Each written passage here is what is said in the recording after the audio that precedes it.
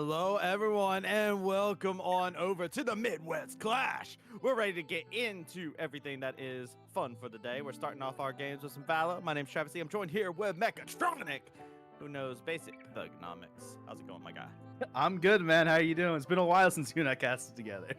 Yeah, it's been a minute. It's been since MEC season, and we're getting to see some of these collegiate teams get to head to head yet again. This time, you know, last time we casted together, it was during MEC League of Legends season. Now here we are over the Valo, clicking on some heads. Well, at least watching other people click some heads. Yeah, so if you're joining us here today and you were watching the UCL season that happened just before this, you'll notice most of the teams from UCL are not here today. We have mostly MEC teams. The one exception is Columbia College, who was the winner of UCL. They're back here today, and they're going to be in our first game today against Simpson College.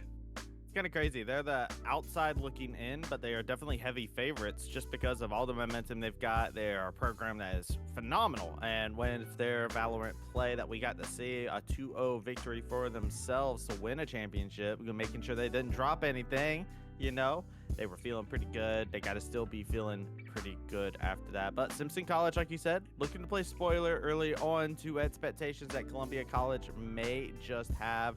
I'm actually very curious on map, everything. Oh, we're here. Actually, yeah. They were like, we want the smoke. We want the smoke. So let's get into it.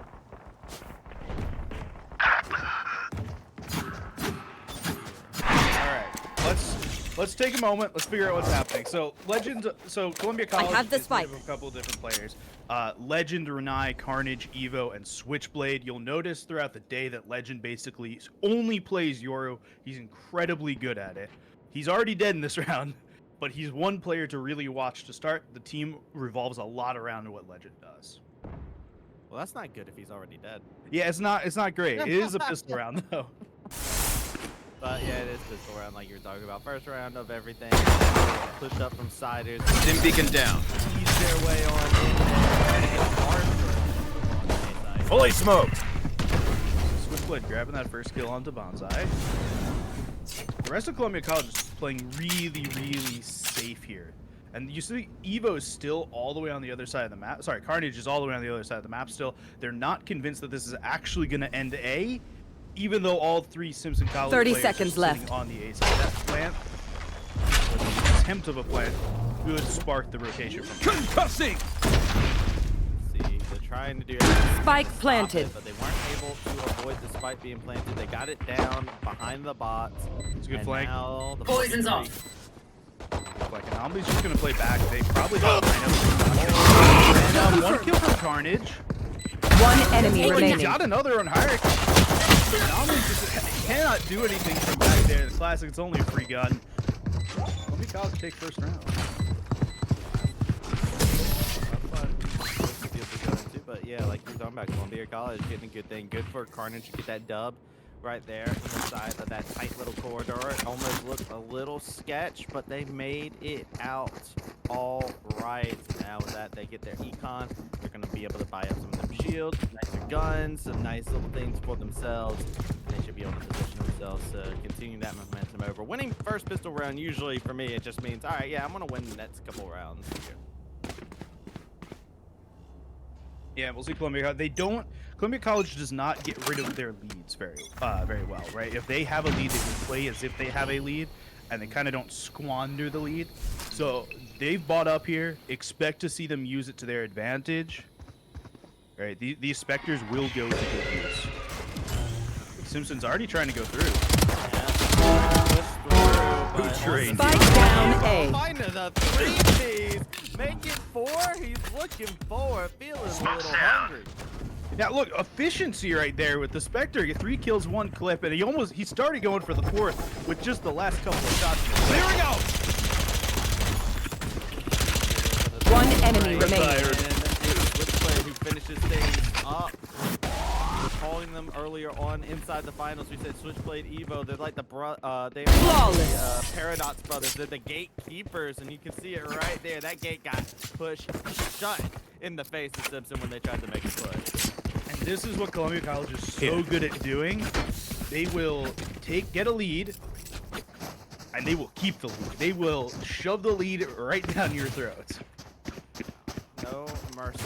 time of competition, which is the way it has to be. And on the flip side of things, you can see what Simpson College is trying to get. You know what? Hey, Bonsai, I respect you. I saw that, Judge. I saw it.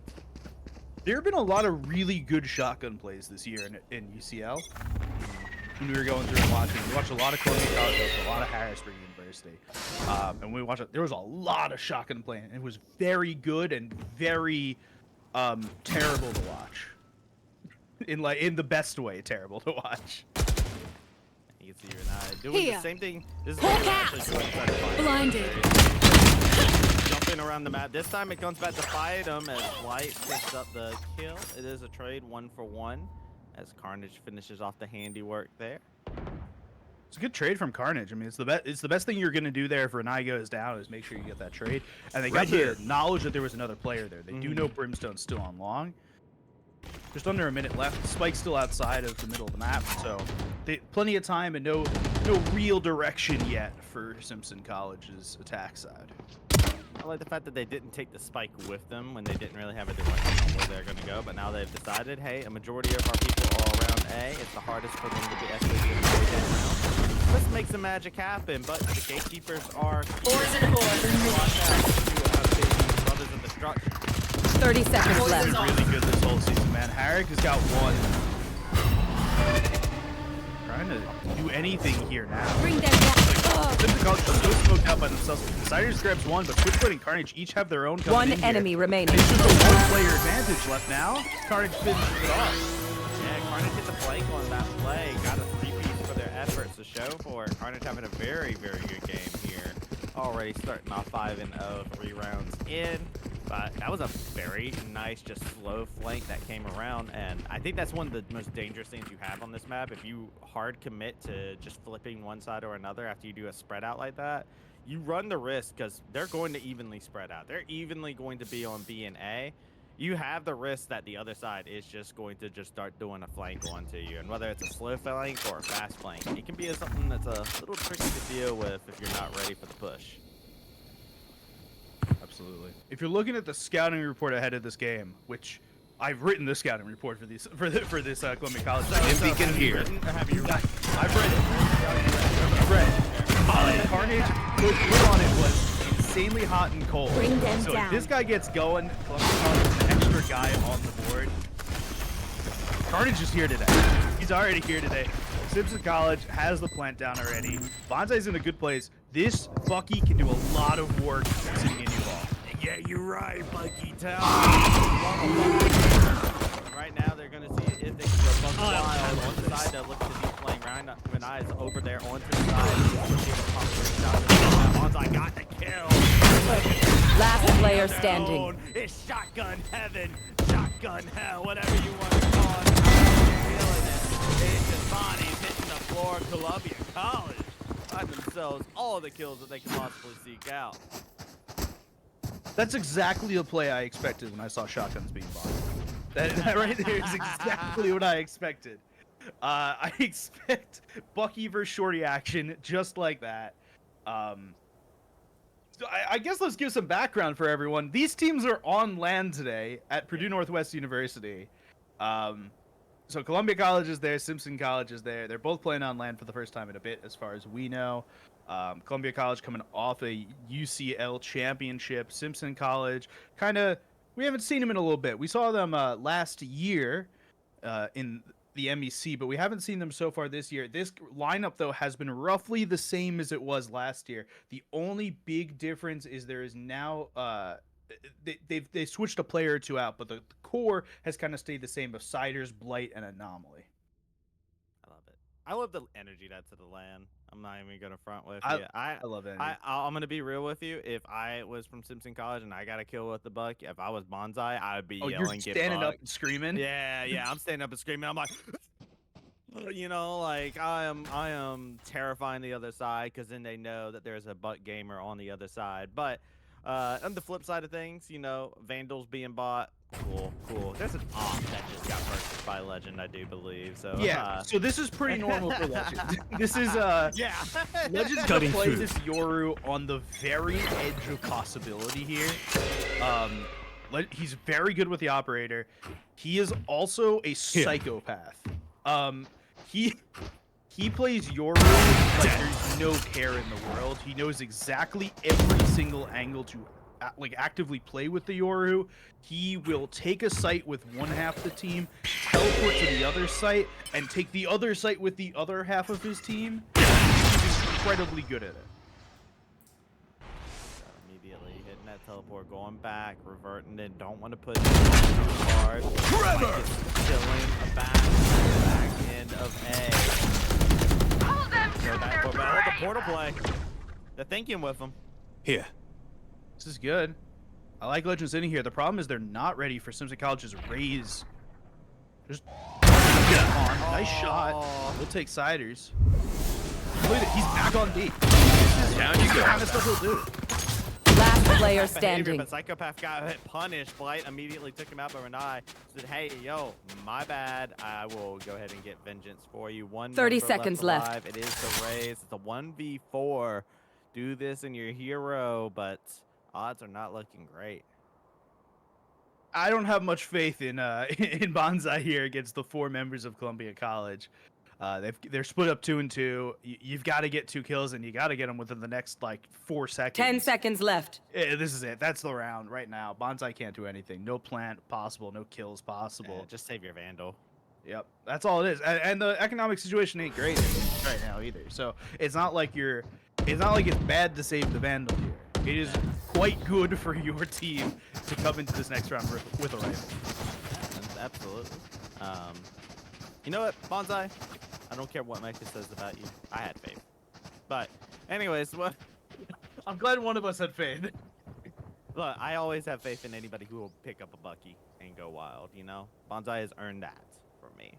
But, Columbia has earned something else. Should be earning a lot of admiration from different players, staff, and spectators alike. 5-0 so far in, like what you're talking about. Heavy favorites inside of this LAN. Not only Columbia College 5-0, Carnage is 5-0 this game. Having a good time. They have yet to die. Scout destroyed. They don't need to. They're trying to go immortal, you know what I mean? Death is inevitable. It will come to them. Not if your head doesn't get clicked. That's what I live my life by. I live my life one head click at a time. Exactly. That's how you gotta go. Right now, Caution here. They're showing that mantra right now. You know what I'm saying? We'll see what they want to do here on Simpson College. It's the first time they've really leaned heavily towards the B site, and they've managed to get onto the site sometimes. They just haven't been able to keep it. Face your fear! Keep it. They'll see this fade ultimate come in first. Up over. Does take out Carnage. Carnage gets shot, but take over now over there inside of the cargo bin. Your worst enemy. They're in that shipping container, and they got something that is not to the dome. Herrick gets the kill. 30 seconds left. He is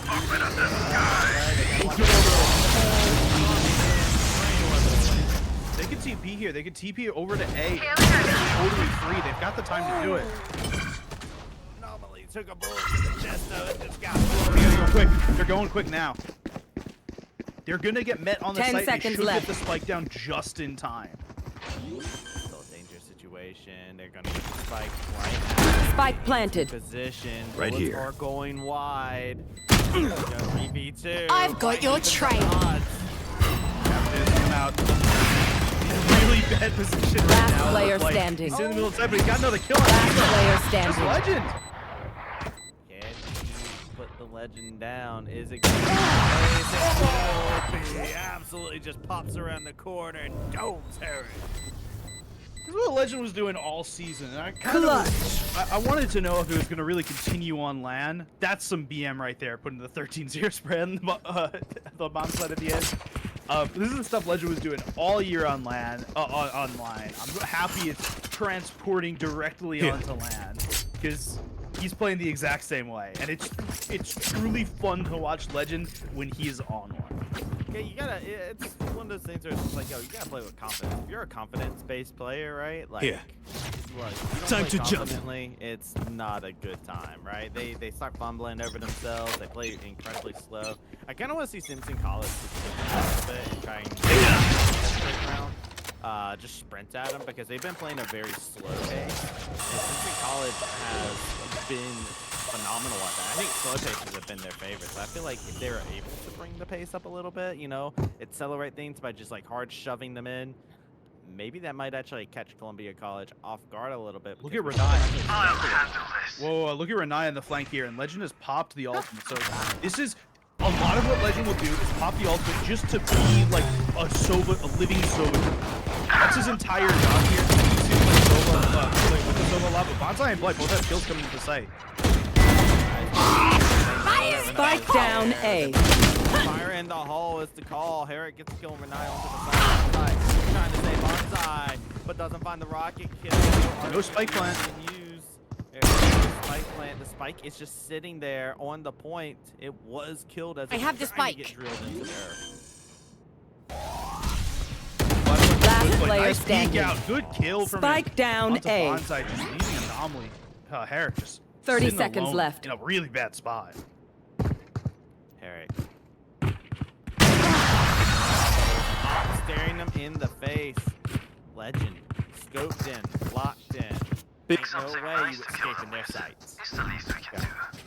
Going back to your original point here, we were talking about the pace that Simpson College is bringing into this. Every round they have basically defaulted. There has been, it doesn't seem like there has been a round that they came to it with a set play ahead of time that they go, we're going to go quick, we're going to rush a site, we have a set play, or we're going to push this site, walk to the other site. It doesn't seem like there's a play. It seems like they are playing very fluid, that they are playing a default heavy, and they're trying to get a pick and go off that pick. The problem is Columbia College doesn't give away many picks. No.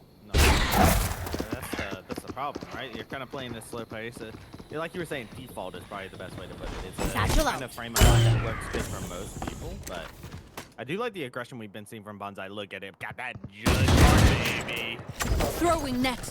Like, they understand that they have space here, and I really love that from Columbia College. They understand that they can push a little bit. They're not really watching flanks on Simpson. They don't have carrier is down. Sentinel or anyone really looking. Spike down A. So they're able to do this aggression. Yeah, Bonsai. Die and be Oh, done. no, Carnage. Fine. Right now, they've slow pushed around now that everybody's dispersed. They get 2 kills. Over there. 2 left for Simpson College. It's so hard for them to get anything done, especially with like guys. Right, the second they're on Bulldogs and Judges and stuff, right? Judges are great at close range, but you need to get to close range. Best gun in the game. One enemy remaining. 3 down. 30 Like seconds you were saying, left. close range. Flawless. Pray and prayers are heard. It's a flawless round for Columbia College.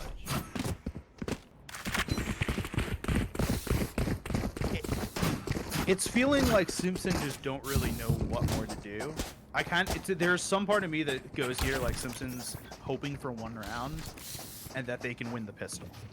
If they get 1 round, they win the pistol, they can start maybe snowballing a little bit. But this half has been incredibly Columbia College sided, and you see right here why they won the UCL Valorant Championship, right? Like, they are an incredibly dominant team that will push their victories really hard. See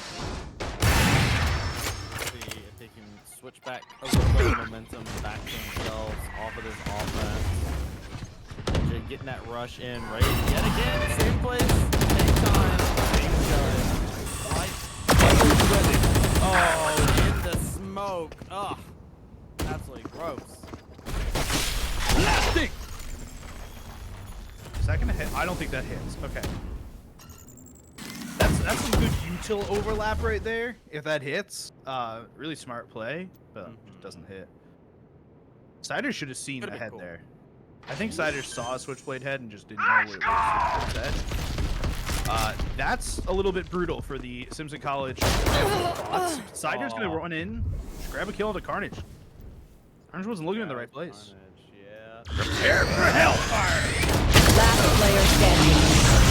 Dropped in. Blight picks up Switchblade as a result. Spike Simpson planted. College, 4 members up, only 1 remains. This is their best possible chance to be able to pick up a round right now. And they will do just that. How much did they have to give up for this round? I think it was just an orbital strike, which is the best way you can win a round like this, right? Is the ability to just give up one ultimate. Get onto site, you take the site, you give up one ultimate. They need to these last 3 rounds super important for Simpson College, not because they need the rounds on the board, is they need the confidence going into the next half, right? You get 1 round this half, you get 4 rounds this half. You're still down a lot of rounds either way, right?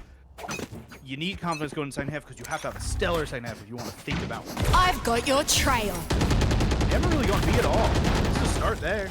Seek them. I mean, they haven't gone through this path. They've gone through the alleyway a couple times. But Renai's always been there, so they just kind of got dissuaded by the fact that Renai came over there. Remember, the last time they did go there, Legend just showed up with an op and just started popping people. So they're like, maybe not. Blinded. Oh, Pull them to their grave. Reeling them in. Oh, he captured him. Sensor tripped. One enemy remaining. Carnage got the 4K, can't get the ace on themselves, but still, Smokes can block Columbia the enemy's College- line of sight. Yo, Once that's they're just a blind, Carnage we game move. right there. That wasn't even Columbia College. That was Five. going wild. I could use That a was a drop. Carnage round. Carnage got the last kill from the grave. Thank you. Sound sensor I up. don't know what to say. Listening. We gotta come up with something that is a little bit more appealing to the ear, right? Like something that's got some alliteration. I've been seeing on short form video platforms, to be unnamed, a lot of the Halo guy doing the original like Halo stuff again. I feel like we've come up with some like Halo adjacent. It feels like a Halo announcer word. I mean, yeah. I mean, it sounds like a kill. Here. Yeah. Yes. Like, you know, Here. like in when they go kill you. Pull back. Blinded. Yeah. Nice got an idea.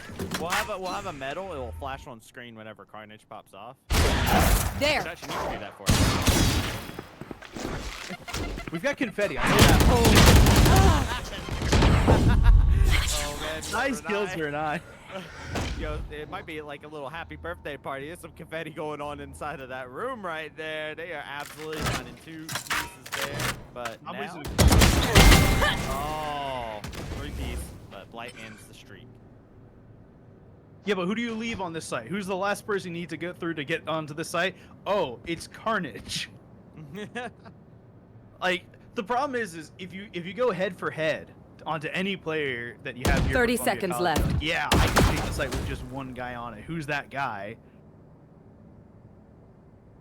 Like, who are you feel confident up against? One enemy remaining. That nice little 1v4 Flash out! that Renai could have had before. It was real nice. Like Renai could actually get that. Right here. Last round before the switch. Last round before the switch. Thank you, announcer lady, for saying that. Carnage, 13 kills. Legend, 12 kills.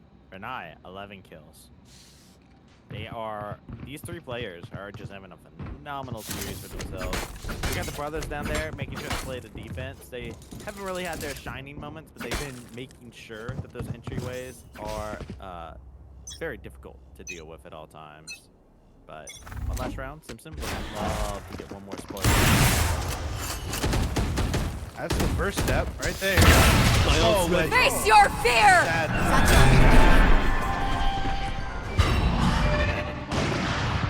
Clip's ready. You hear the dubstep playing already. Carnage trying to go around on the side, gets hit. Welcome to my world. Way too many times. And here we go, Legend running on in. This is your world. It's not your world. He's running on the face of somebody. Dim beacon here. And Eva just finds him in the smoke because of it. it's the instant counter. Right? Brimstone down. Oh. There was a thought in Renai's head about it right there. They thought about it, but I'm not going to be doing it just yet. Bonsai gets that kill for themselves. They did drop their judge. They had a judge before. I saw it. This round got close. Yeah. I dropped the spike. 2v2. But Legend has an op, and Legend is on fire right now. Ooh, dangerous peek there, but I catch him out of position. 30 seconds left. Back. Well, if they do, there's somebody waiting for them. One enemy remaining. They hear those Spike down A. They know. Raise. Oh, Fire wait. in They the got hole! Raise. They got the Raise. Behind them, they got the roof. Legends down there. 10 seconds left. Locked in at this point. I It doesn't have the matter. They spike. can sit away. Not enough time to plan.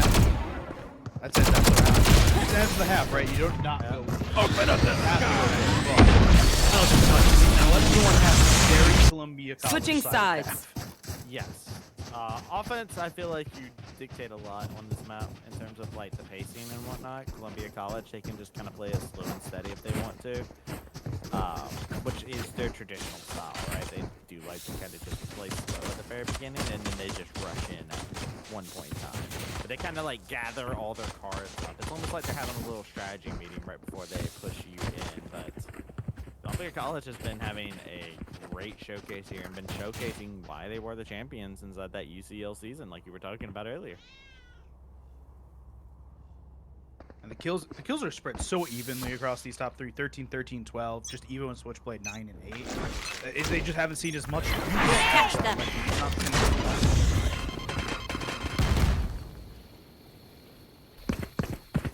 I think this is a little aggressive move here. College. They've got B-side. Completely. They only had one person here. It's just Anomaly sitting in elbow. They've got at least a thought that there's someone still in elbow.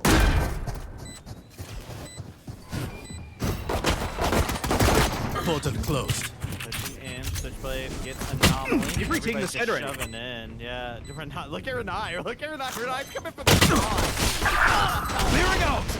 They are just pushing on in. It is a chaotic pistol Dropped. round. Legend gets crossed. Good Molotov. Nice Last right place at the right player time. standing. Evo was in the right place at the right time. Couldn't do anything with it. 9 HP and a dream, but the dream is not going to be happening. They wake up to a rude awakening. Blight gets the defuse. All right. So a pistol round here for Simpson College. They'll get weapons going into the next one. But Columbia College made it very close. I don't expect them to buy into SMGs here, into light weaponry. But sheriffs can do a lot of work. I am famously a sheriff hater, but Columbia College has been the one team this season, I think, who have really used the sheriff to its possibility. And if they're pulling the sheriffs out, you may want to be a little bit scared. Yeah, that's laying down the law in Time to a jump. whole different kind of fashion. Wants to get this pop. A chaotic pistol round would be a good momentum swing, though. Simpson getting that first pistol win means he's got to ball out a little bit and try and carry it. Oh, a little bit of spraying. Fake teleport. Find anybody on that one? Yeah, they want to just clear everything. I love Blight and Anomaly just sitting in the corner here for teleport. They don't expect two people there, and if you see one leave, you're not going to expect the other to be there. So they'll see Anomaly. Oh. See Anomaly. Put Anomaly's down. gonna keep pushing in. Switchblade goes down. Defense. Good friend right now. There's one. Oh, another one. Nice. And then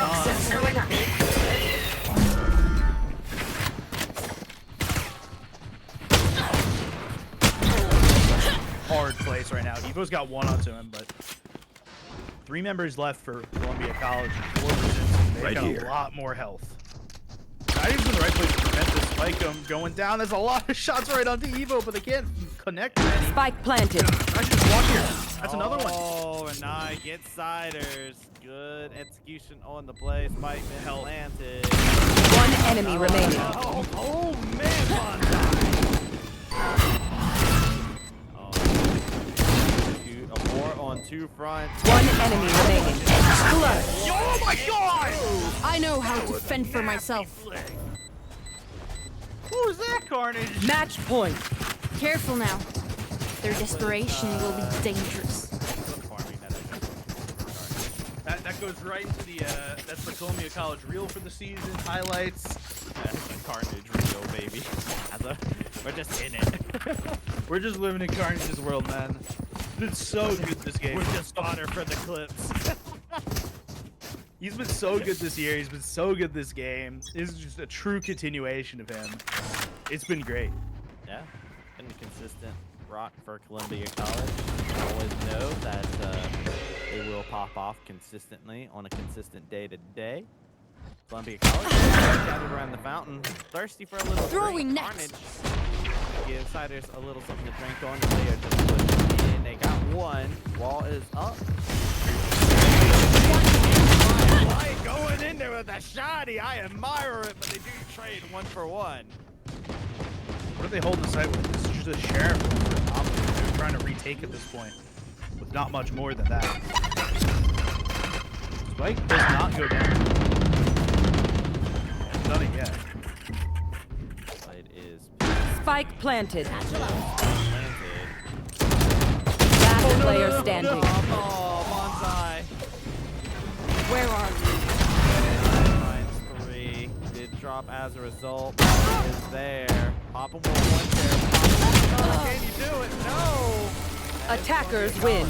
Pack your bags. Tally your kills. Well, I hate We're to say heading it was home. expected, but this was kind of the expected victory. I don't know if I would have expected it at this this much of a juncture, this much of a difference here, but this is vaguely what we had expected coming into this first match today. I mean, to be fair, right? You're looking at a team that just came off of a championship win. So I think a lot of us Yeah. in the casting booth and whatnot had like certain expectations.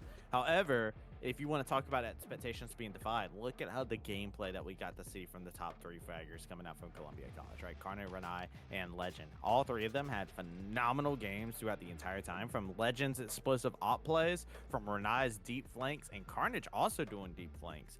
It's actually crazy how well they played off the fact that Evo and Switchblade, they kind of just held things down, and 2 of the other members just focused on just doing deep flanks every time they rotated onto Evo Switchblade. So even though they don't have the kills that they do, they had their role to play inside of it. So expectation is always a word I find a weird one for me. I look at this and I go, you know what?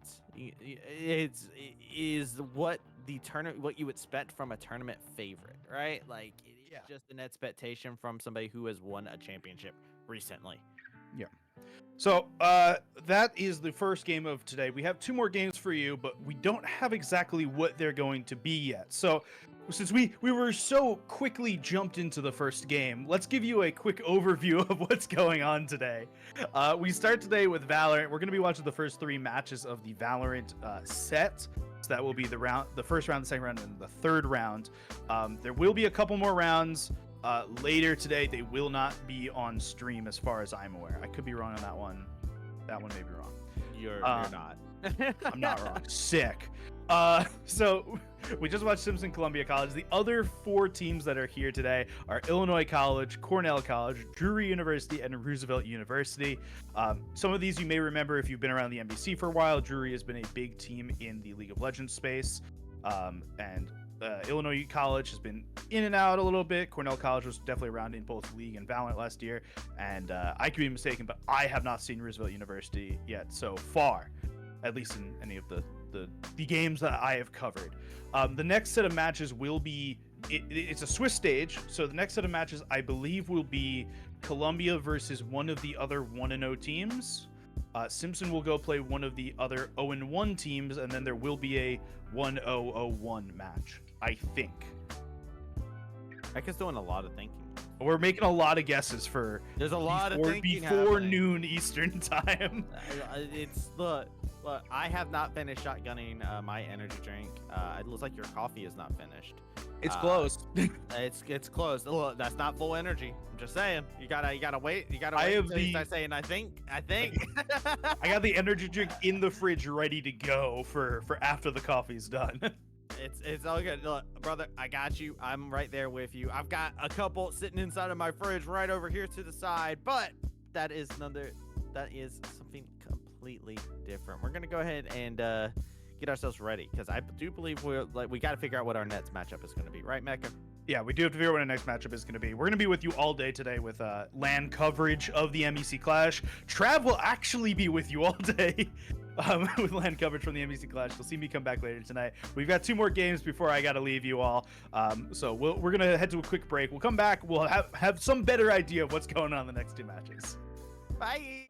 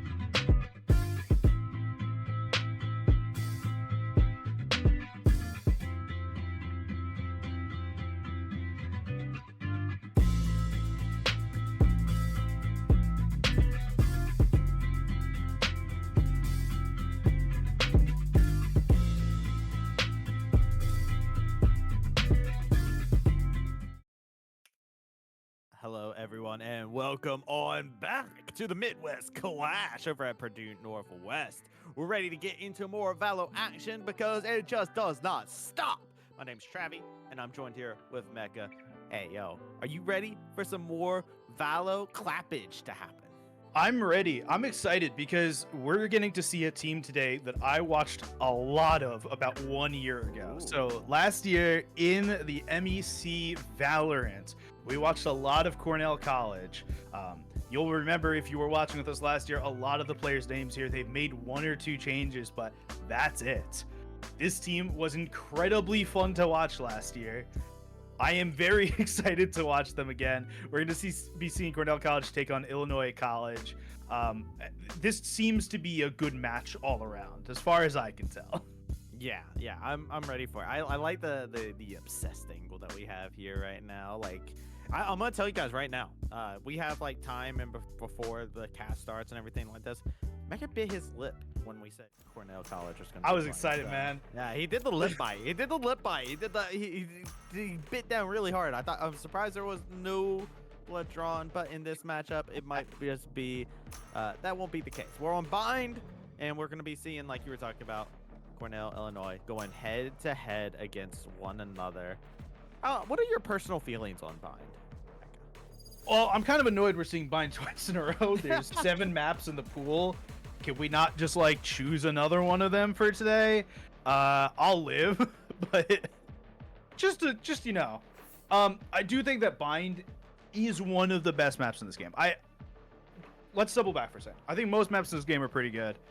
I come from Counter-Strike. You love Icebox, right? I do love Icebox. I can tell you that there are many bad maps in Counter-Strike. Most maps in Valorant are good. You know, Fracture? Fracture, yeah, that one. I do not like Fracture. You love Fracture. I do not like Fracture.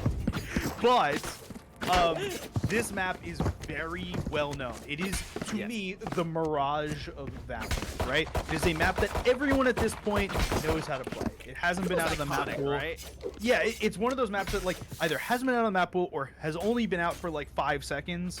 And if you took this map right now and took this map at the beginning of Valorant, there's a little bit of changes. It's basically the same damn map.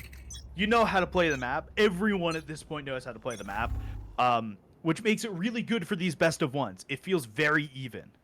It feels very even, feels great to go into the shower with the boys as well. As you can see, Sleepy already finding one pop to get the team started for Cornell College. So Fett is the duelist over for Cornell. He's going to be the one doing a lot of the kills. He's got one already, but he's taken down by Kenny. Ponyboy's got the other one onto Sleepy G. Pressure. It's a 2v2. They are running it straight back over to B. Cypher will be there to match. Nice. Plant Nicely the done spike. from Cypher right there. And they'll know they're going for the plant now because of these Cypher cages. Yes, they know exactly what to do in this case. Last player Check it out. standing. Flicks Nicely around. done. Gets him. Hey, yo. This Cypher has all the information at their disposal. I mean, like, look at that. Like, Cypher used the cages to the best possibility, walked out, grabbed 2 headshots, right? Used them as information themselves and then to cover himself. Just really good play by Len. I'll tell you right now, too, right? I actually had this conversation with people last time I was playing Val, right? It was I just strike up random conversations with people in my lobby, and I asked them, usually they tell me to shut up, or stop speaking, but one that I actually got a response on is, who's the scariest agent to see somebody be insanely good at? And somebody said Cypher, actually. And I was just like, you know what? I agree with that. Cyphers are terrifying when they're good, when they know what to do. Hey, yo, I don't want to mess with a Cypher, man. Cyphers are terrifying, but Yorus. Because they appear from no. Okay, Oh. Cable got caught out by Ponyboy right there. They're walking into everyone. Cypher's gonna go. Stinger will get 1 kill. Can't get much more, but Len's got another. What is Len doing? Oh, he's One landing the enemy bullet remaining. straight to the face. Express route, finding the 4, doesn't find it. Run needs to run. Can't escape, can't get out of dodge. It's a judge to the back of the dome. You ain't getting out. Cornell So they got a College, Cypher. 2 rounds He'll off. see what we want him to see. Okay, maybe I was wrong. Yours go invisible though. It's like hating Shaco in League of Legends. Okay, that's what it is. Yeah. You know, no. They should do that. They should put a champion, an agent in Valorant that just put boxes down that fear people when you walk up. Fear should be an implement in Valo. Isn't that kind of just Cypher? Not Cypher. Chamber trip. Kinda. It doesn't like force your moving away. No. Yeah. But well, right now you might Okay. want to force moving away from Lynn at this moment in time. Don't Last player standing. They're gonna get all the information they need. That is a quick dub. 3 kills. That was a very, very quick ult. What? Yeah. No, Lynn already had ult. Okay. Remember, you get it at 6. You get You get it at 6. It is one of the lowest ults in the game, if not the lowest. I think there's one other at 6, but I can't remember what it is right now. Yeah, you get it real quick, and Len's getting a lot of kills real quick. Yeah. One of my favorite things about Cypher as well is if you are popping off on it, you get a lot of utility out of it. Sad thing is you didn't really get anything out of that because you found everybody like as you get their locations. But, He'll just get it back in 3 rounds. I mean, if we extrapolate the current graph. That was 2 rounds to get it last time, okay? He'll get it back in 2 rounds then. We'll just extrapolate, man. That's all it is. Let's see if he can have a pop-off like that again. A little bit of a risky moment. You can see them trying to figure out if they want to lay out the smokes, trying to push in on the A site. Only 2 members anchored down onto B from Cornell College. A little bit of a pivot already from the get-go. Nice. 1-for-1 Blinded. Nicely shot from Fed.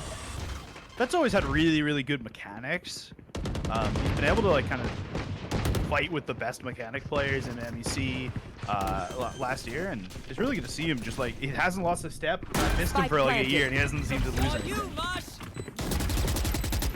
Here, Eagle, firing off a couple shots, trying to catch them all. Classic goes good now. Lynn, classic, in the shower, so Patty Bean. Last player standing. Who's the last one alive? It's just a sheriff, and this Bucky can't do anything with it. Sleepy G's grabs the kill. 4 rounds now for Cornell College. I'm getting shades of last game. Cornell College is putting on the clinic, but yeah, I mean, this is a much faster paced game, though, for sure. Illinois is not wasting any time. They're not doing any slow rotations. They might want to slow things up a little bit here, but I'll be real. Even though you're saying it feels a little bit like last game, there's a big difference. Landed. Yes. Phenomenal performance. Already in double digits for their kills. What's it with teams that initials are CC? Do we have another CC team today? The battle of the CCs. Do we need to be scared about this? Oh, I always get scared whenever I see a CC. CC Sabathia, scary pitcher. Many years. Many years. Terrifying. Prepare for hellfire. Orbital strike early. That is one designated at the choke point, too. That's a dead rune. Do it for a quick one there. Folks, we are early back in the MEC, and you can tell because Odin has been bought by Cornell College. Lamp has 2 kills with it. Oh, we're so back. Yeah, we are so back. Cable gets the final bit there. Illinois did a run lane there. I do like that. With the Odin going nuts. Like to note that Love Fed is that. shooting his teammate. Yes. That is his teammate. He dropped the Odin for him too. Yep. That was what you have to deal with. Lamp, you died. I had to drop my gun to get you your Odin. You're gonna watch me do this. Yep. By the way, the ult's ready for Cypher again. Yeah, I said 2 rounds. We said 2 rounds. This has been 2 rounds. So Just wanted to Cornell make sure we knew that. Cornell College last year had a player named Banthanor. I believe he was played in Sleepy G's positions. The man did not buy anything but the Odin, and I'm glad to see this tradition continue. I'm glad to see that Lamp has picked up the cause. Over Just here. Alt orb and Pivoting run. around. All right, a little bit of a spread out strat this time. Sleepy G got told good night. I mean, he just gets really caught out there. I don't know why Sleepy G is pushing that. Feels like one of those Confidence. things. Yeah, it's got one of your those like, hey, trail. we're up 5 rounds. Look at what we can do. It's like you see your teammate popping off really hard, and you're like, oh, I can do that too. And it's just like, no. One You can't enemy just run remaining. in there just willy-nilly. Then finding kills for themselves. There you go. Illinois College find a nice bit of a pivot for themselves off the back of Pony Boy getting that triple. Yeah, Pony Boy's been really good this whole series, this map so far. I know it's only been 6 rounds. I know they've only won 1 of them. But Pony Boy's kind of had kills in really good places. They just haven't been able to convert off of it. Question is, can they continue to up? Said people. Remember, the econ was so good already for Cornell College, right? They just bought Vandals off of that round, so they lost a round, and they're still like fully accessorized inside of this one. They still got money to spend. A couple of them had 4K in the pocket. They can go back to the bank anytime they want. They got like thick chains on still. Yeah, they still got the chains on. Classic though got chained off. Cable finding that kill. The first year, it feels like Illinois College have been on a without a player for most rounds here, right? It feels like they're one player down for everything that they're doing, and that feels really difficult, right? For Illinois College, is you have to go into these sites, especially with Len, who's this incredible sentinel so far, right? It feels very difficult to do a lot of that. Whenever you lose out on a member in offense, it is always rough, just because defense already... Technically, defense should have the advantage in most scenarios because they are the ones that are prepped for you. They're ready for you, even if they are spread out a little bit. So defense should technically always have the advantage because you got to rush into it. But, yeah, now you're seeing it. Good push in. Ooh, Push for teleport. 3 members. They're in the right place. Sleepy G and Len are 30 both still on this seconds B site. Cage triggered. Oh, fire in the hole. Ooh, I like this a lot from Len. Just sitting and hiding. On my wire. He's gifted. He's gifted the spike. Down B. He's getting the information. He's going to know exactly where they are. Go. One enemy Hit remaining. with the stun. It's going to flick one. Can they flick another? Ace. Hey, get him. That is the team ace. Cornell College. That's their rebuttal. Illinois College cannot keep the momentum. Len is. Whoa, how do you get gifted? I don't get gifted stuff like that. Like that. Gifted. Hold on. Gifted. That's pure unadulterated skill that's coming in there. Let me tell you about that bad boy, okay? Land out here flicking, absolutely popping, doming, absolutely crushing inside the competition. You don't get gifted nothing when you land. You just taking advantage. You saying, I put in the hours, I put in the time. I know how to click the domes just right. I know how to get every single set piece. That's what it means to Look at how aggressive they're being. trouble. Look at this aggression. They're not expecting cable here. Only got one. What a nade for Fett. What a nade for Fett. Only got one. Only pivot boy. That nade did so much. A little bit of splash damage. Orbital strike. RPG. There is a world right there where One enemy remaining. Oh! There's a third one around. He doesn't know exactly where he is. Look at Kenny's backed up. Doesn't want to reveal his position. Has the spike. All of Illinois is just watching him with bated breath. But that pain that they're feeling right now, that half HP, they got 57 HP, man. This is when you see the spectator 4 up in the top right of your screen, and you go, "Oh damn, everyone's watching me now." It's all up to me now.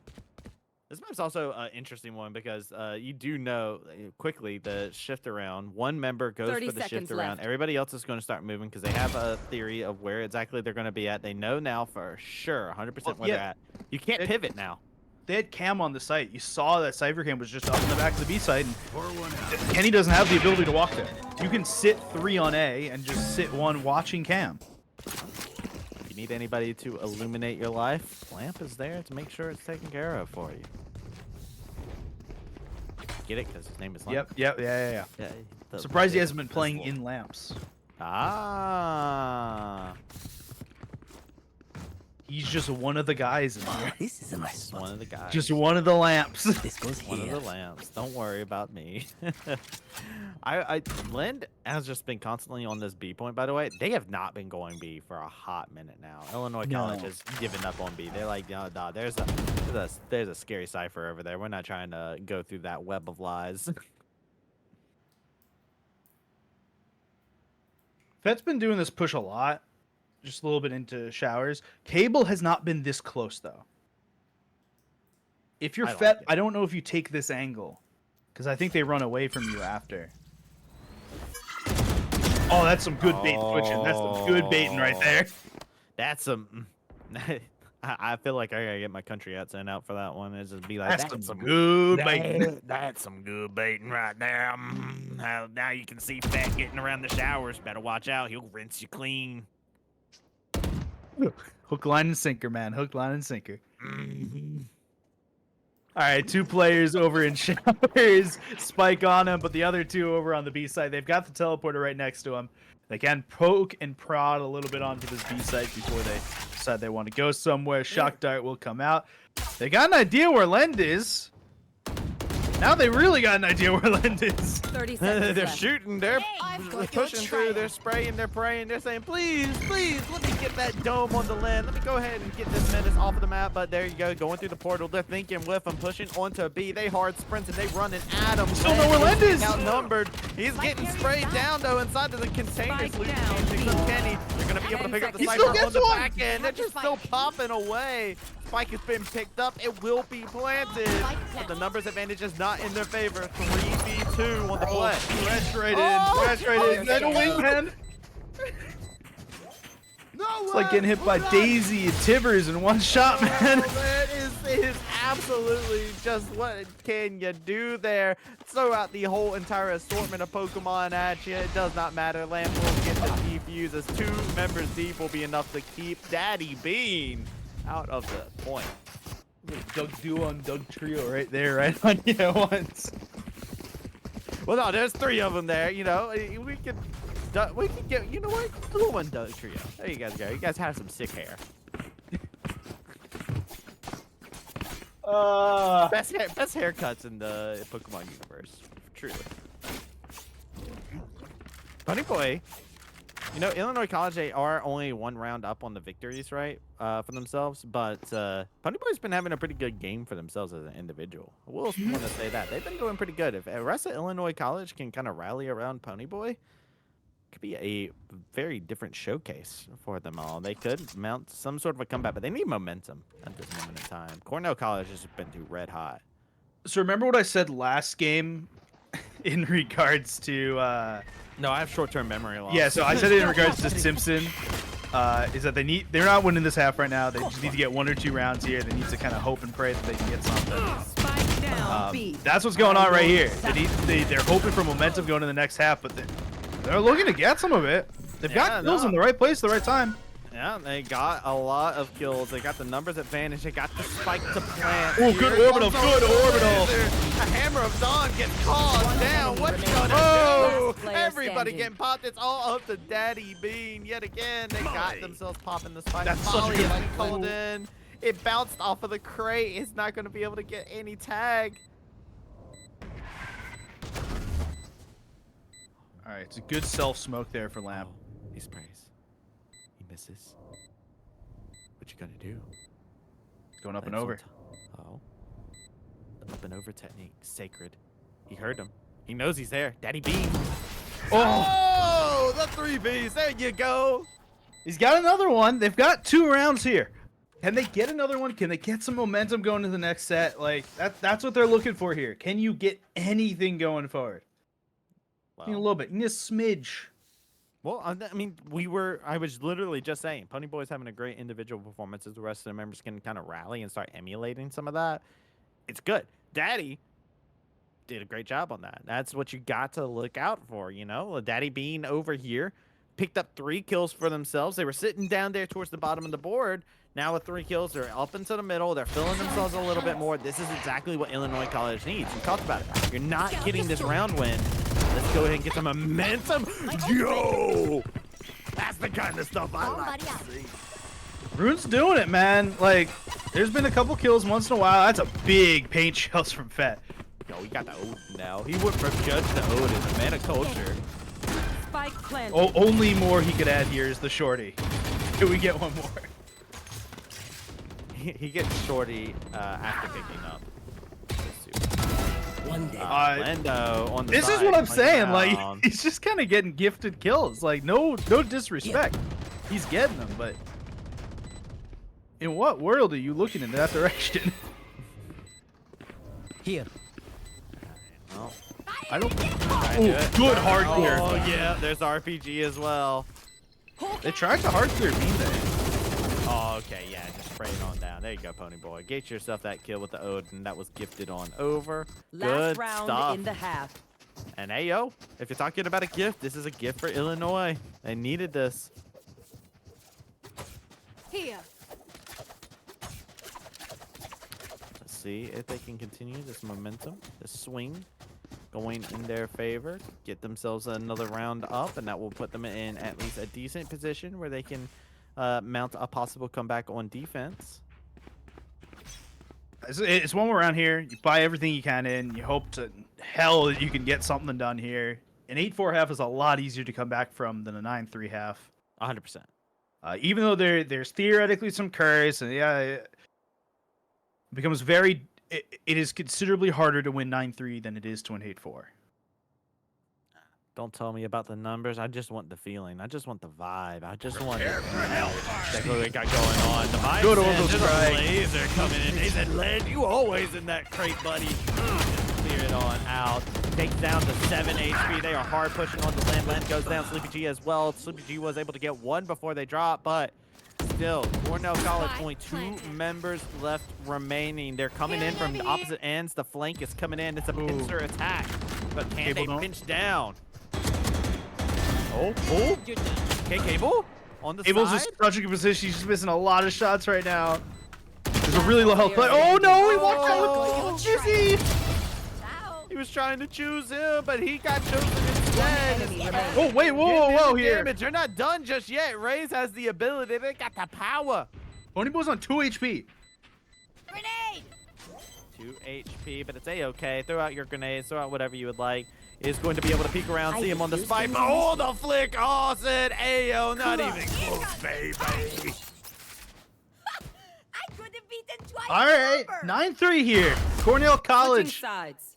Can they finish it here? This pistol round makes it very, very hard for Illinois to do anything here, right? If they win this pistol, it becomes very difficult for Illinois College.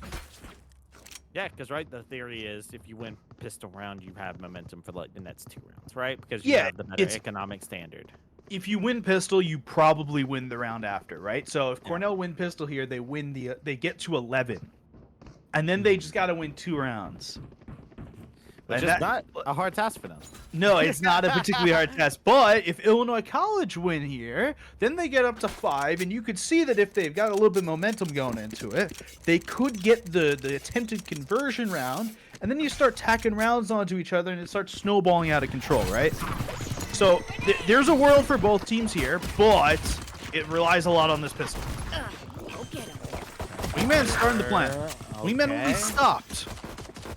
Lance just Take a jumped. drop. Yeah, check out Yeah. Lamb. Lamb's just popping in Right. there, just going nuts with the classic. running I around. Appreciate it. Last That's how you gotta player do it. standing. Len gets a kill of their own as well. Thanks to Sleepy G. Classic was able to find Sleepy G on the back end, but Lamp with 3 kills to their own, running around with a classic like it's nobody's business, popping people in the face. Here's the other thing. If Cornell College can take this next round really cleanly, they may have the money to upgrade in the following round. That upgrade is really important. It could put them in a straight gun-on-gun round instead of a gun versus half-buy kind of situation in the 3rd round this half. It makes it a bit easier for them to try and snowball out of control and push this lead really far down. But they got to win this round first. And they got to win it cleanly for that. One step at a time. Look at Illinois College. They are death balling. This is the snowball movement. Check it out. Look at it. Rune's gonna find one for themselves. They'll be able to Len jump doesn't know how many around. there are. But no, Len look didn't at see look them. at what Spike is. Look at what Spike is though. Oh no. Cable's just solo pushing A. Nobody's there to stop this. This is easy as can be. So, great push from Illinois. Great adaptation for Cornell College. I'm gonna call it an adaptation. It's not often you see somebody anchor just one member with Spike, and they just do like a hard pivot around while the other 4 all go over.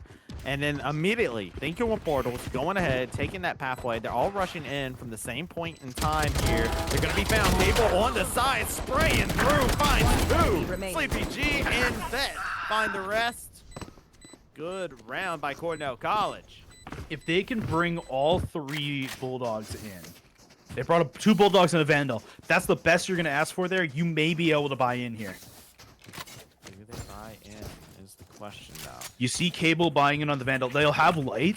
I think Light Shield's buy-in is probably the way you'll do it. Len should buy into one of these bigger rifles here. Maybe you won't. Maybe you'll just play carefully behind other people. That's another like thing you could do here is you just say, hey, Len's going to be at the back. He's going to have a ghost. Someone will die in front of him. Pick up that weapon.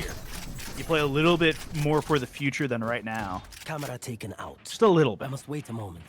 Just a little bit. So pushing in. Classic. Here. Over onto the side here, looking to catch him out. Check out the aggression. Cornell College, they're rushing 4 members. They have the site. To be. They have completely forward. Spike planted. Oh, Ponyboy found Sleepy. Found. Ponyboy did find Sleepy. Classic's been caught in this corner. They know he's there as well. That's got the kill. Rune's got one back onto Len 4. That was the no weapon player. Kenny's got one at the Fet. It's going back and forth. Cable's got another one, but it's 1 player left now for Cornell. Yeah, Cornell got kind of wiped there on the hard push. You see it, Lance spraying. Doesn't know. He doesn't know. Doesn't know. He does not know that the spike is still being defused. That is going to be a victory for the defenders. Illinois College find a pivotal round win. So this is why they didn't fully invest everything they had in that last round. Here. Because now you see 4 rifles and Cable's Bucky Here.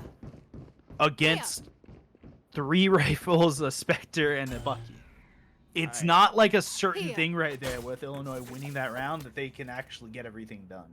Here. I need you to be more hype about a Bucky buy, Mecca. Come on now. It's a Bucky. See, okay, man. here's It's the thing, right? Bucky. You could be really excited about a Bucky buy, but they seem to be happening more than like sheriff buys at this point. So Bucky, how? Bucky, quack, quack. Go in there. Oh, Fed, okay. Oh, I'm popping all sorry, 3 Fed. kills. Quick, Vandal gamers, gather around. Illinois College just got level 1 member. Spike When can you planted. miss it, folks? That was what this was. Classic goes down as the last member. Lend finishing off that kill for themselves. Who's relatively gotten a little bit more Match quiet towards point. the end of the Let's close game, up but shop. I have things he is the closer for that last round. Possible last round. Cornell College at match point. Yes, That's- this should do. That shouldn't be allowed. What just happened there? That goes there. Big fan of these little tripwires, by the way. I like to use Yeah. tripwires myself, where it's just like, yeah, they're gonna push us. You would just put on a little tricky little wire here. You want to flank us? Go for it. I'm the gremlin who does the flanking on this. Just for everyone to be aware, by the way, this is actually still a round 1 matchup. Table. Might not be able to tell anybody about round 1. We might be pushing on to round 2 at this current moment in time. As you can see them pushing in. Len's getting the plant down. Is getting the plants Last over player onto standing. them. And now, Classic. Last member around. The tripwire was triggered. They knew exactly where Classic is. They are hard pushing. They are hard rushing. Molly, they're scuttling around. They're getting everybody. They let the dogs out. Let them go through. Classic gets 2 as a result, though, as they push it a little bit too far, a little bit too fast, too furious. As they download some of those positions, they're going to know exactly what they are. They know exactly what they eat, but they're not ready. Win. Plant the feast. That is a defeat. That is Cornell College getting a victory. All right, so let's pull back for a second here. So we didn't Pulling. talk about this beforehand, but this was still a first round matchup. Cornell and Illinois were in that first round together, the same as Simpson Columbia. Off stream, Roosevelt University beat Drury University in the first match of their set of the Swiss stage. So that does leave a couple matches left in the second set. It will be Simpson College against Drury, I believe, and Columbia against Roosevelt. But I believe no, those are going to change because that would mean Illinois face Cornell again, and I don't believe that's how this works. Yeah. So yeah. we will give you bracket information as we have, but the match that happened off stream, Drury against Roosevelt, was a Roosevelt win. Yeah. Lend was the guy. The Len popped off, right? Double digits at 5 rounds.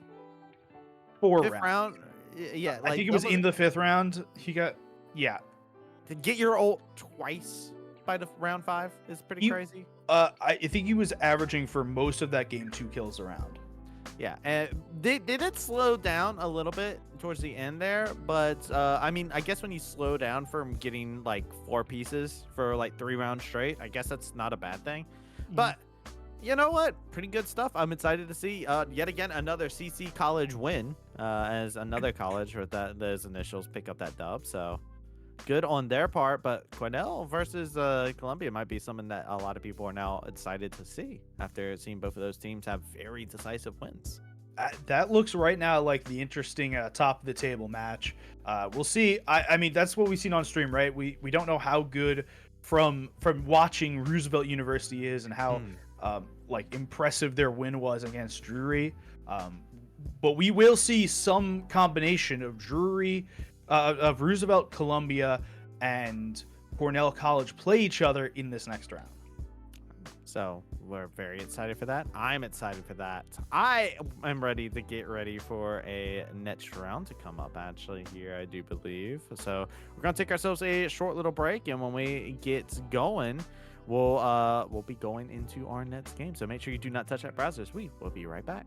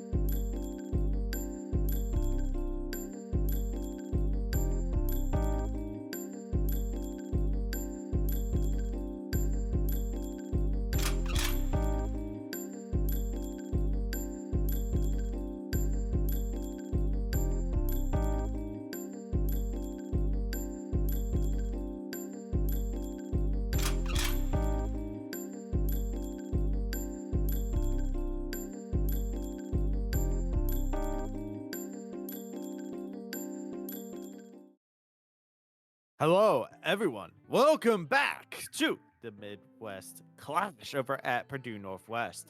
We're getting ready for our third Avalo game of the day, and we got a treat for your eye holes to be presented here. My name's Travis D. I'm joined here with Mechatronics, and we're not the treat. You might be a little confused, but Mecha, why don't you let him in on what that treat actually is? Yeah, so we've watched 2 Valorant matches so far. It was Simpson College against Columbia College, which was a Columbia College win. And we watched Cornell College against Illinois College, which was a Cornell College win. Now, both of those games were in the first set of the Swiss stage. We have completely skipped over the second set of the Swiss stage. It happened all off stream because it was happening at the same time as the second game we were watching. So now we are in the third set, and these are the only 2 teams. I believe they're both 2-0. I know for sure Columbia College is 2-0, and I believe Cornell College is 2-0. But I may be a little wrong there. I'm trying to do some math. They may also be 1-0. I don't totally know what's going on here, but these teams are both very good, and they're about to play on a new map for us today. Haven. I like me some Haven. And you know what? Whoever wins this gets the rights to the CC name. No, I'm just kidding. That's not actually something that's on the placement here. This is not something that's on the line, but it is the battle of the 2 CC colleges. They're going against one another here, and both of them had very phenomenal performances, but different trajectories. I did want to bring that up. On the last game that we had saw Columbia College, Carnage had a pretty good game, but you cannot forget about Legend and Renai, who also had phenomenal games for themselves. While on the other side, it was the side of you go over and you look at Lend, who was popping off big on the Cypher, ended up getting their ultimate twice within 5 rounds to give you guys a little idea of how hard they were popping off on the Cypher. We're already in double digits kills by that point in time. So it does come into the question of, is Lynn still playing as well as they did in that last one? Was that just like a hot streak? And is that enough to deal with Columbia College, who is a very well-rounded roster of players who all have experience in being the MVP? Yeah, like both teams were very good in the last match. They were both very dominant in their maps on Bind. We haven't seen either of them play Haven this week. We have seen Columbia College play Haven recently. They played it against against HU Storm this season. I think that they won, but I can do some looking up to make sure that I'm correct on that. But they were very good on basically every map that they played this season. So it wouldn't be weird if they were good on this map as well. Yeah. There we go. Last time we saw, fun fact, in their finals match that they played over in the UCL for Columbia College, this was actually map 2, in which they had a very, very devastating win inside of against HU Storm, which is a very well-known collegiate program as well. So Columbia College, they definitely know their way around this map. The question is, can they play it? They played this last time we saw them in a very slow, methodical pace, and then they rushed in. Legend just says, no, we just rush in. I mean, this is what he was doing in the last map. He was playing Yoru like Right here. Yoru. Playing Yoru like he's got a second life, so Guess what? He does. At least whenever Legend is playing, it feels like you are having to knock him out twice. Carnage finding the KO on the Sleepy J. The scary thing about Columbia College is the fact that you have so many individuals on this roster that can catch you on a flick, on a corner, on a dime. there's such good aimers on this team as well, and they're very collapsed now onto this Cornell College team. There's nowhere they can go but A, even though there's 50 seconds left in the round. So will be the execute here from Cornell. Molotov will go through. There it is. They will get stunned up, locked up on the flank. Beautiful execution. Round 1, a slow-paced pistol round that comes out in favor of 5 members of Columbia College staying up. That's a flawless victory. Everyone up's big there, right? Like you make sure you can get weapons in the hand of everyone. You carry over any armor you had in the last one, even if it's just a little bit of light. Most of the players had these ghosts, right? They get to carry those over as well. And a lot of these players just didn't take shots. So you see that Carnage and Legend and Renai are able to upgrade to full armor for not that much, right? You don't have to rebuy the total armor.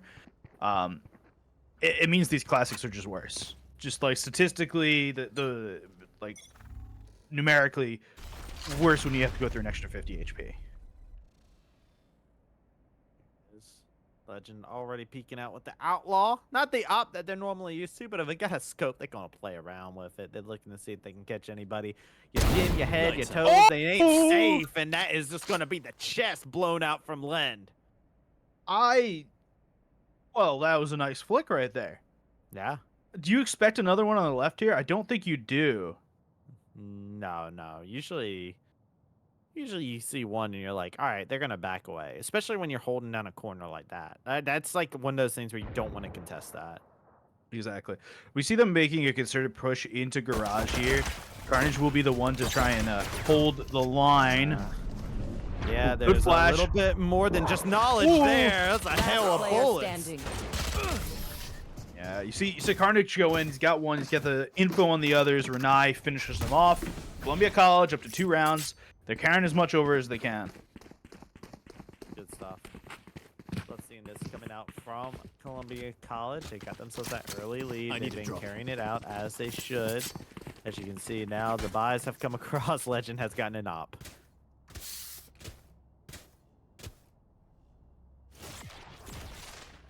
They have given away the outlaw. They said, I do not need this anymore. Operator is available. It's the Toy Story meme where he throws Buzz Yeah, to I the don't want side. to play with you anymore. Oh, no. And he's being so aggressive with this because he knows he can do. You're done. Yeah. Boom, Oh. down, dead cable. Here. Hey, who else Did he wants to- see? I'm not entirely sure if he saw him. He just pinged it. But I think it's good sense to have to be like, yeah, they're going to push away from him because they saw an op. They don't have any at the current moment in time. Here comes There's that Fett. outlaw. Fett on the jet. Trying to fill them full of regret. But the only thing they're regretting is that outlaw, One the enemy op, the remaining. collapse. Legend with the 3 piece. Looking to Yeah. make it 4, making a meal. Lamp is all alone inside of there, looking for the knife kill, but Switchblade finishes things off. Okay, so we said before that Columbia College was probably the favorites to win Valorant here at the MEC Clash. And we did see a really good game from Cornell College in the last one, right? Yeah. And I know it's only 3 rounds, and we don't have a huge sample size. Not a huge sample size at all. But the way that this game is currently playing looks like Columbia College during the season, when we saw them beat every team pretty convincingly, except for Harrisburg University, who they beat. It just wasn't overtly convincing. I would also say that having an op in the 3rd round is a wild thing. Yeah. and, like they just don't. Who do you expect that from except for Legend, right? You can see he's already trying to peek him out right here onto the side. He's going to go ahead and push through the smoke plane so aggressive. Oh, okay, comes around, flicks him with the pistol, and I's there to give the support. Columbia College is just wiped. They traded one member to get in a whole entire team. Evo getting the pop off inside that time. So we didn't talk about any of these comps beforehand. Yes, Most we of these are pretty normal, right? I wouldn't say anything here is ridiculous. The Phoenix is a little weird, but not historically weird. The thing I really want to know is this Yoru Sova combo that Columbia College has. They played on Haven, they played on Abyss. And we Time to Light and I, who casted throughout the regular season, we saw that this comp so much with the Yoru and the Sova that we gave it a new nickname. It's called the Drone and Zone comp, and it doesn't work in the way you think it does. Because what they will do is they'll pop Yoru ult as the drone, and then pop Sova ult to zone them. And they'll use that to just force the enemy team wherever they want to. If you think you have a site, you don't, because you have exact knowledge of where any given player is with the Yoru ult, with the Sova ult. So expect them to use those two together as the game kind of goes on. They drone and zone with the purpose being the cone. But right now, Cable trapped inside the room. They will fall down as they get wall banged. It's too many bullets to be able to deal with in that. Columbia College 5 up. Yeah, now's where you buy in. This is where Cornell buys in. This is the first real, true gun round, right? In that third round where you'd think that they have like guns and weapons and stuff, they don't really have weapons. So now we're gonna get a real buy. This is where Cornell College has to like kind of strut their stuff a little bit. They got to show that they've got some mental, they've got some intestinal fortitude, and do something that they couldn't have, that weren't able to do over the last 5 rounds, which is win a round convincingly, actually. Yeah, and I like the timeout here for the purpose of what you were just talking about. It's like, hey, man, maybe this is exactly where we need to kind of just like talk things out, because this is a pivotal round, right? Like Cornell College, if you don't win this round, you're in a strugglesome spot if you do decide to buy in this round. So it becomes a bit more of a struggle, and this game becomes downtrodden. Remember, this is a best of 1, not a best of 3. So this is your one shot at Columbia College at the current moment in time, unless you can get yourself all the way to the finals to fight them in a best of series. So you're really wanting to take as much time as you need. A 5-0 lead, yeah, it's impressive, but it's not unsurmountable. No, it's absolutely not unsurmountable. We've seen teams come back for more. But there's stingers on the other team. What? I think they could have actually purchased into Vandals here. Right, like looking through, if you sell the Stinger, I think you could buy Vandals for most players. Placing swarm grenade. I'm curious to know why they didn't. It must be what they It's talked for about in the speed. timeout. They Look, must look have at talked this. about it in the timeout. Yeah. Oh Whoa. no, the speed! It doesn't matter if you get put 6 feet under. You nail down to the ground. Here they go. One with the enemy ult as remaining. well. Good Spike play down, finding B. 3. Lamb finds one with the buck, but you know what? They're gonna charge you $150. Evo picks up the revenge kill. Oh, this is the thing. Can we see the scoreboard? Look at this. There have been a total of 6 deaths on Columbia College from the first 6 rounds, and 4 of them are on Carnage. Legend and Renai have not died. They don't have to keep buying. They keep dropping to their other teammates to get them some economy, right? Carnage should not, by any metric, be on 5,900 creds after you've died 4 out of 6 rounds, but because their teammates keep dropping to them, like, Legend has an operator and almost max credits, He and doesn't so have do to his buy anything teammates. else. Like, Yeah.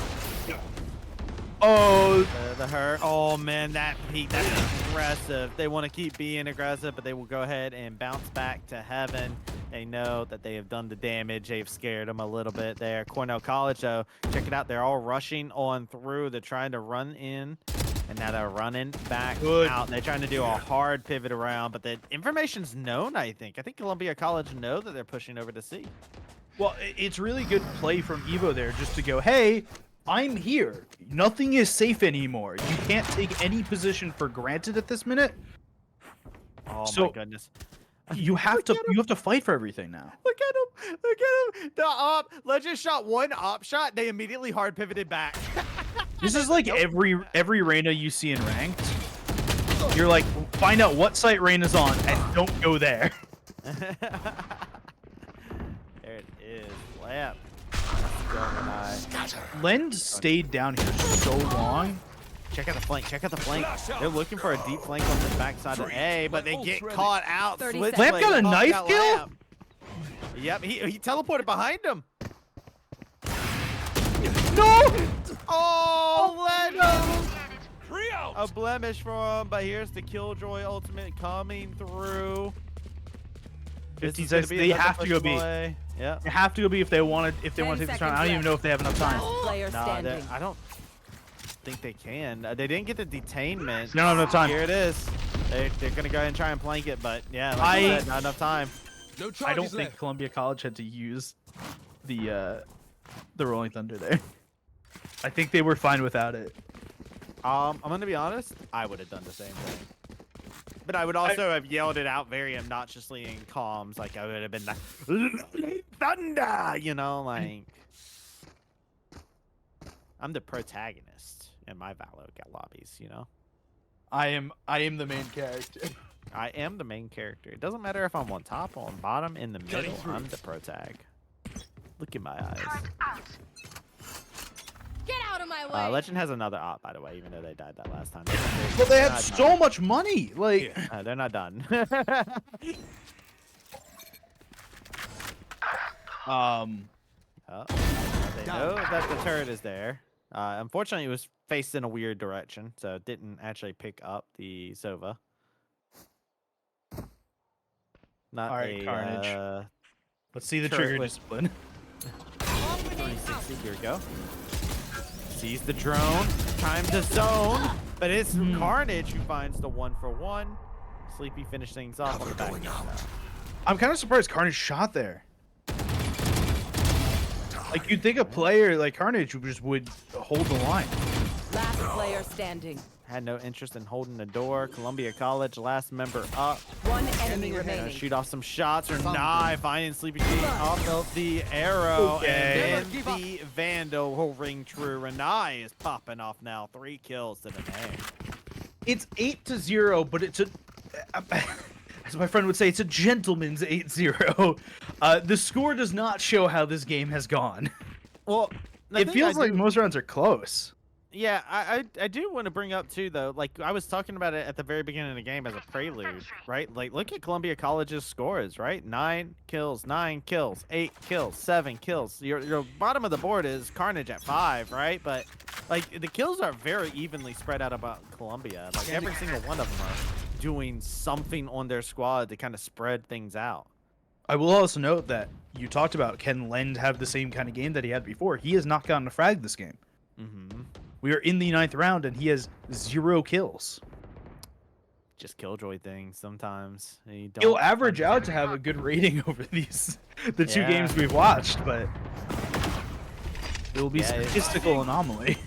Yeah, it's one of those situations where the first game just popped off. Switchblade now Spike laying planted. a little bit of hurt. Legend gets the pick off onto Len. They're going to continue to One stay enemy fragments at remaining. the current moment in time as Carnage comes through, spraying down, and Cornell College cannot find a round. They're giving over the defuse. Flawless. How nice of them. Flawless victory for Columbia. That's their second flawless in this matchup.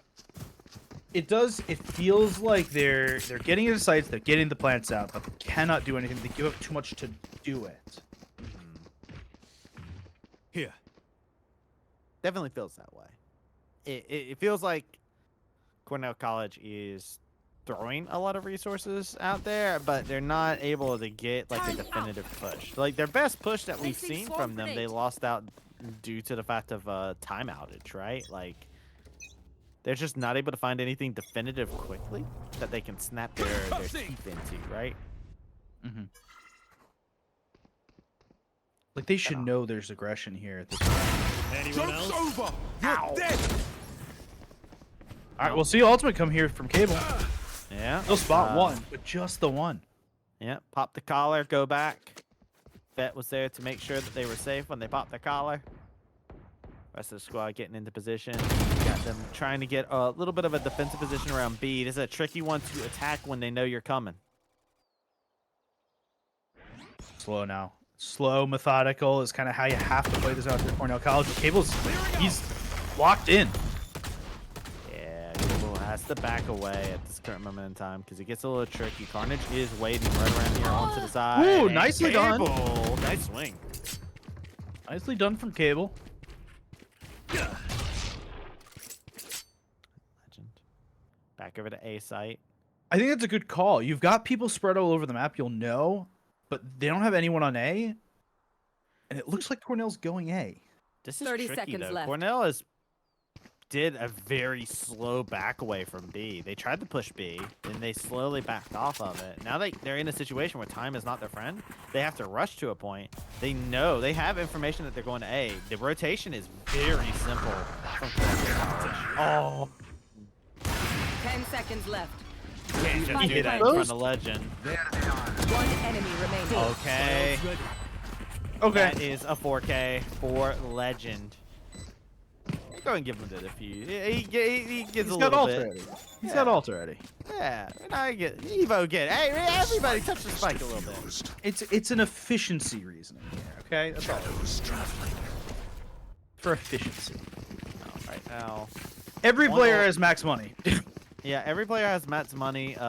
Cornell only has 2 ultimates on their side as well. They have a Killjoy ultimate, so Len would like that, but Len's been getting fragged right off the get-go. This has not been a good game for them after having a pop-off performance.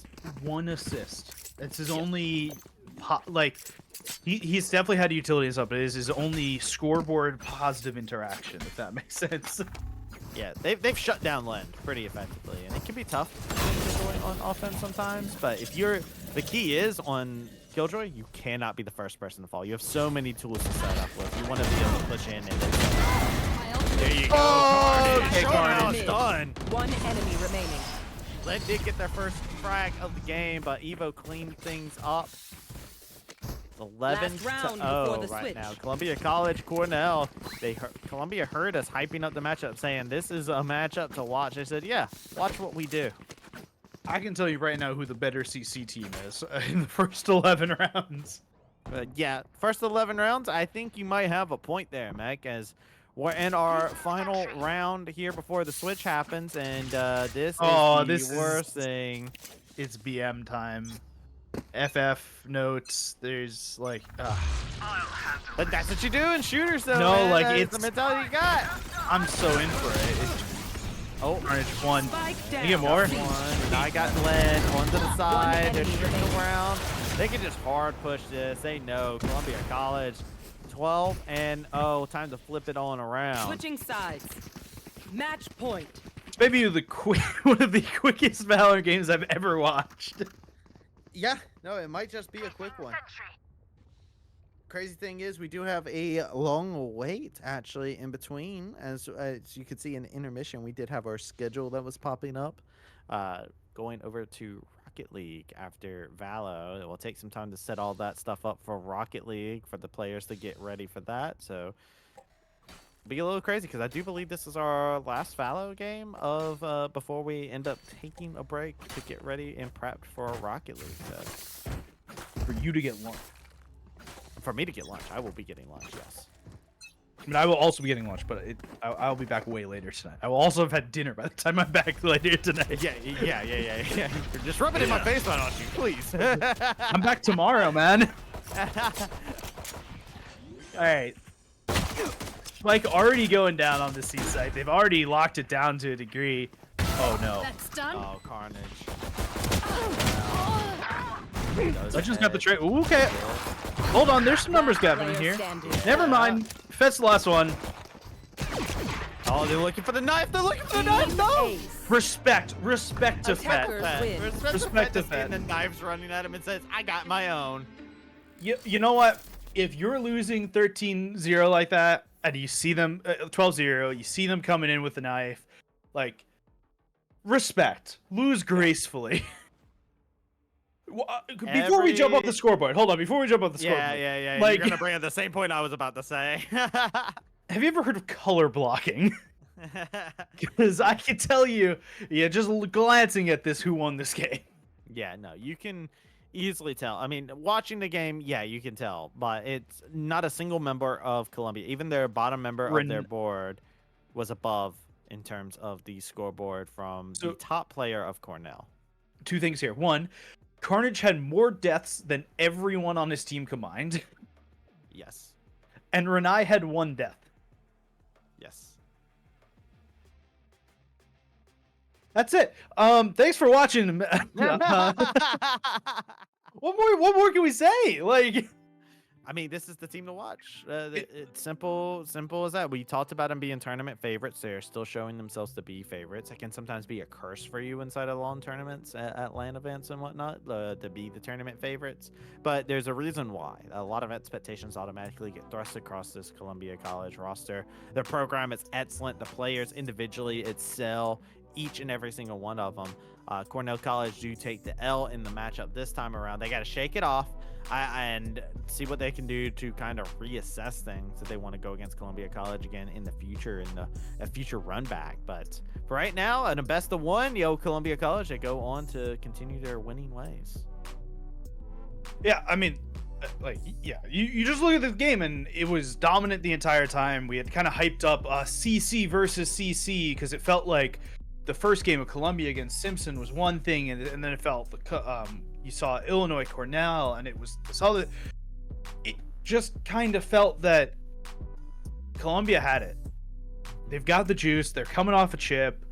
The MAC broadcast, has not seen Cornell on broadcast for a year. And it looks like Colombia's they're in. I'm ready to see what this team can do. They made it very far in CVAL, in the actual CVAL tournament in the spring last year.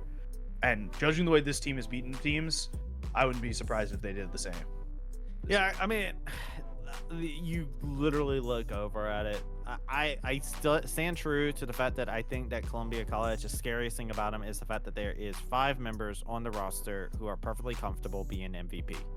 Every single one of them are very good with each other. I think it's cool that we have like some things, like we have like the Evo Switchblade dynamic that we've talked about, where we've called them the gatekeepers, where they work really good as duos and they have their fundamentals down to a T. You've got people who like to showcase a more aggressive side, like Legend, right? Like Columbia College has an assortment of different personalities, and I think it's really cool for anything that's going on inside of that. So I think this is just a very good stuff. I personally very much so love how we got everything going on for Columbia College. I love their roster. Cornell College, I love seeing them. But we now have a question for them going forward as we watch them through the rest of the tournament. What do you do when momentum's not on your side? How does other players on your roster stand up? When Len's having a bad game, do you guys all have a bad game? It becomes a question now that you have to ask with recency bias from what you're seeing. Or is Columbia College just that good of a roster that if you get knocked down, you just can't find a way back up? Many questions. We'll have some answers. Matt, I trying to figure out right now. I believe that we have one more Val. So I think we have one more Val. I think so. So let's take a short break and we'll figure everything out. And hopefully, when next time you see our faces, we'll have a Val game coming on up. Yep.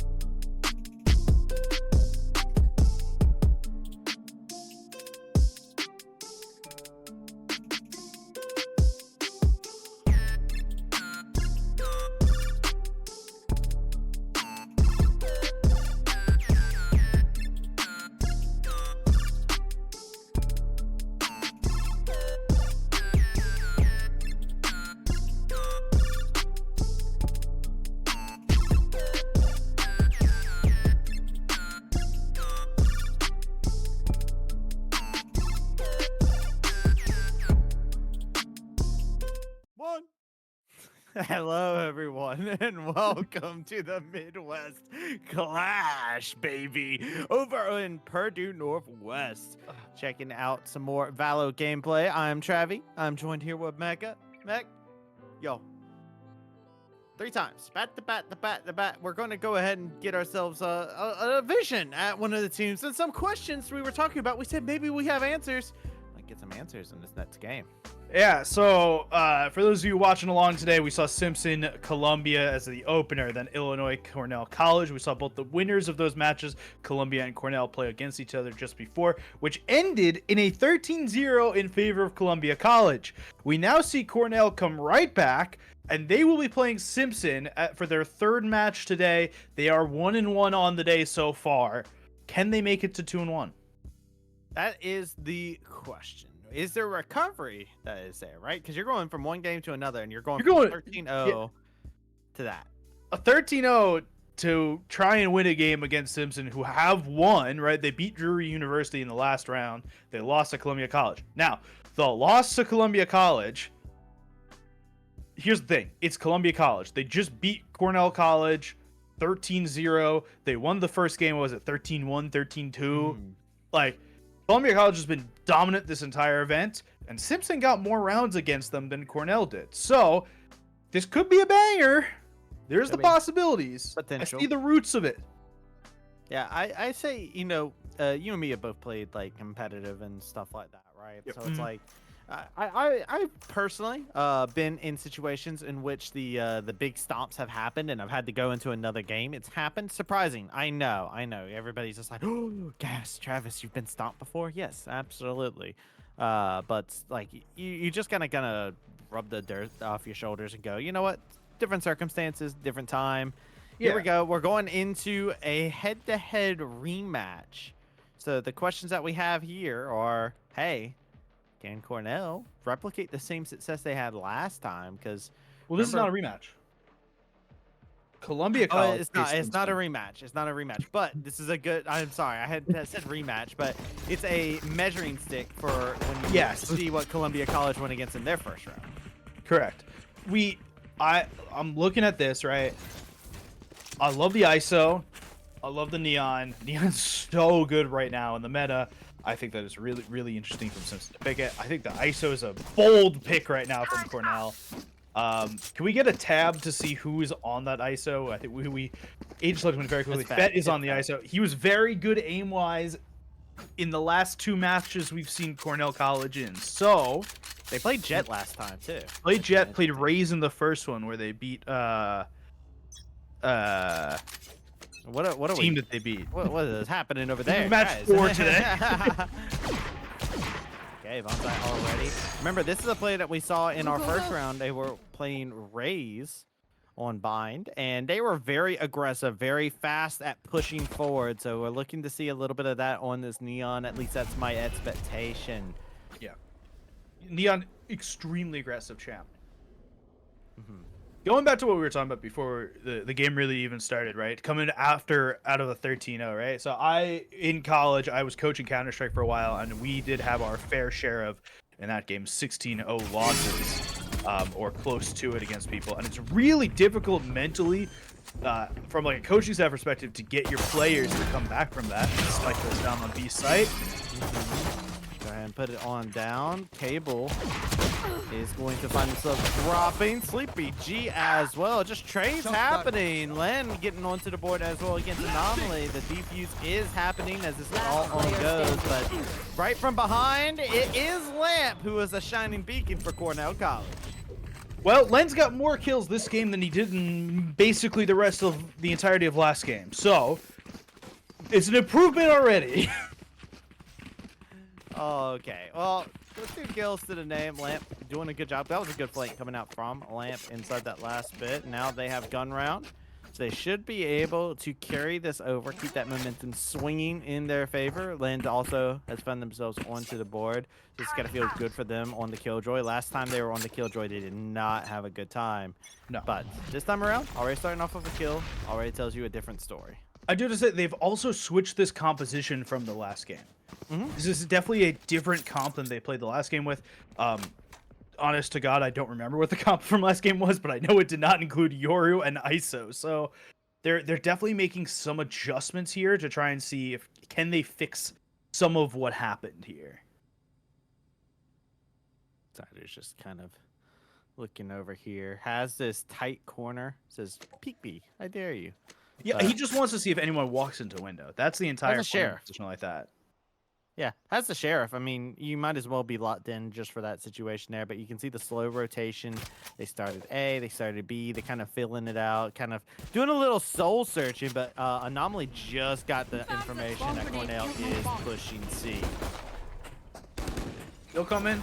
Placing 5 swarm strong. grenade. 4 strong, sorry. Swarm grenade out. 1 on the flank. They're going to try and get this spike down. Lend will get caught out early, and so will Lamp. That's got one back in reverse.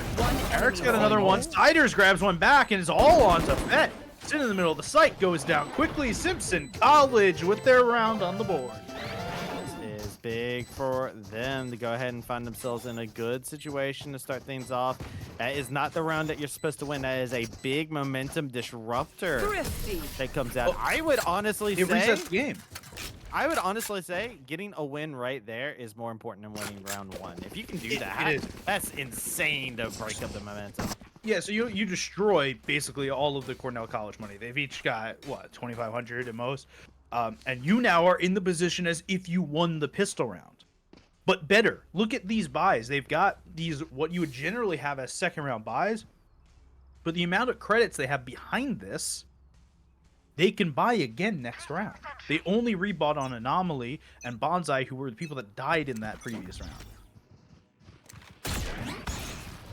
And realistically, Bonsai's got a real gun here.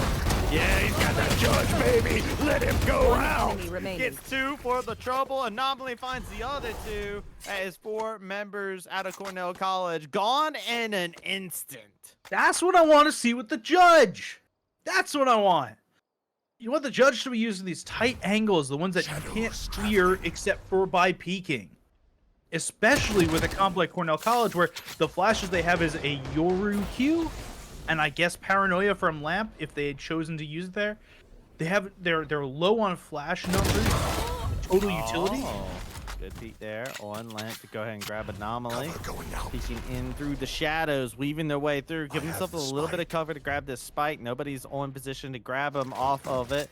They do know that there is an Omen around in the area. Siders going to be the first one to be able to meet him here. They're going to meet each other around the corner. And Lamp gets the advantage. 6 HP in a dream. That's just enough for them. They're going to steal the gun, take it over to A.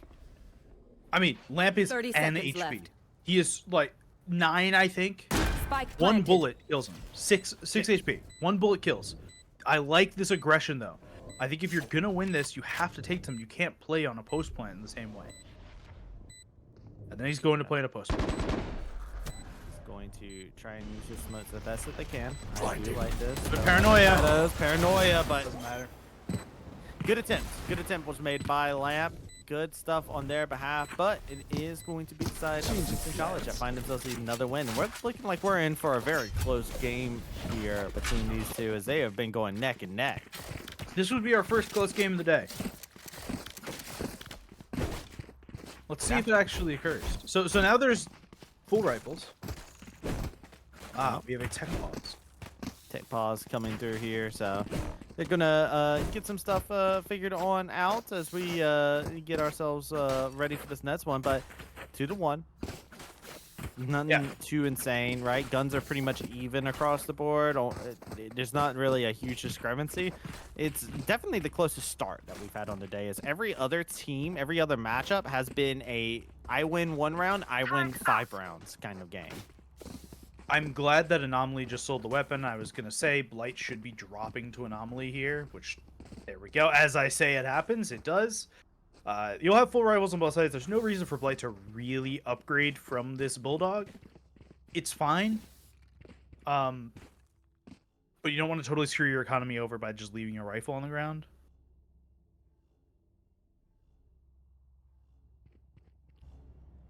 Here we go. Yeah. I think the tech pause is over. It is. It's over. We're ready. Do it. Let's get it. It's time Gotta go. to fight. Speed. Looking for it. Speed and Bonsai. power. But it is Bonsai- one thing about Bonsai. Bonsai is going to swing, and they're going to hit you with speed. They're going to focus on that speed. Fed, on the other hand, slow, Neutralized. steady, headshot right onto Anomaly. Easy. An opening of the B site. And Len's got one onto Blight. That's the one Bulldog that we said shouldn't be an issue. Quite aggressive with it, though. Yes. Here we go. Cable. So Pushing losing- up slow, steady. Nice kill on deciders. Losing players on any map on the defense side is bad. Losing it on this map or on Lotus, the 2-3 site maps, My Potter broke. really bad, right? Because you cannot guard everything to the same degree. Mm-hmm. So the second that you lost 2 people, you're really, really split up. Nice re-smoke there. Cable does not get stunned. Yeah. Just right on the outside of it. Simpson College has 2 members trying to One enemy reclaim remaining. control. Cable finds Herrick. Bonsai trying to find out Lend, but with their location revealed, it's an easy wall bang for Fett. All right. Well, I can say for certain this is the closest game of the day for us. Is very true. Very true indeed. But for these schools, the collegiate programs are looking to rectify some things. They got something in common. Now they're just trying to fight it out with one another to see which one's going to come out on top. No big individual performer to really pop off besides outta really here. Lamp for me at the current moment in time. I'm still looking to see if Simpson's going to have somebody major that's going to pop up inside of the lobby, but right now Lamp has been having some very key moments for the victories that Cornell College has had. I do like that little smoke that they've thrown there, and the fact that Ult like, is sat ready. himself in. That's the second time Fett's gotten that kill. Yeah. Maybe think thrice about peeking that corner as Fett is absolutely deadly at manhandling those corners. And Cable, we flip over, jump scare. Bonsai getting popped in the face. BM already occurring. I love to see it. And the longer this game stays close, the more we start getting these kind of like more steady rankings of these teams. We haven't seen all of these teams play insanely frequently. It's you and me. ISO ult does go through, does hit. Looking for that Ooh, 1v1. nice Welcome shot. to the Gulag. Anomaly gets And that's taken the out. end. Nice shot from Fett. They're just trying to now prevent this. Cable's in the right place, possibly at the right time. He's gonna jump out. He can't jump out. Does get Herrick though. Okay, Cable Cable. back. All right, Cable. Yeah, I like that. I like that. You know what? Jump in the window and just say, you know what? I'm doing a little hopsy doozies. You know, a little bunny hops here. I'm gonna hop right back on, switch it on back around. Now Cornell College, they've been able to chain together 2 victories for themselves for the first time inside of this game.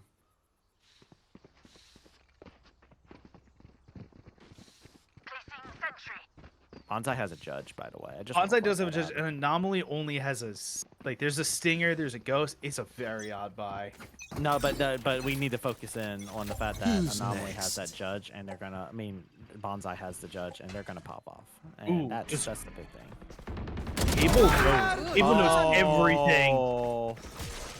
Len catches him peeking the other direction. Cable finds Siders. They're trying to push in from B.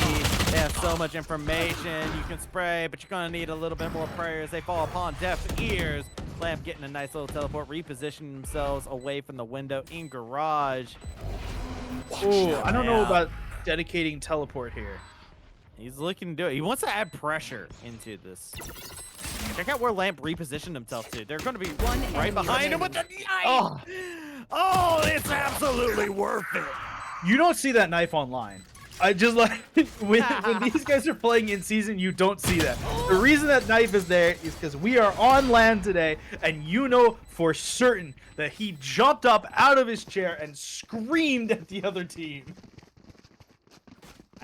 Look. I in that situation, you know what I do? I just look at him. I make eye contact while I do it. You know. Just I want him to know. You're doing it mid-round. You're making eye Mid-round, yeah. contact over here. Mid round. I don't need to look at my monitor anymore. Than that I want to assert my.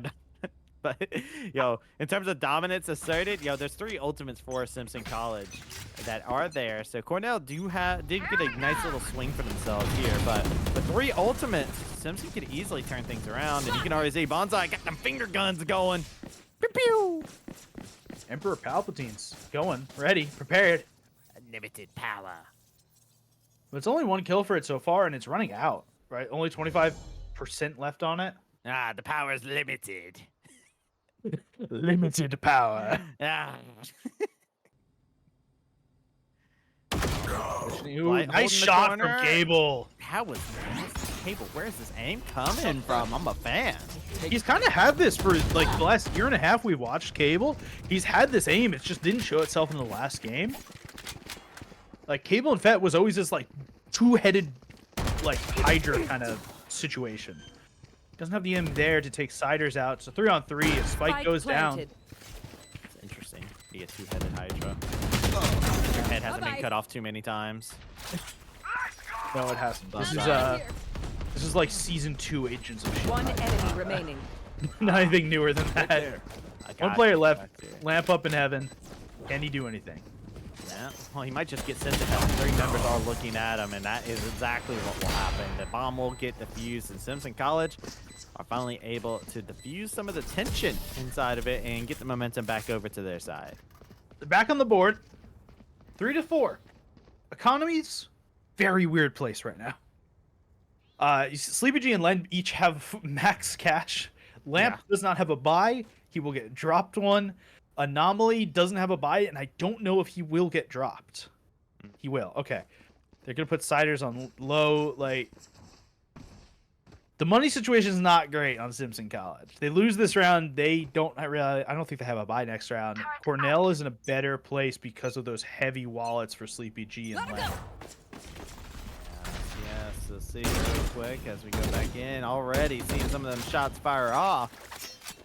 Trying to get a little bit of that aggression going. They want to get their pops off. Shot a lot. Deploying drone. Get those drones. Drone zone on this one. Just drones, baby. Placing swarm grenade. No zoning needed yet. Shutting down Swamp bot in. Cable's got one onto Bonsai. That's a good pick, right? It's one of the 2 players on A. They've stacked over a little towards C. It's one of your most aggressive players, too, on the roster from Simpson College. So that's a person.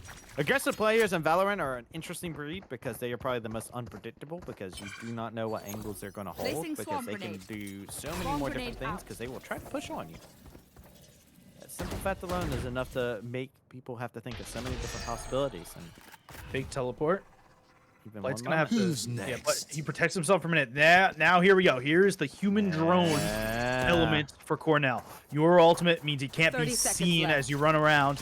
They know you're vaguely there, but Cable's gonna flash himself out of it, just try and take so much space on it. Spike planted. Stop. He's not ready for Lamp. He's not ready for Lamp. No, nobody is. Lamp finds the kill onto Siders. He was up there waiting, and here comes the Killjoy. The ultimate is getting thrown on down. Kills will start going left and right. 1-for-1 trade. There's the detainment. One player did get detained. There we go. Yeah, but they can't do anything with him yet.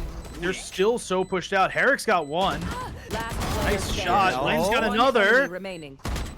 Come on. They They know where he know. is. They know. He's vulnerable. It's Volns every second. It's just hope you can keep the shot. Bet grabs it. Bet was able to get it just at the nick of time. Doesn't lose out to the blast radius either.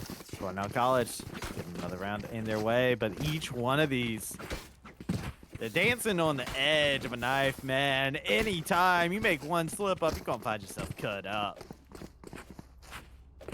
That teleport from Lamp up to heaven was big. Was huge, actually. Like, that was big. Pretty nasty. Lamp was able to get that teleport off. Revealing area.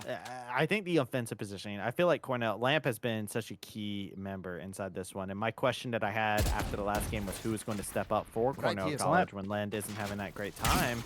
It's Lamp, baby. He's that beacon in the dark. Take flight. Oh, okay. That's Oh, yeah, that's one of those things you don't like to see. But Cyrus has two. He got two off that. Yeah, that is worth for them. But now, Cable finds Herrick. Able to get a lot more. Check out Bonsai immediately. Naruto running up to the top. They got a Sheriff and a Dream. Can they lay the law down across Cornell College? It's 3-3. It's 3-3, but lesser guns right now for Cornell College. Siders had the one gun for them. That one Sheriff. Blake does get a trade right back. Cable's got two underneath. Cornell College grabs 6. That is huge for them. Able to find a big pickoff. And now 14 kills for Cable, right? I was talking about Lamp, highlighting them. Cable has been so good as well. My question for myself is, Simpson College, how do you find yourself in this? We do see a timeout coming in from Siders.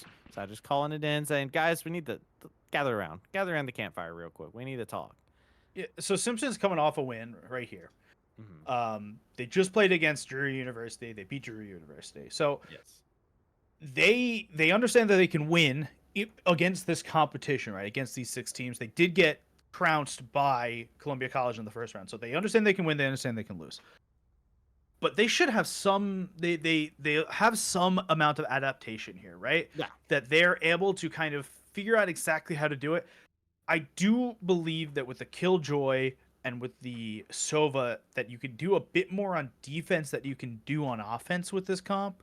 I understand the Neon's super offensive focus, but the Sova and the Killjoy to me just scream a little bit more like defensive knowledge ahead of time. And I'm a little bit afraid that as they switch over to the attack side, that the Neon isn't going to pull you out the same way that the Yoru and the ISO have on the Cornell College side, and that you may lose, you may continue to lose rounds over on that attacking side. It's you and me. It's definitely something to consider. And here we ISO go. hits. Time for the 1-on-1. Welcome to the Gulag.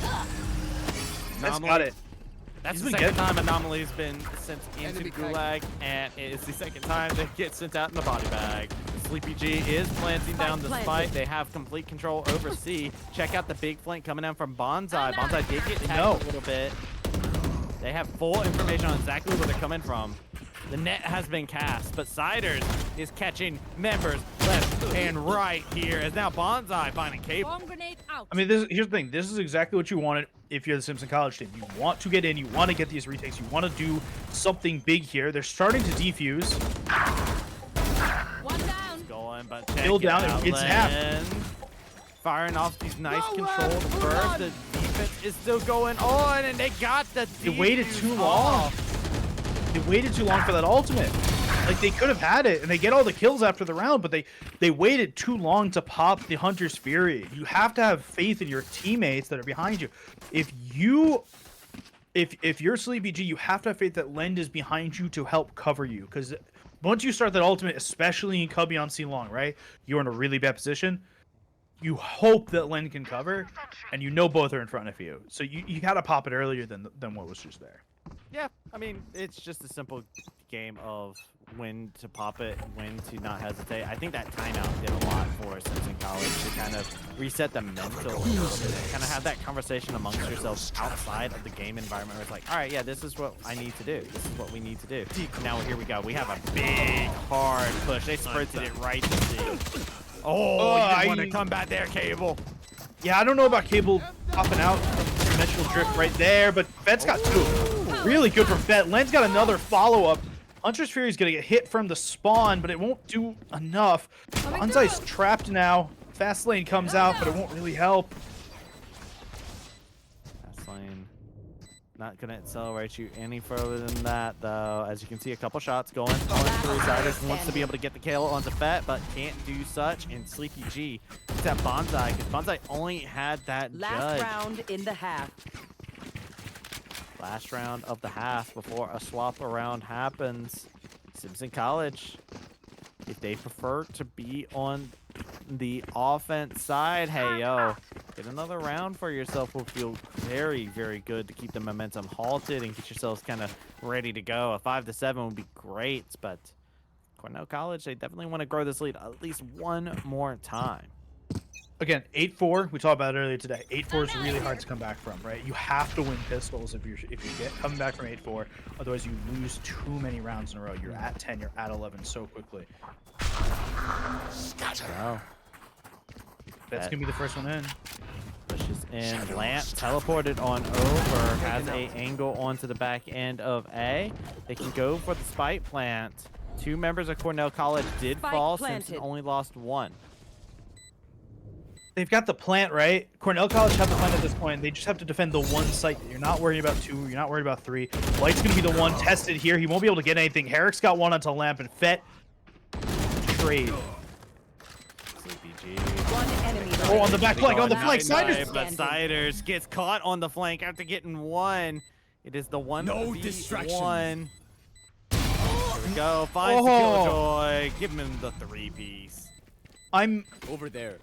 I want to know why Fett Switching threw the ultimate sides. backwards. I think it was a gamble. They might not have heard where the Killjoy was, so they might have thought maybe since they saw one flank, they were like, all right, you know what? Maybe they're over here. It would have been funny for them to throw Anomaly and the ultimate again, because Anomaly has been thrown in it twice now. So Yeah. it's a All right. gamble. Cornell College, though, up 8-4. Starting their campaign on the defensive side. Simpson College have to win the pistol here. They win the pistol, they can start getting rounds together. It becomes a much closer game, but Cornell grabs the round win here. Could snowball quickly to 10 rounds to 4. Pistol's important in every match, but it's real important when you're on the brink. Oh, Shorty knows, but Bonsai says it's nothing like a classic. As they are able to pop him around onto the side, they're going to go ahead and lay in a little bit more good work onto him. They're rushing in. Remember, this player, Bonsai, likes to play very aggressive, up in your face. Neon is such a good character just for that. As Anomaly finds Fett over inside the windows of Garage. Len finds Anomaly, finds Bonsai. There's a bit happening here now. So Len can come through. He's got to get headshots here. He doesn't have the health to screw around. Screw around, not trying to Standing find out. ahead. He wants to go ahead and pop a couple Thumbs kills onto the dome here. They are trying to get in there, but check it out. Using that utility to perfection. Simpson College win pistol round. All right, so right there, 8-5 now. Judging how Valorant works, this game aside, winning a pistol round should net you the second round in the half. This could very quickly become 6-8 going into that first gun-ish round. But the way that this game worked earlier today was Cornell College won the pistol, and Simpson won the following 2 rounds after. So be wary here. Cable has been on one today. Fett has been on one today. If they can get something done... Well, Blight immediately getting out. Cable is not what they wanted. That's a top fragger getting knocked out. Vets finds Siders on them trying to go on some recon. Drew, Anomaly. And look, Bonsai just spraying around the corner. Gets Lamp. Anomaly dropped as well. Simpson College 2-1 advantage. Yeah, they're just running away here. That's the best thing that they can do. They've made it expensive. At the very least, Cornell College have made this round expensive. Right, you have to rebuy weapons on 3 different members, and you don't have access to the one rifle you bought in that Bulldog. I don't know if they weren't thinking about long. They've got to think about it now. Smoke will come through. Are they ready for it? Bonsai's got the One gun. enemy remaining. Oh, Labor hit him in the toes, but it's okay because the numbers advantage catches up. 2-1, baby. Those odds ain't in your favor, and eventually they catch up. It's so expensive. It is so expensive for Simpson College. They have to rebuy on so many members here. They're not going to get full great buys on everyone here. They're not going to get the greatest of buys, but they still get to keep themselves up in terms of the rounds. Picking up that dub in that round is pivotal still for them. Thank you very much, Lamp, for that drawing. I will put it up on my fridge. It's a beautiful smiley face. You aren't going to put it on the fridge, Mac? I mean, maybe. Nice and real nice artwork. We gotta talk about how you support people. All right? You always put it on the fridge, man. Come on. Never showing you any of my drawings. Anyways, there's the bit of action over towards the center. You can see a little bit of a slow scramble in the mid.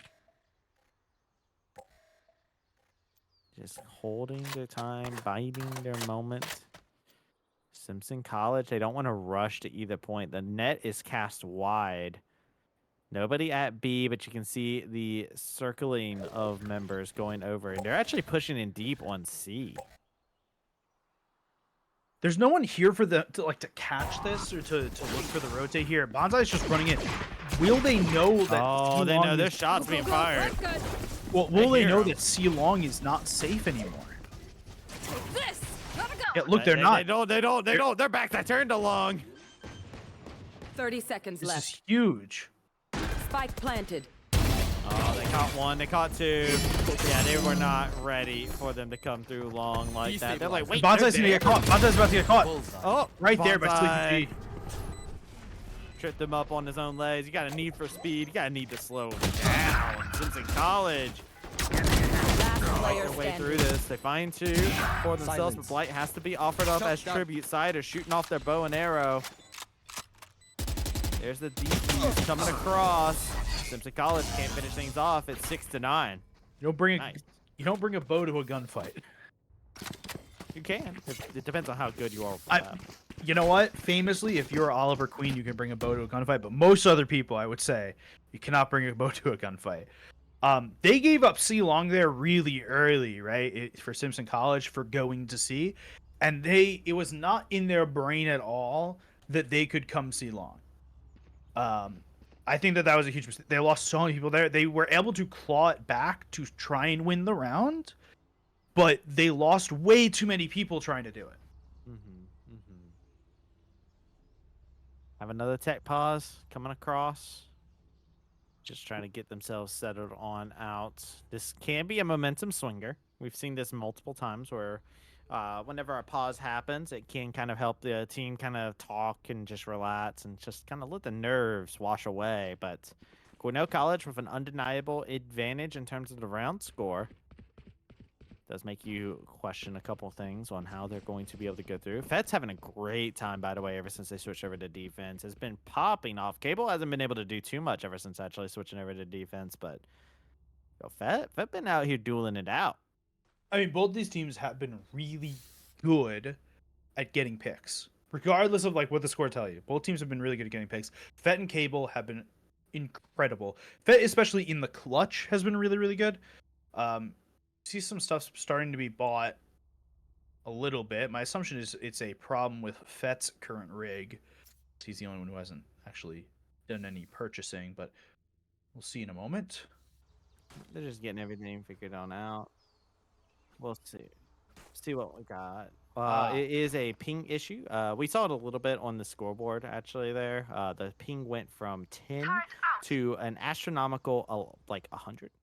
Which is a lot for it to shift into, especially for an FPS. If you guys don't know, especially on LAN, right? So every Yeah. player is coming out of the same network, so it should be roughly the same. That's why you play on Yeah. LAN, to have equality there. equal good ping. Equal good ping. I cannot speak to the quality of a given player at a given moment, but equally good ping. Yeah. That right now it seems like Cornell College has the keys, has the wheel, has the gas, they don't actually have the brakes right now. It feels like that they're in the driver's seat right now in this game. And it feels like for them to lose right now, for them to give up a bunch of rounds, they have to do something.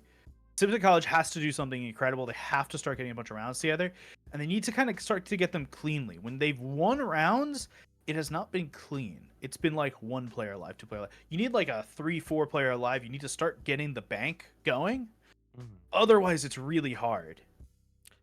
You need to string together things. Is the Yeah. thing. It's the common thing of each play that you do connects to another, and that is what you're kind of looking at to be your situation. You want to connect the plays, and right now we just haven't really been seeing that. So that is just the case and scenario is so we haven't really been able to see the plays get connected. And that is not only to like what do you want to see from this team, but it's also the other team constantly avoiding letting you get those situations, right? That's the beauty of competition is it isn't about just what you can do. There's a whole nother team that's trying to stop you from doing what you can do. That's trying to negate your strengths. That's trying to exploit your weaknesses. And that's the beauty of competition because it brings that to the forefront and you have to figure out how do I grow outside of the bots at this very moment. They're trying to target this weakness. How do I raise up a shield to be able to block up that weakness, right? Like, do I cover it up? Do I grow? Do I make that weakness my strength? That stuff can all happen in the course of competitive play, which is why I love it so much. While we're sitting this tech pause, I'm gonna put our producer on the spot for a minute, but I wanna point out some stuff that's happening later today. So right now you're watching Valorant. We're currently in a tech pause between Simpson and Cornell College, but later on today at 2 p.m. Central is Rocket League. Following that, Overwatch 2, and then I'll be back later tonight at 7 Central with League of Legends. I just wanted to point all this out because we've got content the entire day for you with universities all over the Midwest. All on land today at Purdue Northwest. We have more content tomorrow coming with finals of what's going on.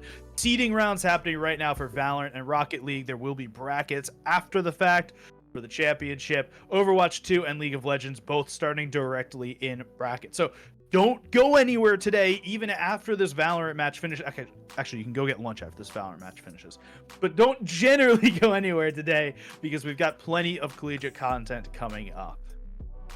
I'll tell you right now, I'm here all day. I was here all day. I'm here all day today and all day tomorrow. So if you're obsessed with me, this is a great time for you to be obsessed with me because I'm all over the content today. But yeah, we'll be going into some Valo. Finishing this up, this is our last game for Valo on the day. Then we'll be going over to Rocket League, like on stream. Was saying. Yeah, on stream. If you're there at the LAN, you're still going to be experiencing more games. There'll still be more Valo to be able to be played. Make sure you check out all the different things that are on the venue. But all these games are currently being played, even like Overwatch 2 and League of Legends. I think they're having games going on, but it's also just the fact that they're doing their seed and stuff. So they'll be going in the bracket round when we cover them in the later half of things. So it is a exciting day over at Purdue Northwest. Yeah, right now, simultaneous, Overwatch 2 and Smash both have games going on. League of Legends will start directly after Valorant. I believe they are using the same physical setups that the Valorant folks are using right now. Rocket League will be the next thing on stream, as we said before, and they'll start just after that point. But yeah, and we'll be back tonight with League of Legends. I'll be back tonight with League of Legends. We had a really good season in UCL. Unfortunately, we don't have any of those teams back. So we've got the teams that you may know from MEC that we've seen, that you and I have casted in the spring, but nothing that we've seen so far in the fall. I'm gonna, since we do have this pause, I'm pretty sure people can hear us over at the LAN. I'm gonna put out a mission.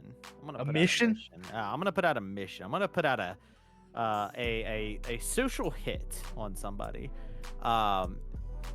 I want to see how many people can get pictures with Fat Cat, who is there at the venue. Fat Cat's there at the venue, and I know that. I want to see pictures of Fat Cat on my social media. So you know what? If you find Fat Cat and social media, I'll give you a shout out on stream. You can send me a little message alongside with it, and I'll give you a little shout out. I got you.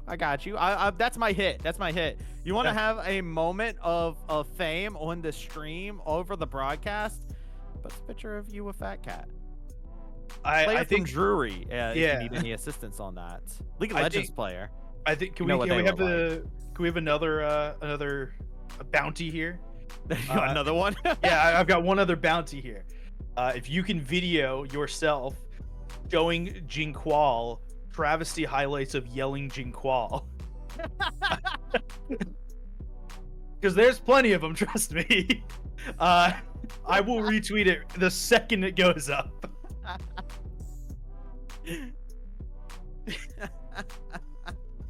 You know, I can think of at least 3 on the top of my head without thinking too hard. There might be a lot.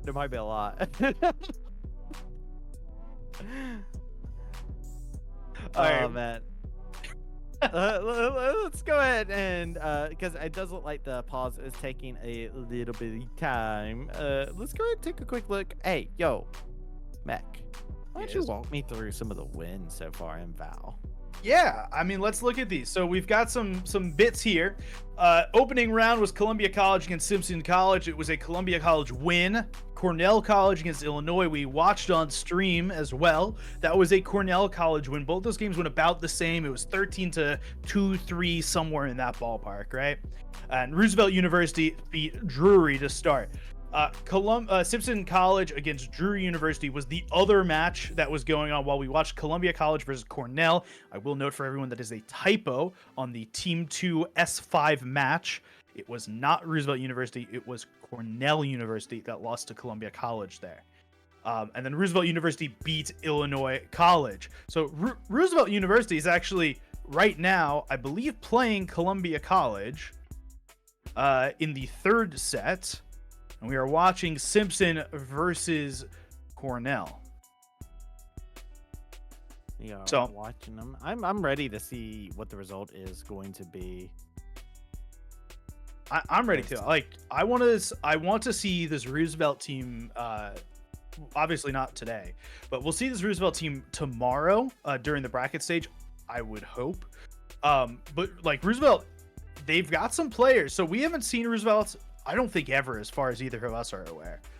But this Roosevelt roster is very interesting.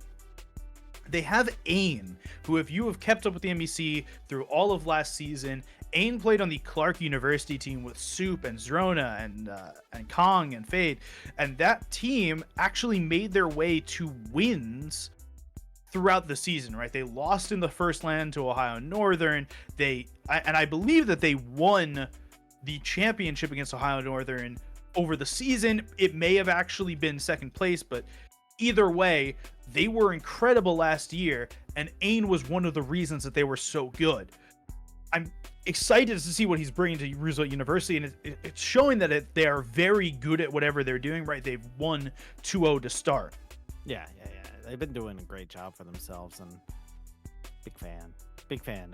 You know what? Starting off hot and ready is always good at Atlantic because it just feels good. Mhm. Like, of course, like winning always feels good. We always talk about like lower bracket demons and whatnot, like that they get to sent down to the Shadow Realm and they have to fight their way out, and how much stronger they come out afterwards. But there's nothing bad about for your team atmosphere from picking up dubs and making it look easy, man. All right, for right now, this tech pause seems to be going a little bit further. We're going to throw it to a break. We do not Yeah. know when we're going to come back. Hopefully, we will be back with the second half of this game. But in the meantime, do not touch that browser, as we will have Midwest Clash action all day.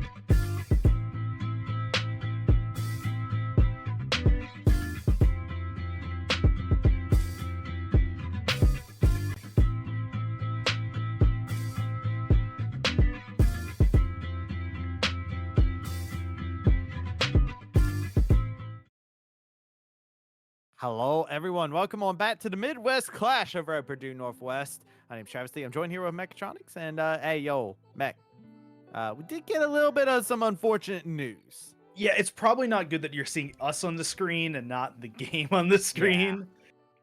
We have been told that tournament staff are currently working with on-site IT to get this working, but at the given moment, there is no ETA on Valorant being playable. So, what we have decided to do from a stream perspective, we are going to break for lunch, we'll call it. We're going to break for our already planned break between now and Rocket League. The hope being that we will come back at 2 p.m. Central for Rocket League, I believe is the goal. But it's a little kind of up in the air right now. So by we, I mean Travesty and whoever replaces me, will be back for Rocket League in an indeterminable amount of time, but assume 2 Central. And I will be back later tonight for League of Legends. I think that about cover it. Yeah, that will about cover it. Yeah, we're good. I'll still be here, guys. Don't worry. But we'll have more Rocket League. That's going to be the game plan. It's going to be at 2 Central, like you were just talking about. So that will be something that will be going on, and then we'll be going through, and we'll have my boy Mechatronic coming back later on. But the series that we're watching will continue onward. It's not canceled. It's just the fact of with the ping difference that we don't know when they're going to get played, and your boy is here all day. You want me to eat, right? Like, I know, like, we talked about being obsessed with me. You want to be obsessed with me in a healthy way, right? We were, I do want to apologize to everyone that was here to watch the Simpson Cornell game that we're not getting to watch the whole thing, because it's not our fault. It's not our fault. We didn't do it. It's a ping thing. Well, it's not my fault. Mechatronics did say that he put ham in the server, so I'm sorry. Just a little bit. Just a smidge of ham. It was a ham steak. It was like the thick ham. It wasn't like. But regardless. Look. The main thing is we're taking a break. We're gonna come back. It's gonna be for some Rocket League when we come back around. So make sure you do not touch that browser, as we will be back with some Rocket League later. At one point. One more.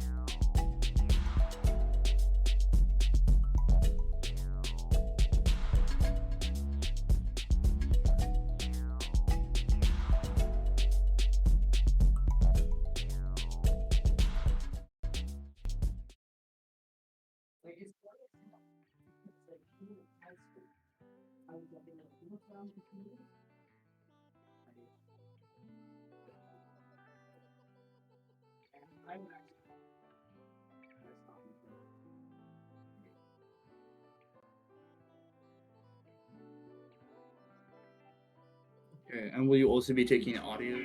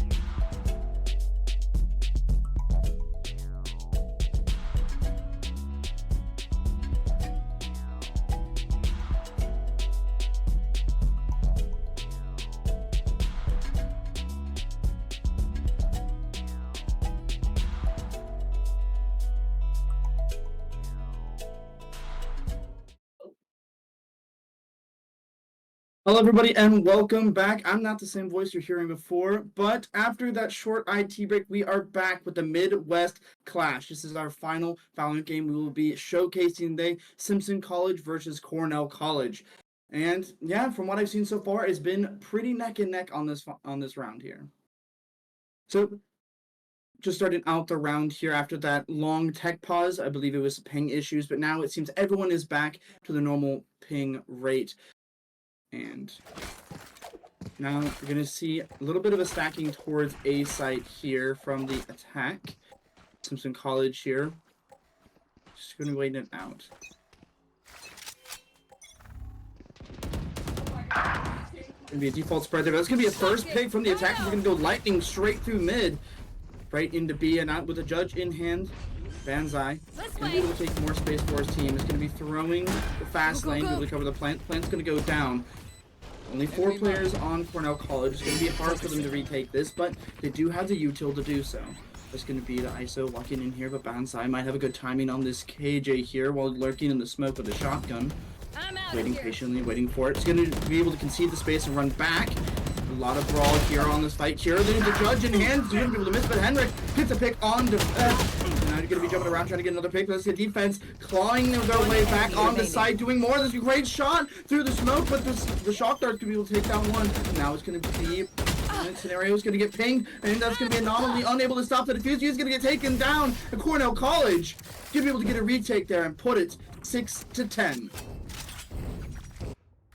Really good showing. They're really calm and coordinated there by Cornell. They saw that they down one there. They lost their smokes early on, but they were unafraid. They were able to stay there, just stay calm, and be able to retake site very well. They were able to use their util, and each one of them played their part and be able to cover the defuse as they're able to isolate their ones. Henrik especially, they're able to get a very important pick, able to get out, not with his life, but is able to get his one.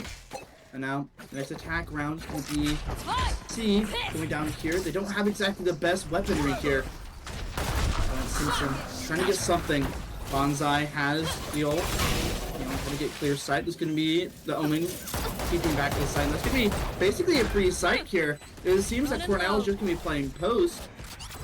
They're going to try to play retake here. And now, Simpson College going to back out towards main. They're going to get smoked off. Only one player playing on site. They're going to have to rely on their util to stop any defenders from going onto site. He tries to get his one, but gets taken down by Cable. Instead of taking down Banzai on point, Henrik gets put into the ISO ult. I don't know how that's going, but Blythe's gonna get one, tries to stop the defuse, but the defuse just keeps going with only one player left. They can't stop it. And they're just gonna try to get exit frags, as that's gonna be Cornell College putting themselves up another round. Really good plays there from Cornell as they're able to, again, their retake is just so explosive. Whenever they go onto site, there was only one person from Simpson on site to try to stop the defuse. With only one person on site, all the angles that they see are just main. So they're just going to spam it, as we saw there from C Long. Here. Now, it seems the attackers, again, have used a lot of their money. Now they're going to be on an eco round here.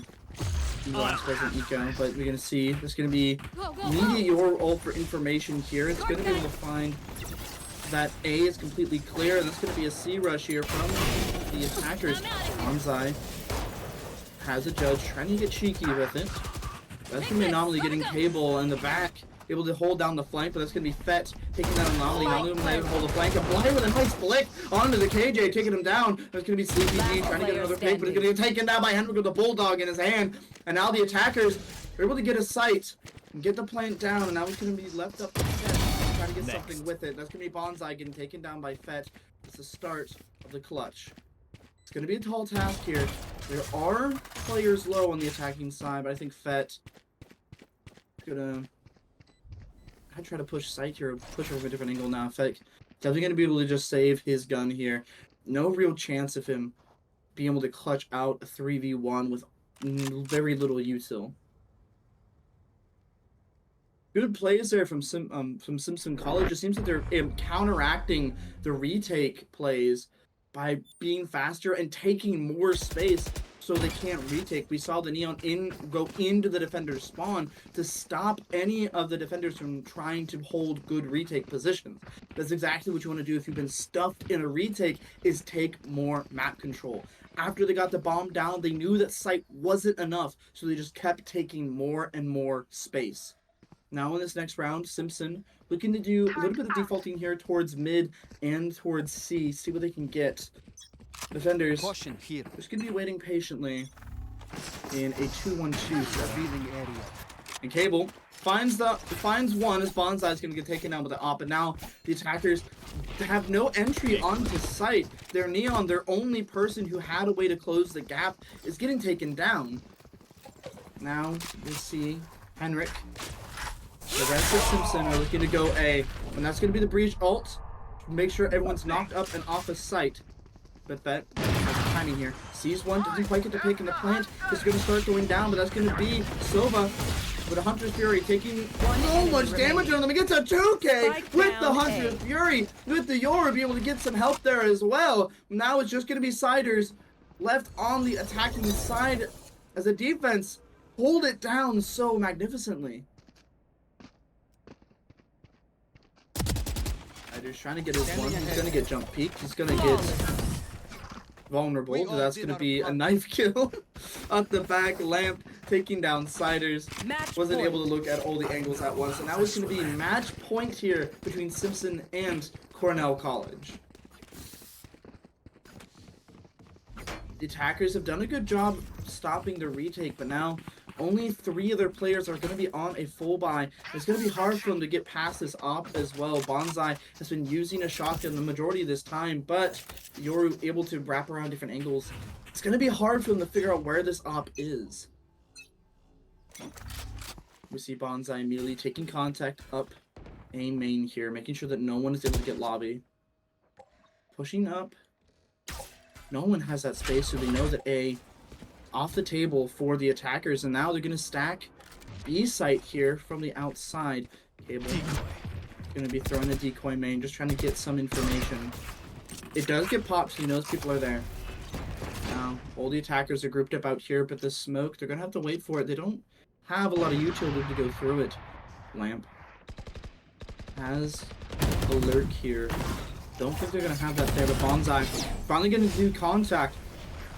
Gonna start running, and he's able to clear space for C, but Lamp gets another knife kill on the Blight. I didn't even see that in the kill feed, but it's gonna be Blight getting a knife kill. Someone just didn't check their corners, and that's gonna be Simpson on the back foot here after the Omen was able to lurk so well and just slot himself into that corner that just was left unchecked.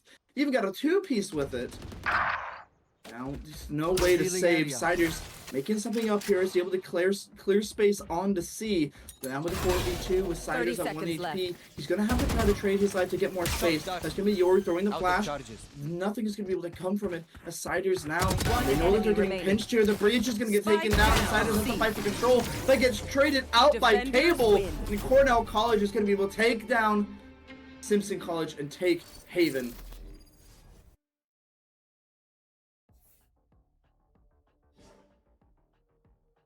Good plays there on that half end of that. Didn't see how the first half went, but the second half went pretty well for the defenders there. We definitely see that Cornell College had a lot of good utility usage there and had a very good plan for retake. With that retake plan in check there, we saw Bonsai able to take space early with that Neon, but just got countered simply by no one playing on site. After that, really, the defense were able to just flood in with no opposition and be able to take site for free. Well, and I believe that is going to be the end of this series between Cornell and Simpson. So we do see people leaving the lobby here. And yeah, that's all I have for right now. Thank you all for sticking around through the IT break. Come back at 2 o'clock and you'll be able to watch some Rocket League. I'm Opinies. I'll see you in a sec.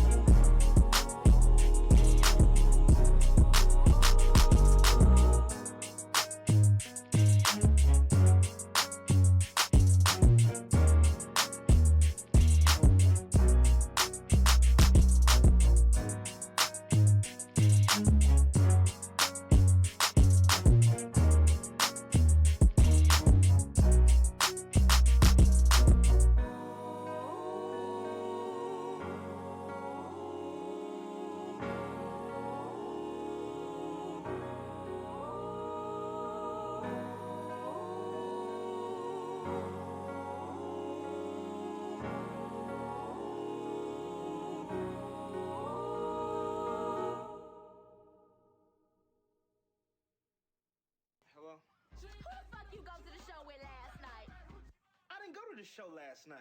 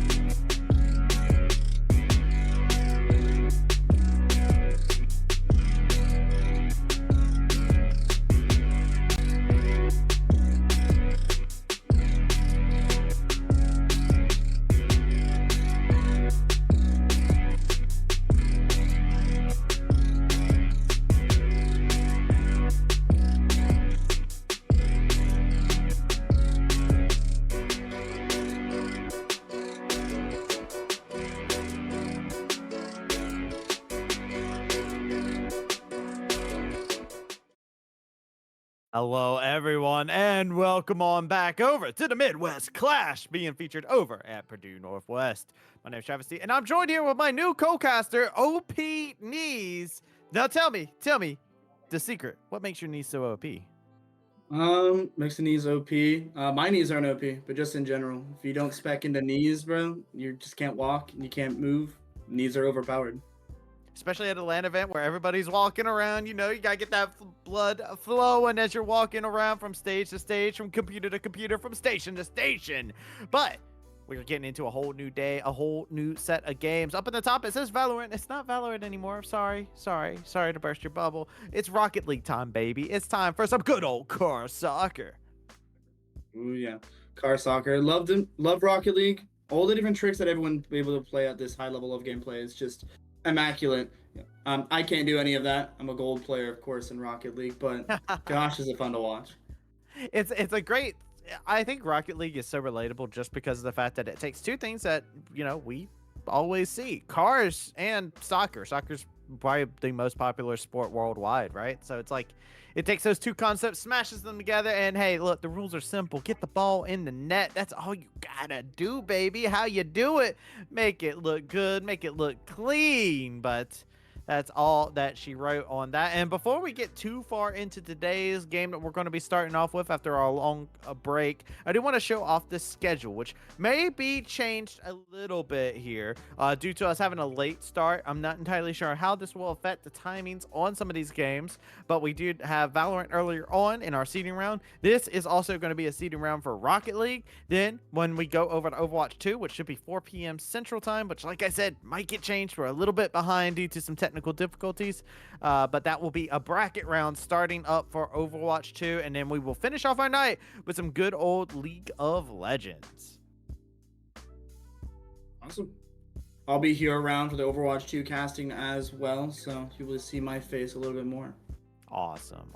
I love to hear that, Knees. Yes, and I'm excited to get to work with you. It's our first time getting to work together, and it's our first time getting to see these two teams clash against one another here inside of the Midwest Clash. should be a fun time inside of the series. We did finish up our UCL season not too long ago, OP Knees. I don't know if you were gotten a chance to watch some of that, but with that whole season that went on, one of the things that we took note of was we had one team that dominated the midst amongst everybody, and everybody else, we had a lot of very much so 3-0s, 2-0s, right? We've had a lot of that. I'm hoping that we see some close nail-biter games here. We see, especially with the seeding round, everyone is fighting as hard as they can to get good seeding, to be able to play into the brackets, to really get a good head start within it, to be able to really, be able to carry themselves all the way to the finals. And hopefully, I love watching close games in Rocket League every single time. Usually gets down to about 1 point. I hope to see that as well. Yeah, give me that overtime. That's something that I can inject into my veins every day of the week. You give me that OT, baby. I'm all about some OT. That is where you feel the tensions rise up to the most that they could possibly be, and it becomes just a good time. But let's go ahead and talk about the teams that we got going on. And I believe we are going to have Michigan State taking on Purdue. So this should be a fun one. Purdue saying, you know what, we'll be the first ones up. Why not? Definitely, these two teams, I mean, they made it to the seeding rounds already, so they're both good. Michigan State, as you know, pretty big college out there, and Purdue, again, definitely not one of the small ones out there. So these two teams have a lot of numbers to pull from and have a good roster on both sides. Oh, yes. Absolutely. Both of these teams have some phenomenal programs in store for themselves. We've seen them have different esports pop up here and there inside of both of these schools where they found success. Purdue being one of those teams that had found themselves into some success in some collegiate success not too long ago in League of Legends at the very least. Whereas we've seen Michigan State, they've always been a team that has had a couple of their clubs and whatnot have gone on to make some great things happen. But I'm ready. I'm ready to get into some games. I'm ready to get into the nitty gritty of it. I don't think nobody's here for us talking or yapping. They want to see some good old car soccer, and here we go. There we go. Good car soccer happening already, and we see Michigan State already for the aerials there. Northwest over here, trying to go ahead and gain control over. Nebulous was kind of just watching where the ball was going, keeping our eyes out. We see these styles start to clash up, and see this is our first time getting to see both of these teams going head to head here in the Midwest clash over at Purdue Northwest. And you can see Purdue Northwest so far haven't really been able to find offensive yet, but a nice carry up through the wings, just almost dropping it right into the net. Very close there on the side of Purdue Northwest, and they're still going to keep attacking at it as it is into the corner. S tries to get something done there, but again, it's good here from Purdue Northwest, keeping it on the side of Michigan State. The defense is just too good so far.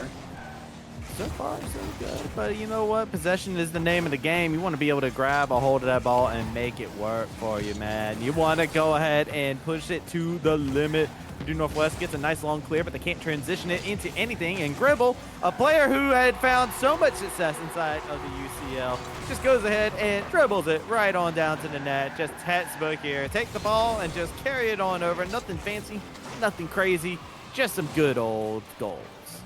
Yep, he found the kink in the armor and able to just get a breakaway and, immediately aim it up right up to the net.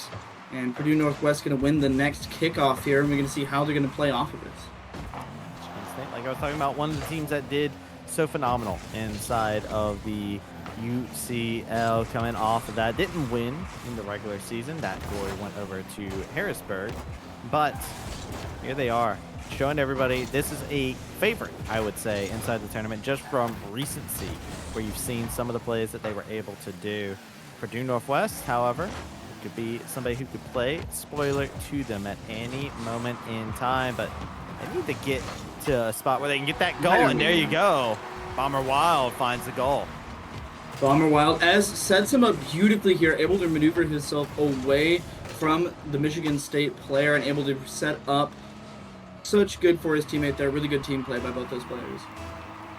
That's when you get to see except in the high levels, right? You were talking about it earlier on. You know, sometimes you just flip it in, you just aim for the goal, but when you get to see that level of communication come out, that's big. So 2 goals scored, 2 different styles, almost finding another one right off the get-go though, but Bomber Wild, he was able to get everything going, keep it cleared, and another shot on goal, this time by S.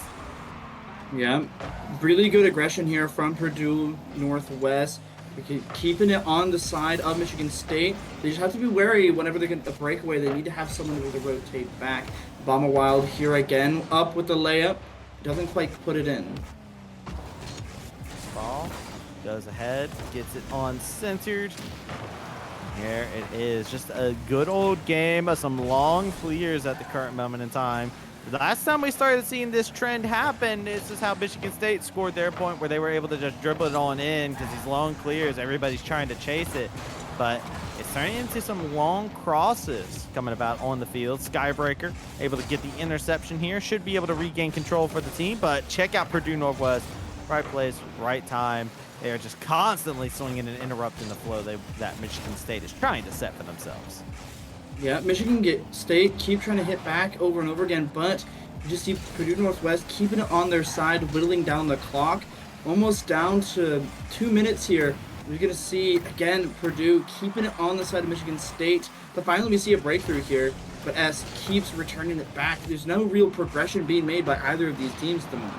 I mean, it's long clears. That's the problem that we're seeing here. You got these long, lofty clears, but nobody's going to be in a position. They're not passes, they're clear. So the opposition is in position to grab it, but that is a beauty of a shot. Bolte got that right off of the corner, and you can check this out.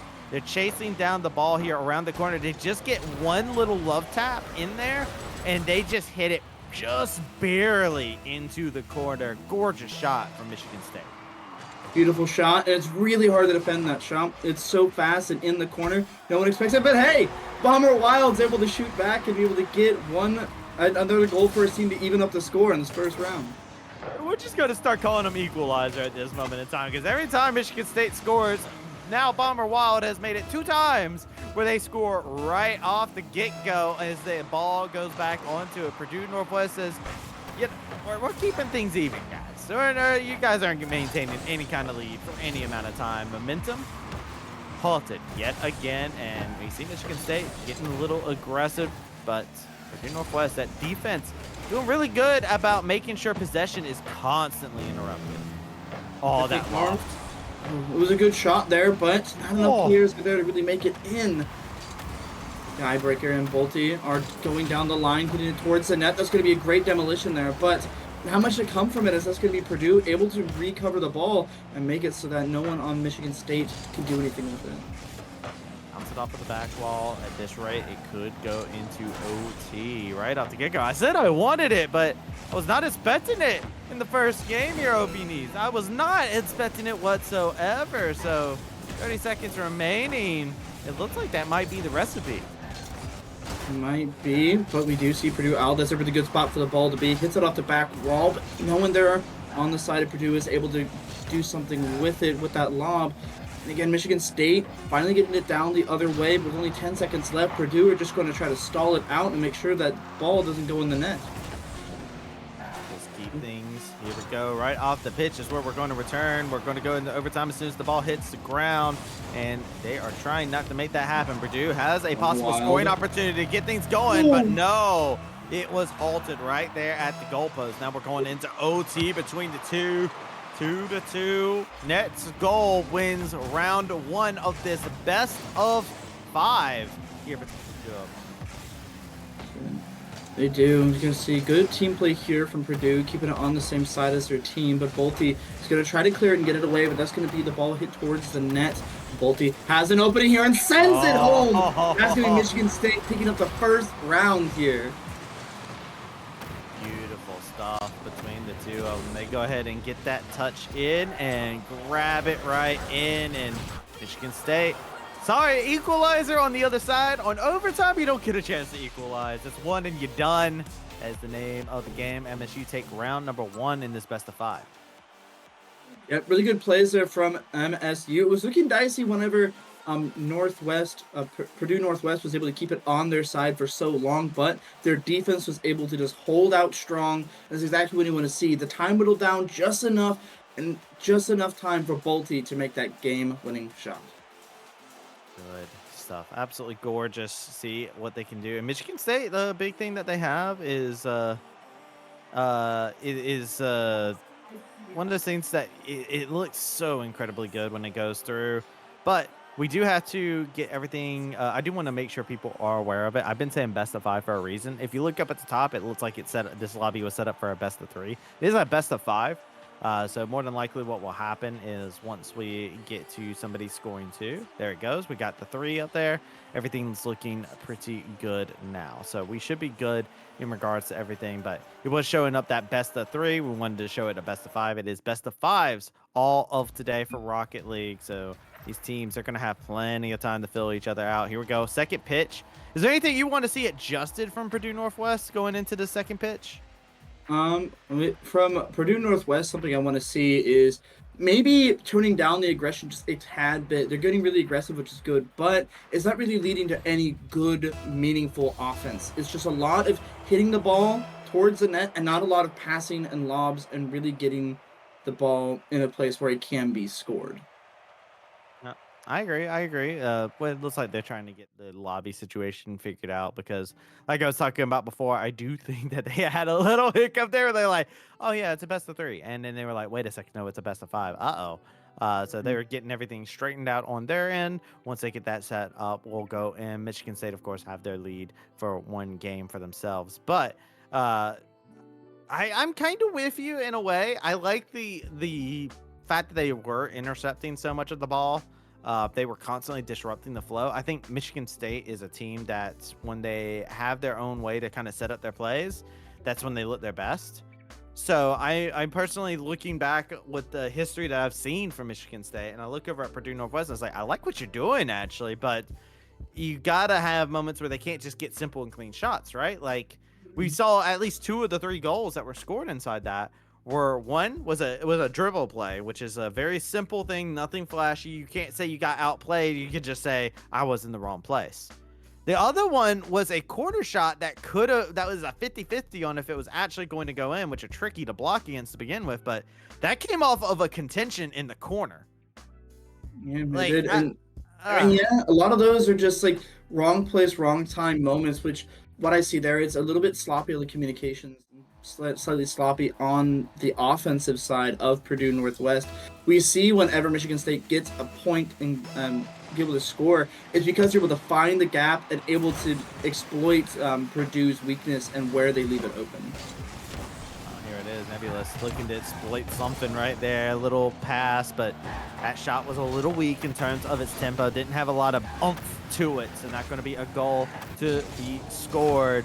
Purdue Northwest, they're setting themselves up. They got that aggression going in here right off of the backboard. Skybreaker's going to carry the ball over, but another nice clear right above the goal. Unfortunately, nobody's in position to be able to take advantage of said clear. This is what I was talking about with sloppy offense here. Again, no one's there to be able to back up.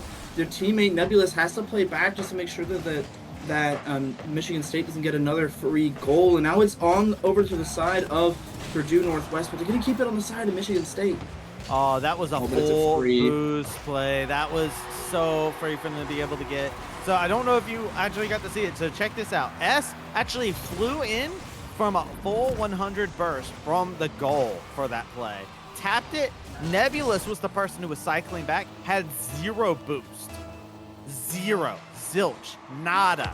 Could not make it back in time. They were on 0. Their tank was sitting on E that entire time. And Michigan State, that was gorgeous and that was brutal by Skybreaker.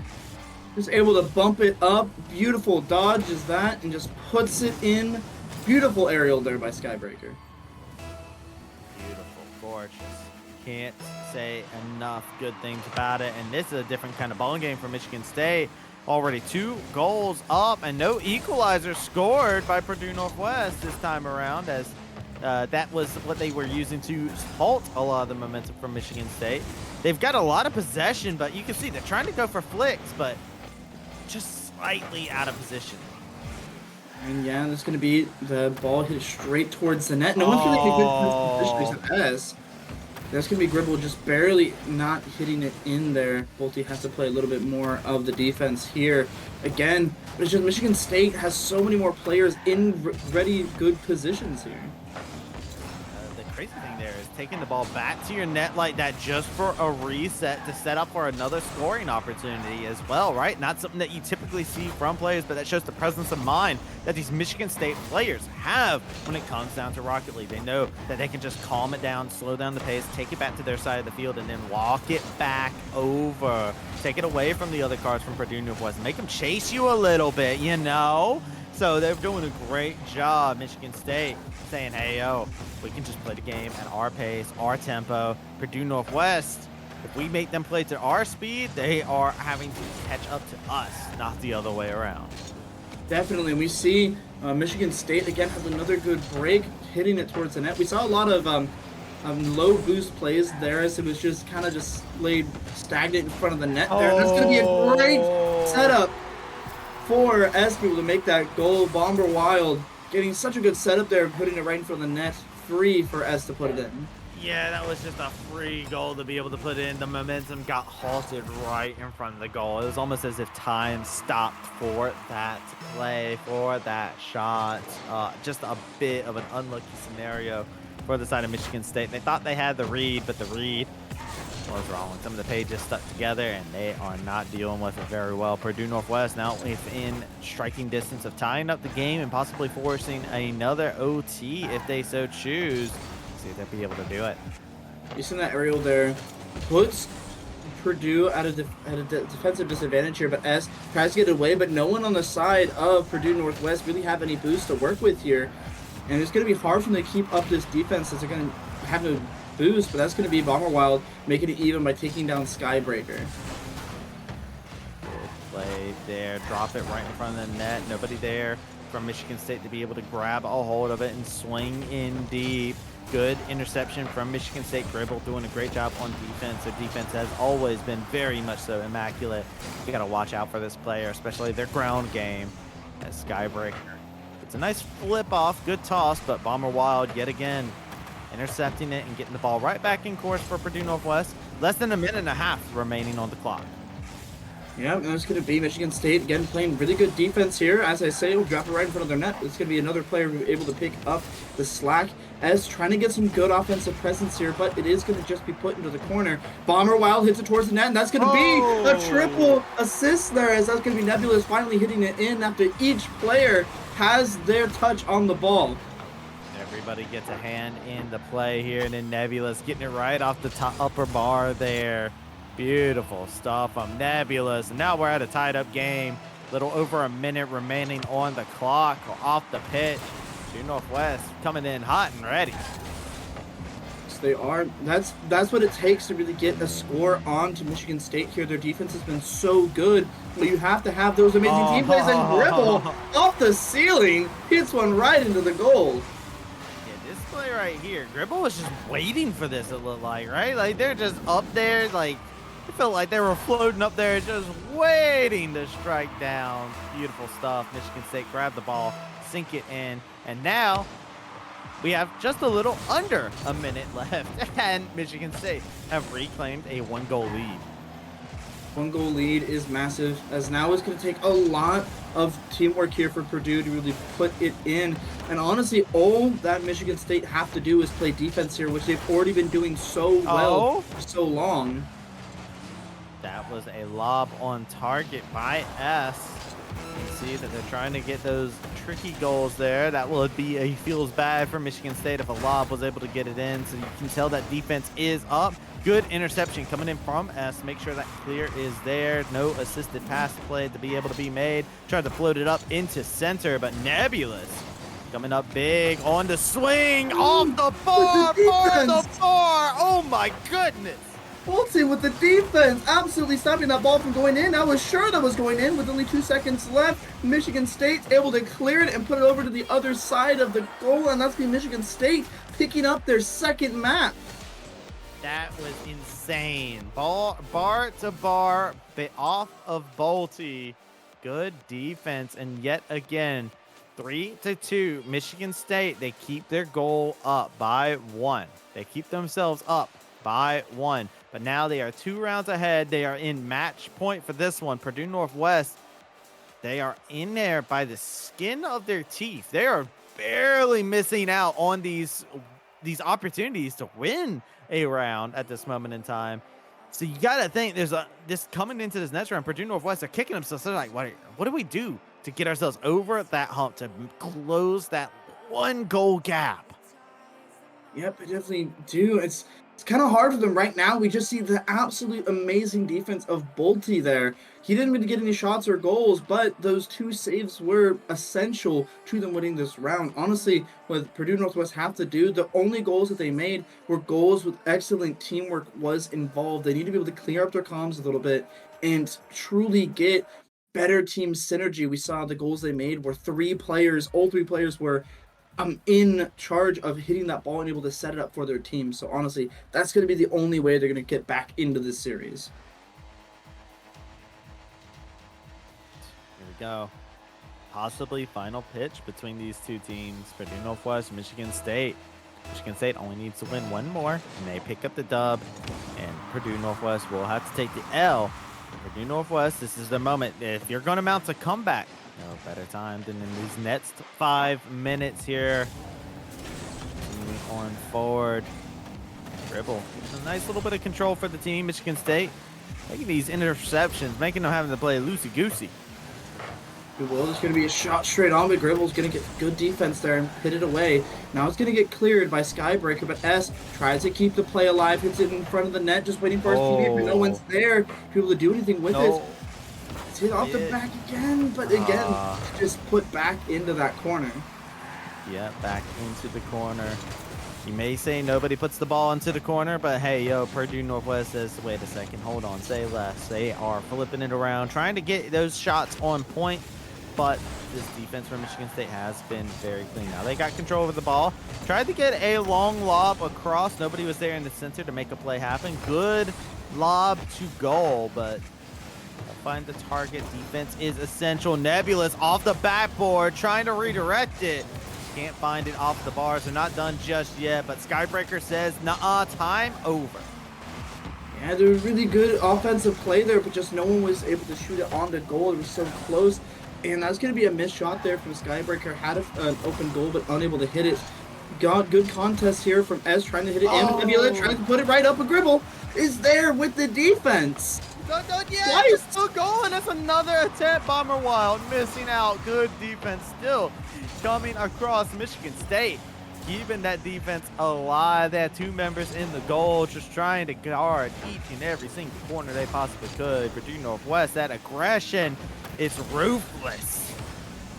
It is, and that's going to be Michigan State putting it into Purdue's corner here, hitting it towards the goal, trying to get something up, but it's going to get popped up, hit towards the net. Bolte has to get the save here, does get a touch, it's good. Yeah, the Bolte's enough to redirect it a little bit, take it off target. But man, oh man, that long clear right over the Skybreaker, who is waiting there, looking for a possible scoring opportunity. Here comes Bolte. Bolte being a big key factor to being able to get that score. We are little over 2.5 minutes left inside of this match point game for Michigan State, and neither team has been able to score despite multiple attempts at the goal. And now this bit, the ball is going to be hit midfield here, and now again put on the side of Purdue Northwest.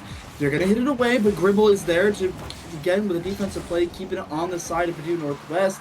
They're up in the series, so all they really are focusing on is making sure that they stay up. And with the ball just being left here, Michigan State has a good opportunity to finally get themselves ahead. Set the ball up for the team, but good block on the corner there. Actually, you could see somebody was actually in center. I believe it was Skybreaker, who was ready to just swing in there and go for a scoring opportunity. So good disruption coming out. Both these teams favoring disruption tactics inside their goals. Oh, that was terrifying. S looked for a possible score, a possible swing and a miss, though, because the defense from Bolte has been so ironclad. The defense is just so hard to get through. You have to throw the players in all different directions to try to get something in here, and it seems that offensive play trying to be made here by Michigan State, but nothing really is coming of it as no one on their team has a lot of boosts except Skybreaker. S is going to try to hit it towards the goal, but again, it gets knocked away. It's just no offense being able to be made here because of the defense on the side of Michigan State. Go. It's a nice little goal off of the side, and here is the ball over onto the other side. Purdue Northwest would like to swing in. Nebulous got the boost, looking to swing for a decisive moment. Good. Oh, that was some good coordination right there. Just look at this play. Nebulous actually held off on boosting until S was in position. He waited until S gave the go-ahead that he could swing. That is beautiful coordination that you don't have to hear it, you just know what's there. Definitely no, and that's exactly what Purdue needed. Finally, first time in this series is ahead on a round, and it's going to be Michigan State having to come up with some shenanigans of their own to go get a shot on the goal. It seems it's going to be easier said than done, as Bolte does put it in front of the net, but there's so many Purdue players, and Skybreaker just barely misses it.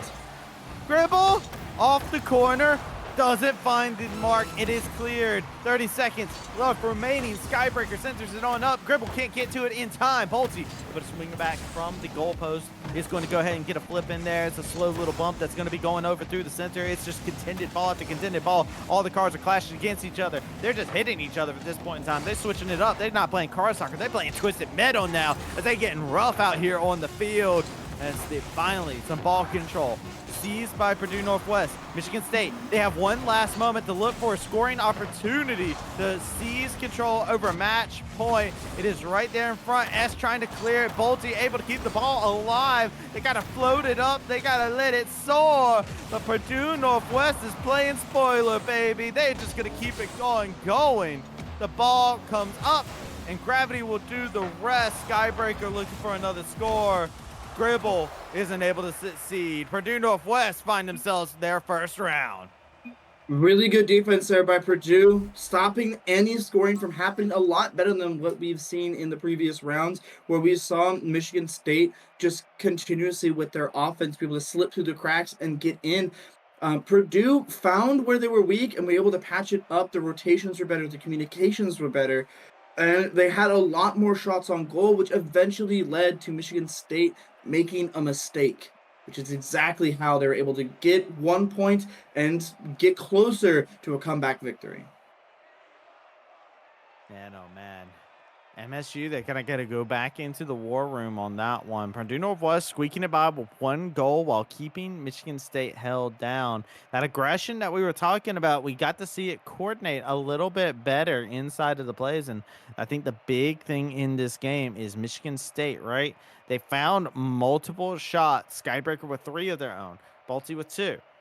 Gribble with 1, right? Like, you got 6 goals possibly on goal. You had multiple saves that you had to make. I think if you look at the flip side on everything, right? Purdue Northwest didn't have to make as many saves as Michigan State did. And I think that is starting to wear on them a little bit, right? That possession game is no joke. Yeah, the more shots you have on goal, the more opportunities you have to score. And immediately starting out, we're going to have it into the corner as you're going to see an early contest here from Purdue, hitting it right towards the net. It's just going to go in. It's Gribble. He's not in position. Hey, yo, Esper style right here. Check it out. Just takes it on up through the air, lofts it down.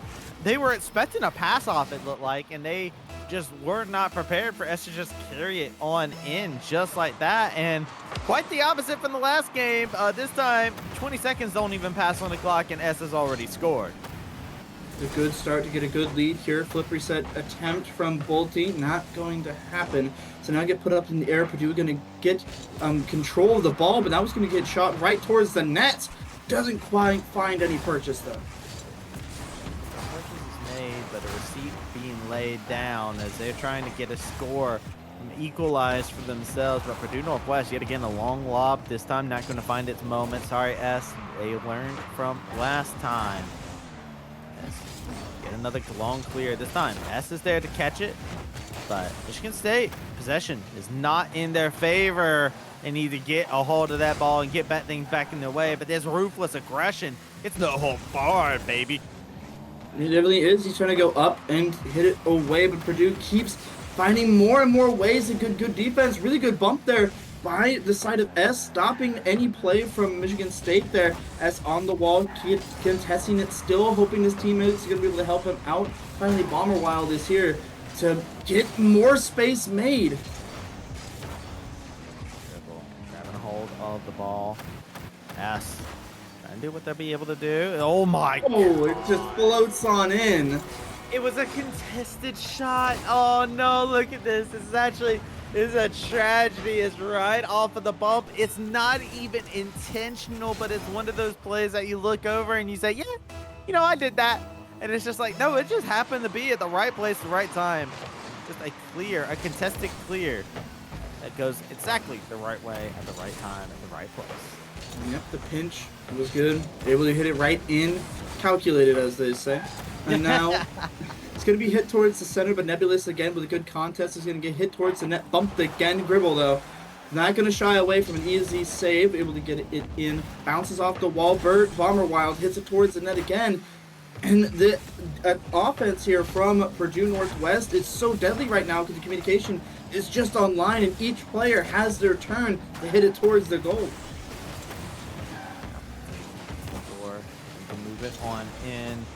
Michigan State need to find a way to get on goal, but S has been to their detriment. Also looking for another goal scoring opportunity. They want that hat trick for themselves, baby.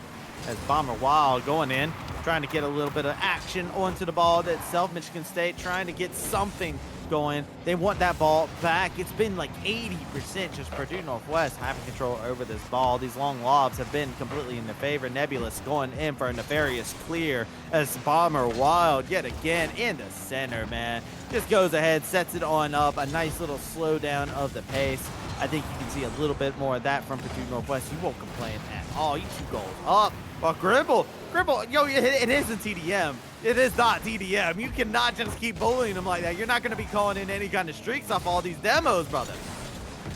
The demos were impactful, though. It's going to be to stop the offense for a little bit, but the offense is back from the side of Purdue West, and they keep keeping it on the side of Michigan State.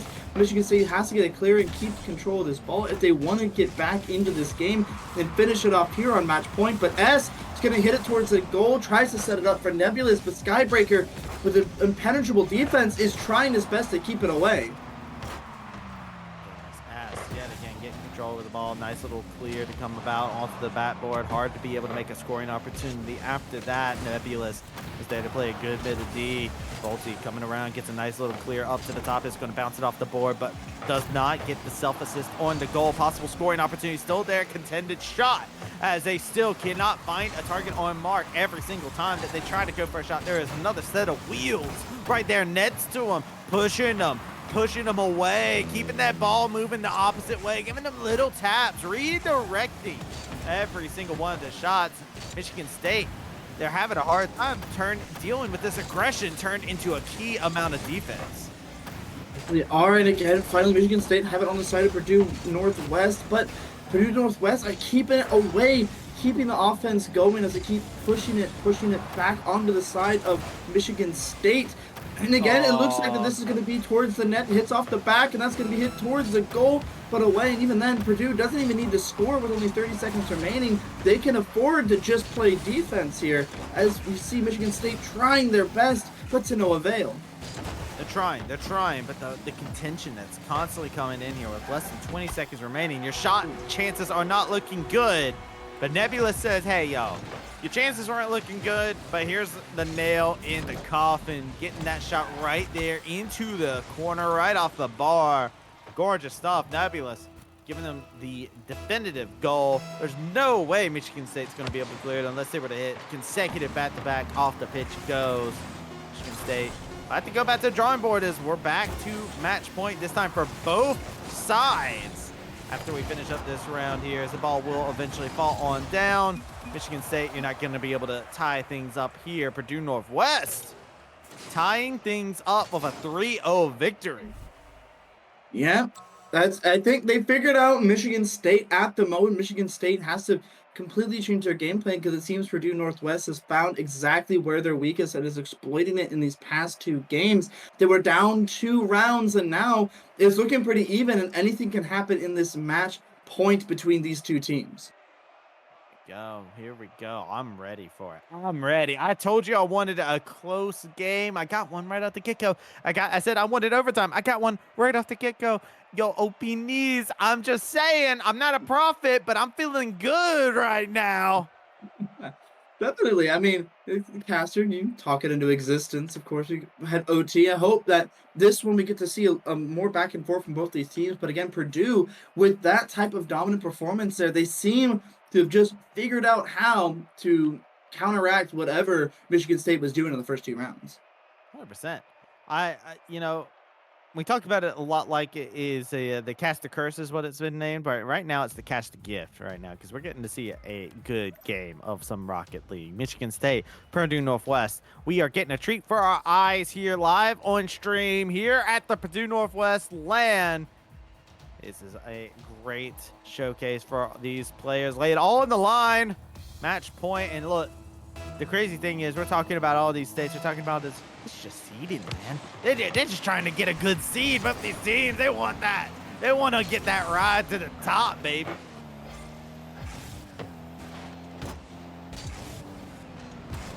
Go as the ball yet again getting drifted on up into the uprights. Gribble trying to control a little bit of the ball. MSU doing a good job being able to grab a hold of the ball right off the get-go this time around. Purdue Northwest not able to make an immediate swing into the goal, but just like they did in the last round, Purdue Northwest is coming off of the most definitive win inside of this series. So there is momentum that has to be thought about. The players have to be feeling themselves. They have that home field advantage. Remember, we are at Purdue Northwest. They got people there cheering them. And Bomber Wild says, "Hey, yo," points out to the crowd, "That one was for you." Definitely. Look at that teamwork there. So every single player on the side of Purdue Northwest had a play in that point.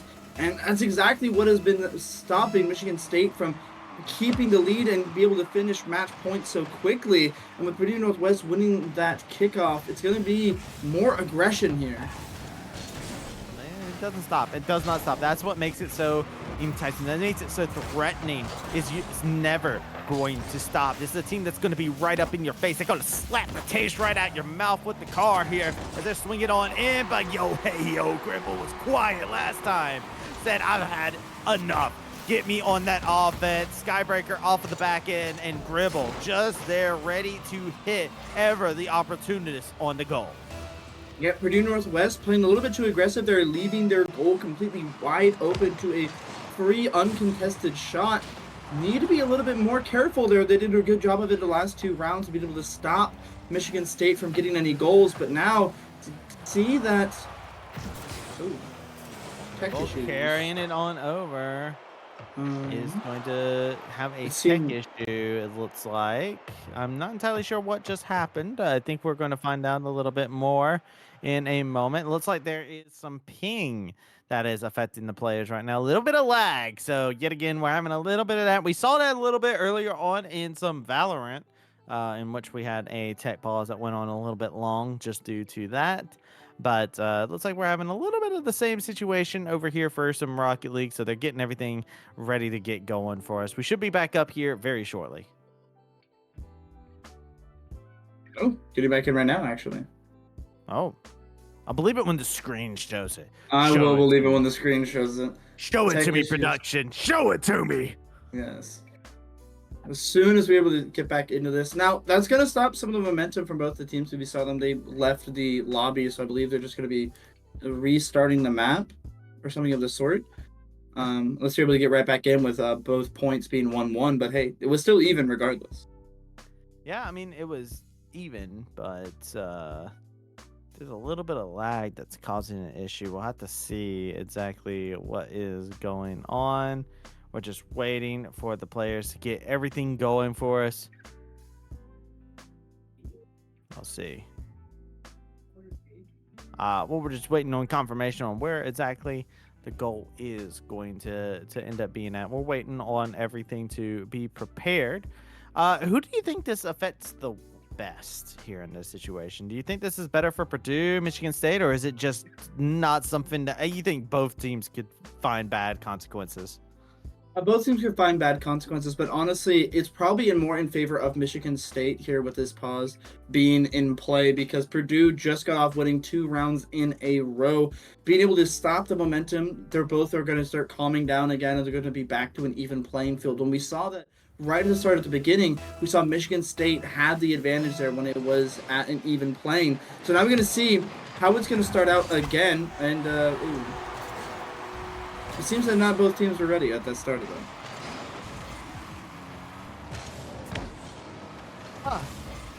I have to give myself a quick little question there. We'll see exactly how that ends up going in regards to everything. As they just immediately get that score right off the rip. That is wild. Must have been a little bit of a miscommunication of who was going to go for the ball first, but it seems that Michigan State was trying to even up the odds already, but it's going to be them just not be able to do it as Gribble's going to hit it back, get control of the ball away from Purdue Northwest. But now that it's on his side, it's going to be more advantageous for Purdue Northwest. Goal will be bouncing back and forth between the ball. Michigan State wants to go ahead and get that swing in. Remember last time, I was thinking about it. I was thinking that, Purdue Northwest, they feel like they have been doing a really good job controlling and tempering that aggression to make it that ruthless aggression that's turned into defense.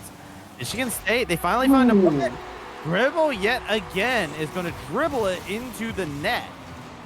Set himself off the glass, hits it right off the backboard and bangs it right down, almost indefensible as it just barely slips into the goal.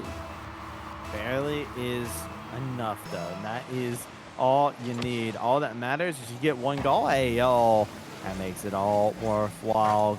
Game is tied up between these two yet again, 1-1. It's like things never changed. Yep, gonna be right towards the net. Really good defense there by Bolte, able to get on top of the ball and get it away. Nice little pass gets tossed on up.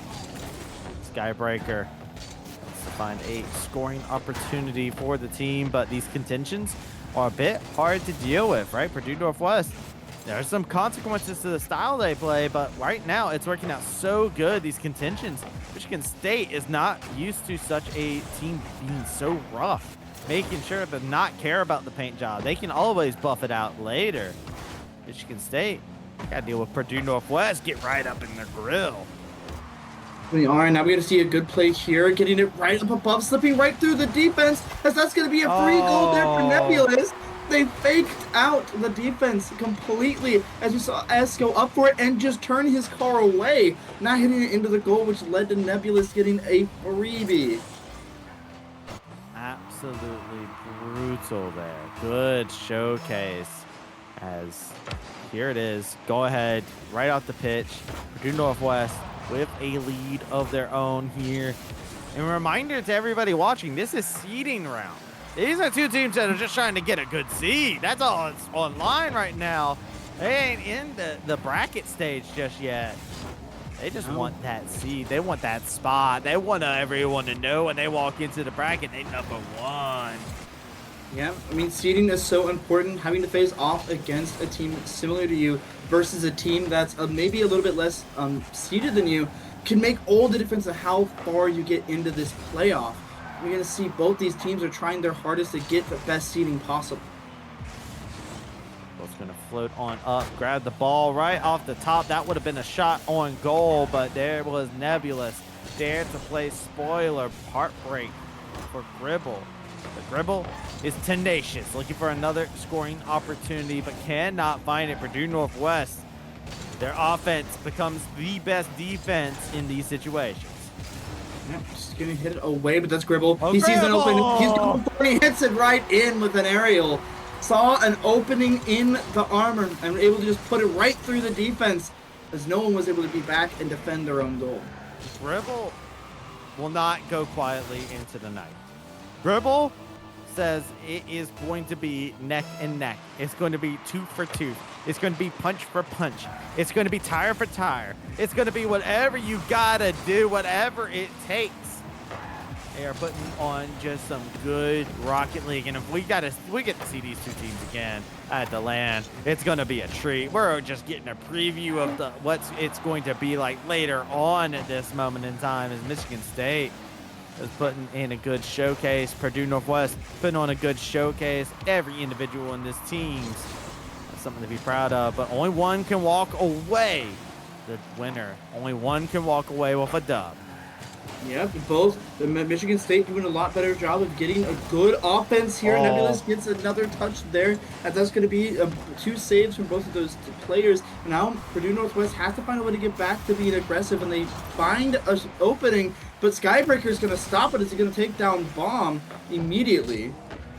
Yeah. Go ahead and disrupt a little bit of that flow. They have respawn. They get the pass over. Nice soft lob. You see Purdue Northwest trying to set up a couple of these like slower plays. They're keeping the ball slow for a little bit of time, which kind of unnerves Michigan State because they know that means that there's about to be multiple members contending with it. You see Michigan State trying to chase down the ball. The ball is the eye of the prize, and they say that we got to get the prize into the net. Got to get it over to its destination. Gribble not able to find it. Triple defense onto him, and oh, that's open net. That's a goal for Nebulous. The loss of that 50-50 there was just too impactful there. Skybreaker was on top of it, hit it away, but Nebulous hits it just at the perfect time as the mid-rotation from Michigan State was happening. Finally, the impenetrable defense of Michigan State is being fought through by Purdue Northwest. Good stuff from them as seeing what's going on. It looks like there was another technical difficulty that possibly could have happened there. Does look like to be the case. Game went over to Purdue Northwest. It looks like it was GG on that one. I'm not entirely sure if that was tech reasons or if it was an FF at the very end, but hey, Purdue Northwest, that was a little anticlimactic, but Purdue Northwest, they pick up the dub. Purdue Northwest finally getting their first game win here, just for the seeding at the moment. It's one of the more important games to be able to win to get better seeding there. I mean, that's 3 rounds back to back to back, though. Like, That that's is. pretty crazy, right? Like, they got knocked out by 1 goal 2 times in a row, 3-2, and then they turn around and they get a 1-0 game, they get a 3-0 game, and then they barely win another one by 1 goal. That is absolutely tremendous stuff from Purdue Northwest. It might be that home advantage that they got going on or whatever. That's not an easy feat to get knocked down 2-0 in a best of 5 and then turn around and reverse sweep. Gorgeous stuff from Purdue Northwest. Absolutely. Just got to give your credit to them. Yeah, they definitely felt more confident going into that 3rd round after the first 2. They figured out what was going on with Michigan State, and the teamwork was just more cohesive on the side of Purdue Northwest, and that's honestly what got them all those goals and got them this dub. Yeah, well, we're going to go ahead and get ourselves ready to go for our next setup because we got more Rocket League games coming your way. So make sure you do not touch that browser as we will be right back.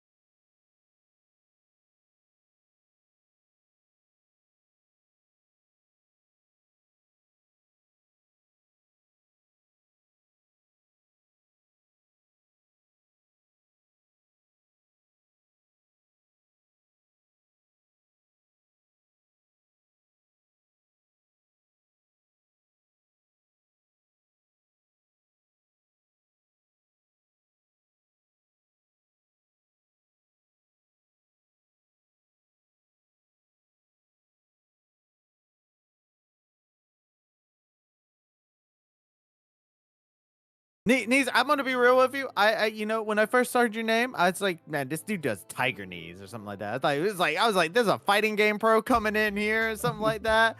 My guy coming in here dropping knowledge on some Rocket League and later on some Overwatch. Definitely will be. Overwatch definitely. Or like Overwatch a little bit more, but hey. When I'm seeing these plays from these players here, especially Michigan State, we see them playing again here. Can't be too pressed of watching them again. Michigan State just lost against Purdue Northwest, and now they're going to be going against Cornell College again, trying to get a good seed here to start the playoffs. And don't forget, they got reverse swept. That does do some things to you, but you got to shake it off out of land. Out of land, one moment of weakness can be something that's enough for a team to exploit. But Michigan State, they're looking to start things hot and ready. Bolte coming in here, and they just throwing in the ball as many times as they possibly can over there towards the net. Flutz was able to get the defense going for the squad. They had double defenders on it. Michigan State says, all right, cool, bet. We're going to take a page out. We're going to reset a little. Yep, this is going to be waiting as Flux is now getting a little bit more aggressive, but Michigan State, again, as their patented defense, is going to stop it from going in. Bolte is able to get a boom as well as get the ball up into the air. Skybreaker hits it towards the net, but it's 3 defenders there for Cornell College, and they're just going to be able to hit it away. Bolte, again, trying to get aggressive here, but Flux is dribbling the ball and is going to win the 50 against Gribble. Yep. These 50s getting contested. MSU is getting used to that roughneck style at the current moment in time. Nice little tap off of it, looking like a pass, but yet again, that defense. 3 defenders. Cornell College, they have cast an iron curtain over the goalpost, and nobody is allowed to see it. Forgetful doing a little bit of a toss backwards, but unfortunately did not catch him off tempo. MSU said, you want to pass it over to us? We'll gladly take over possession of the ball, as they're going to go ahead and take and do just that. Bolte yet again carrying the ball, being the playmaker for the team, has the most time on the ball so far inside of this game 1 of this best of 5. You see a lot more demolitions coming out here from Michigan State University. They haven't been using it often, but now in this second game that they've been playing, they're using it a lot more. Bolte, amazing save there, be able to stop Flux from getting the lead for Cornell College early, and now they're able to play into their offense. They just got done playing with a team that was going to contest them on every single thing. That was did not care about scratching up the paint job whatsoever. Did not care about having to take the vehicle back down to the shop. They did not care what they had to do as long as they got the job done. Now Michigan State, they're coming in here with a little bit more of a mean streak on these demos like you were talking about. But they haven't found a goal. Cornell's defense has been so admirable. The problem is Cornell does still need to score, right? This is a game. You can keep it to 0-0 as long as you want, but even then, eventually the time runs out and it goes into OT. You gotta score to be a winner. Forgetful remembers that and makes a critical scoring opportunity. Yeah, team be able to pass it there. Really good there. Able to pass it mid-air there as one's going to be able to flake off, and Cornell who's going to see Forgetful just be able to hit right into the corner where Michigan State just couldn't get to it. Bolte has such a good defense, but in that one moment, the defense faltered. There we go. Goodness. Skybreaker right off of it says, you know what? No. We're not doing it. We're not dealing with this. It's just an easy goal for them to be able to make. And man, I feel like now we're back at square one. Cornell College's defense, though. Oh no! There we go. One off the kickoff, and that's just going to be Bolte and Skybreaker able to just do such a good job there.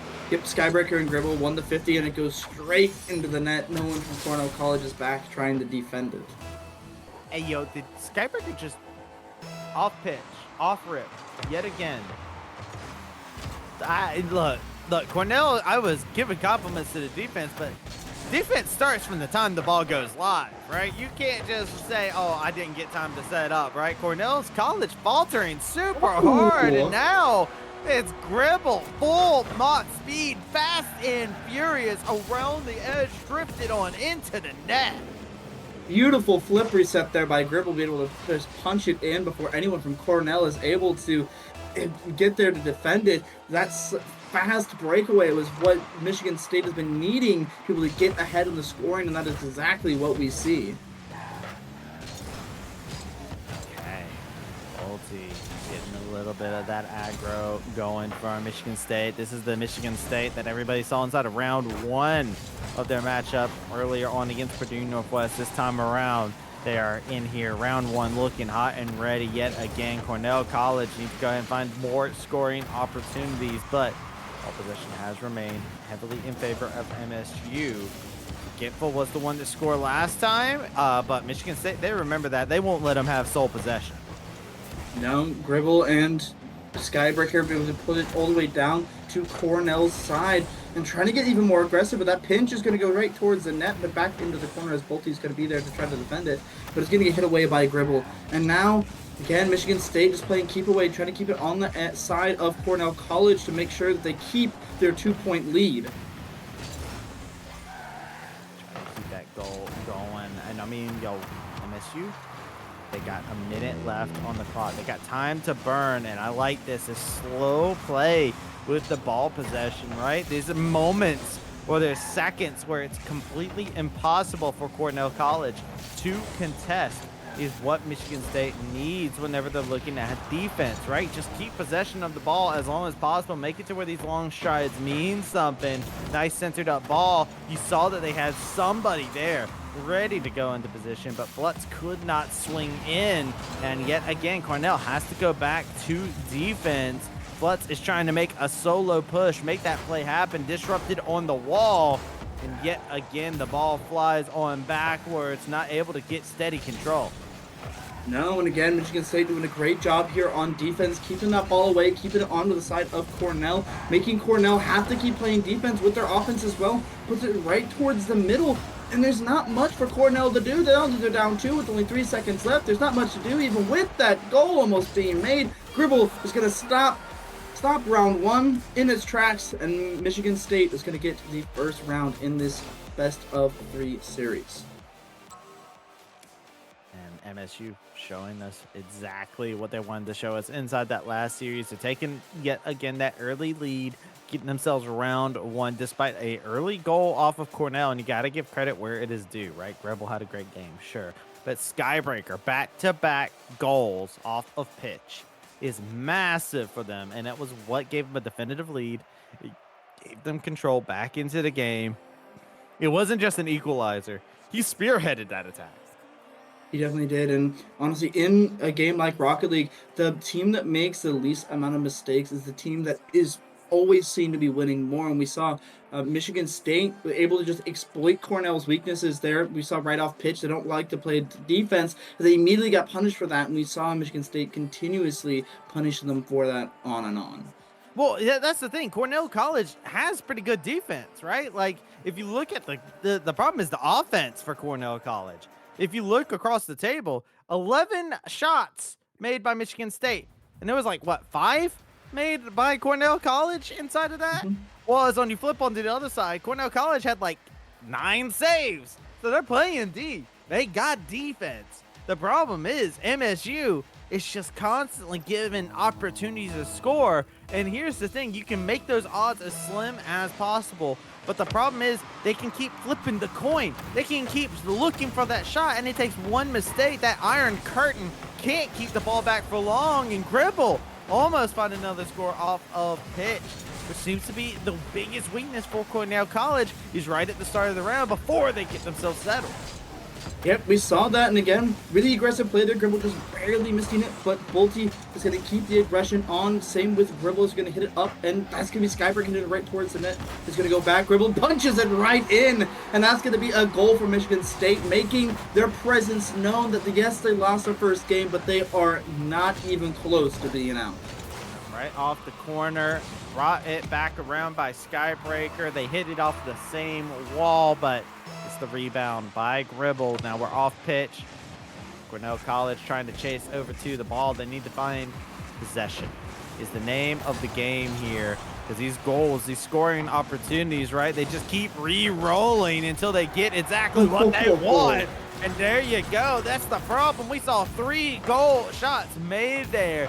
They turned into passes as Bolte finishes things off. That is the problem. You can have that ironclad defense, but it's not going to stay up forever. Really good team play there by Gribble. He was able to fake out the defense, thinking that it was going to be Gribble's ball they had to worry about, but they wasn't. Oh, and it seems that Cornell College is going to be able to get a score back to make it only a 1-point game here. But yeah, after that, right off kickoff, 50-50s happen. Let's see here. Go ahead. Michigan State up in terms of the goals, but Cornell College find themselves up in 1 goal. Gotta see now. It's kind of crazy. We're 4 minutes left still in this round, which is wild to me because this has been a very fast-paced round with already 3 goals scored between these two teams. Definitely has been such a lightning fast round. I think both of these teams have realized they need to play a little bit better defense here. And that's what Cornell College is going to be doing, be able to get it away. But now Cornell has to try to get a good offense here. Gibble just taking it away from them. And that's going to be him controlling the ball all the way down. Tries to get a flip reset, but it's going to get contacted in air. Flux hitting it away and trying to put it right into the net. But it's going to get taken away by Skybreaker again. Oh my goodness, here it is. Goes ahead, gets the tap. Rebel. Nice little contention there. They are able to center up the ball. Soft lob into the center field. Equal into anything. Cornell College, they've caught the memo. They know they got to play a little bit more offense, but they have not gotten control of the ball. Nice demo there. We'll give them a little reset, a little breathing room on this offense, but Michigan State are slowing the game down with some of their air ball play. Definitely are. Flux trying to be in position for his teammate, but it's going to get contested early by Dribble and Skybreaker.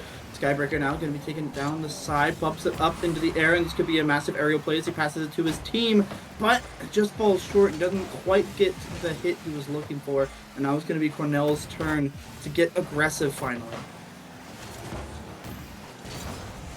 And another lob. Gribble.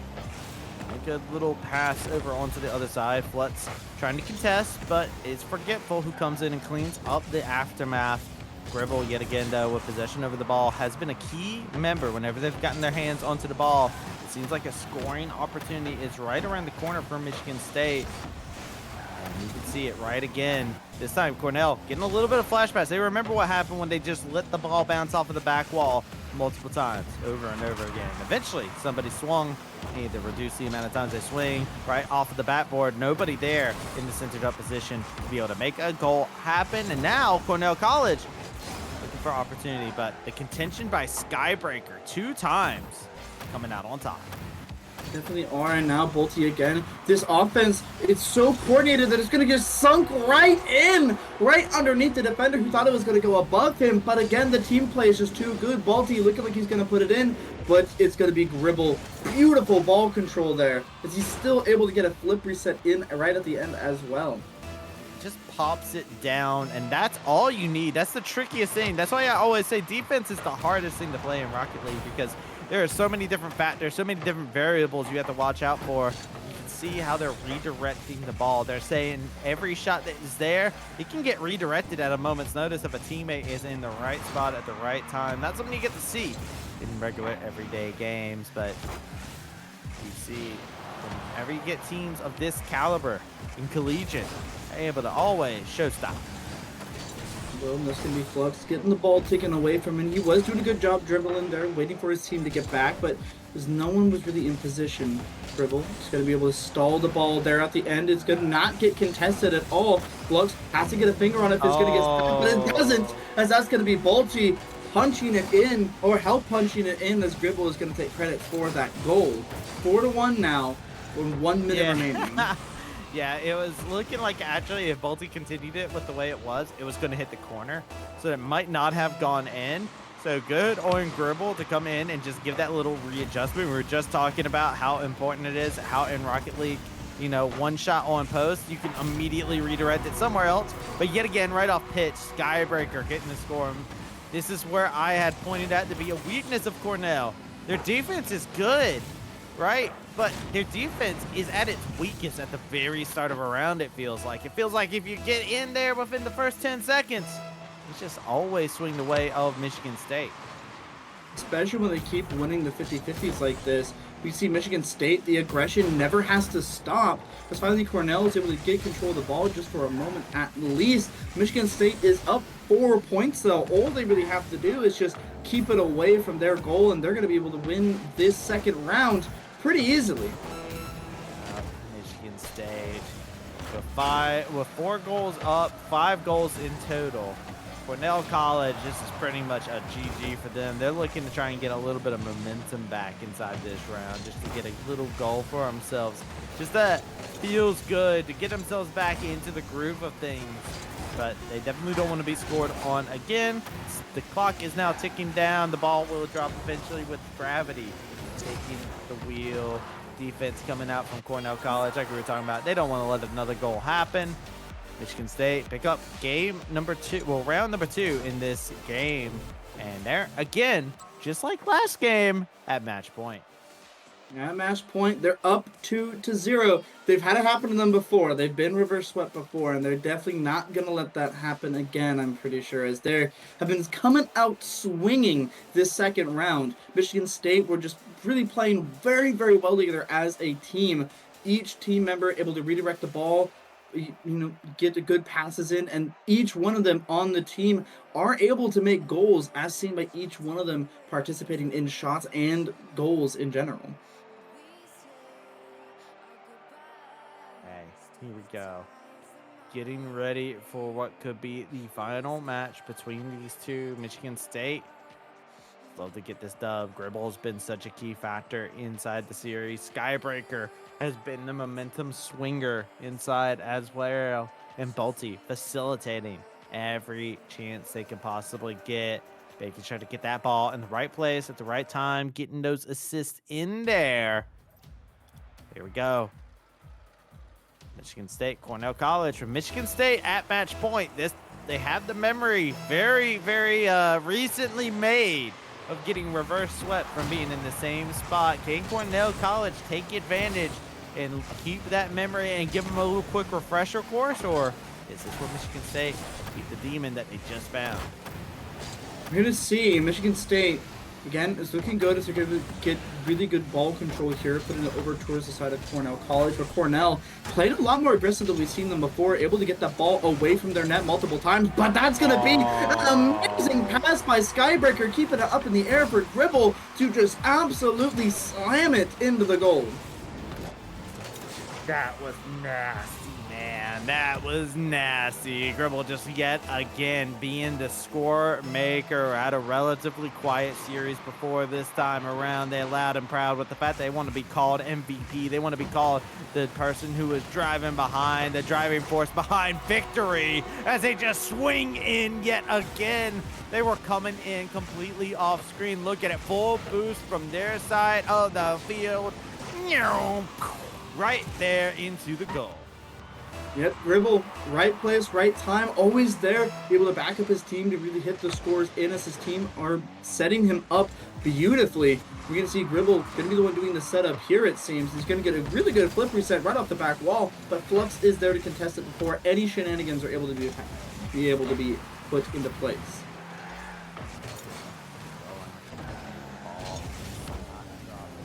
College.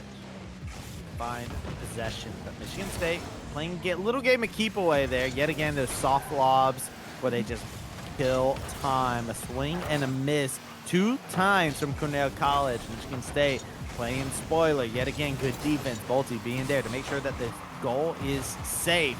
Open net, but not full of possibilities for Cornell College. They can't find anything but the bar. Yeah, but again, Gribble now again getting aggressive as we've seen so many times. See Michigan State here really turning the tempo of what they did last game. Instead of being on the back foot, they decided to play way more aggressive and keep the ball away from the enemy team. And now we see Gribble going to be able to just bounce it away. And really good 50-50 win there as he's going to take it almost all the way to the net. But Flux is there with the defense, trying his best to keep it away from the goal and keep his team in this. Trying the best that they possibly can. But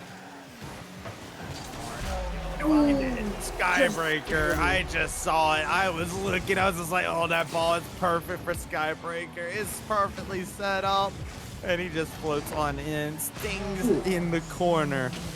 It's a rainy day. It is pouring for Cornell College, as that is a hat trick for Gribble. Skybreaker there, really good job playing with his team. Put it in the only spot on goal where that the defenders weren't.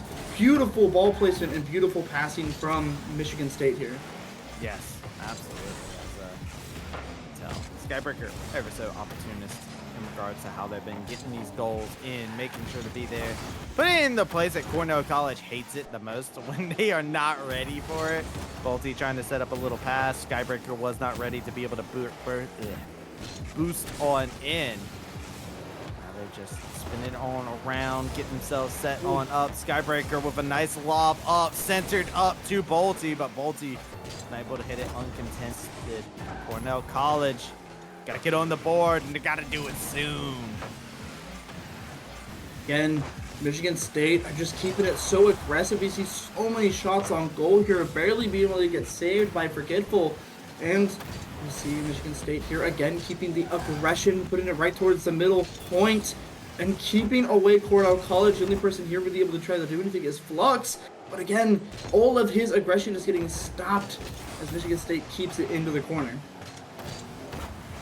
Stuff yet again. Skybreaker finding their second goal. Just tap after tap. Bolte hits it up, lobs it into the middle. Gribble gives it back to Bolte, back to Skybreaker. It's a three-man perfect triangle being done there right in front of the post. Good luck trying to defend that. I don't even think anyone could defend something like that. That's three players bouncing in so many different directions. The ball could have gone anywhere on goal, and it just decided to go in the perfect place. And I'm going to be Bolte trying his luck to get his goal this time, but it's not going to land in. But again, with 4 up with a minute and 30 remaining, Michigan State looking really good this series.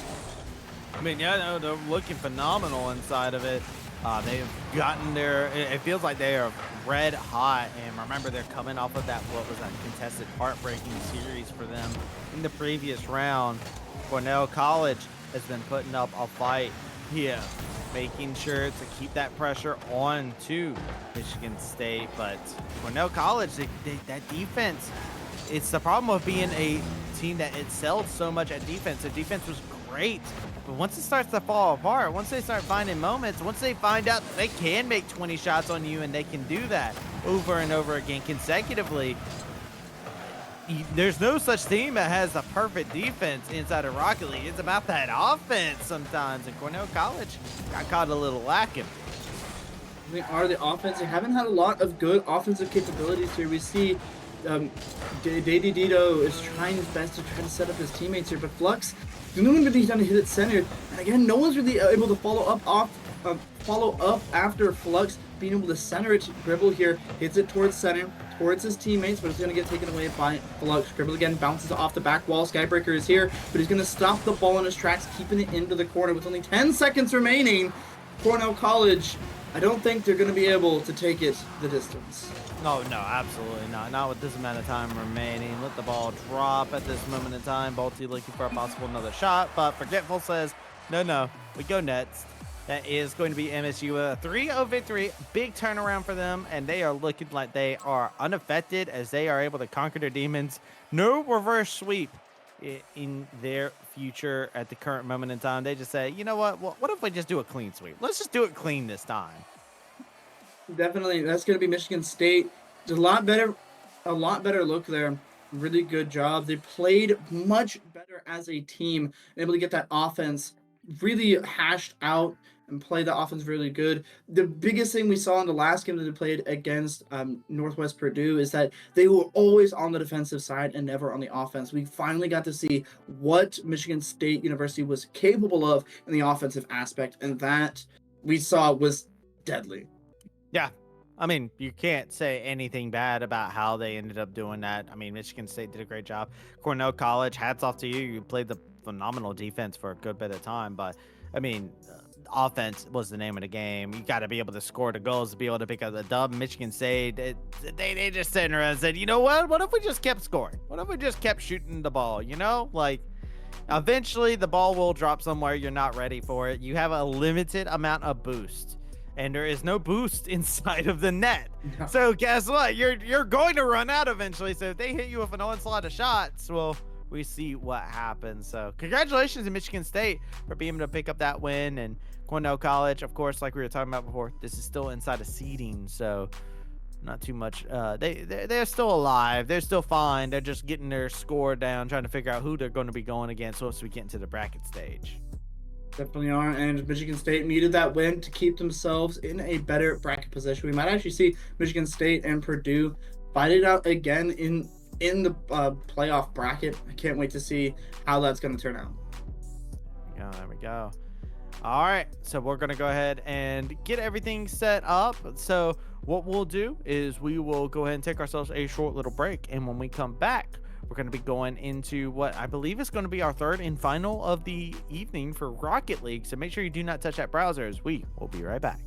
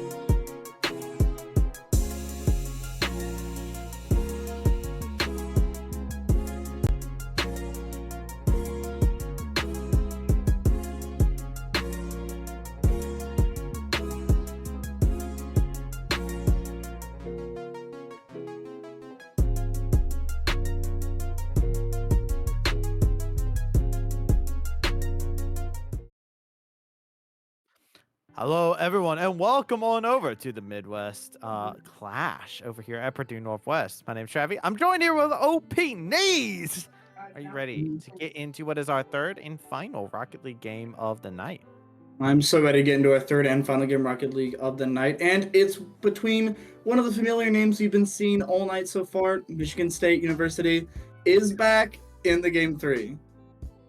Oh, I'm sorry. I had to check real quick to see. This is at Purdue Northwest. What? How did this become a Michigan State stream right now? We got Michigan State 3 times back to back. It's just like a Valorant now, where we've had one team that's just gotten a lot of love on stream. But you know what? It's cool. It's fine. I want to see actually how these two teams go head to head against each other, just because of the fact that when we do go over and look, Simpson just went against Purdue Northwest, who had beaten Michigan State in a reverse sweep.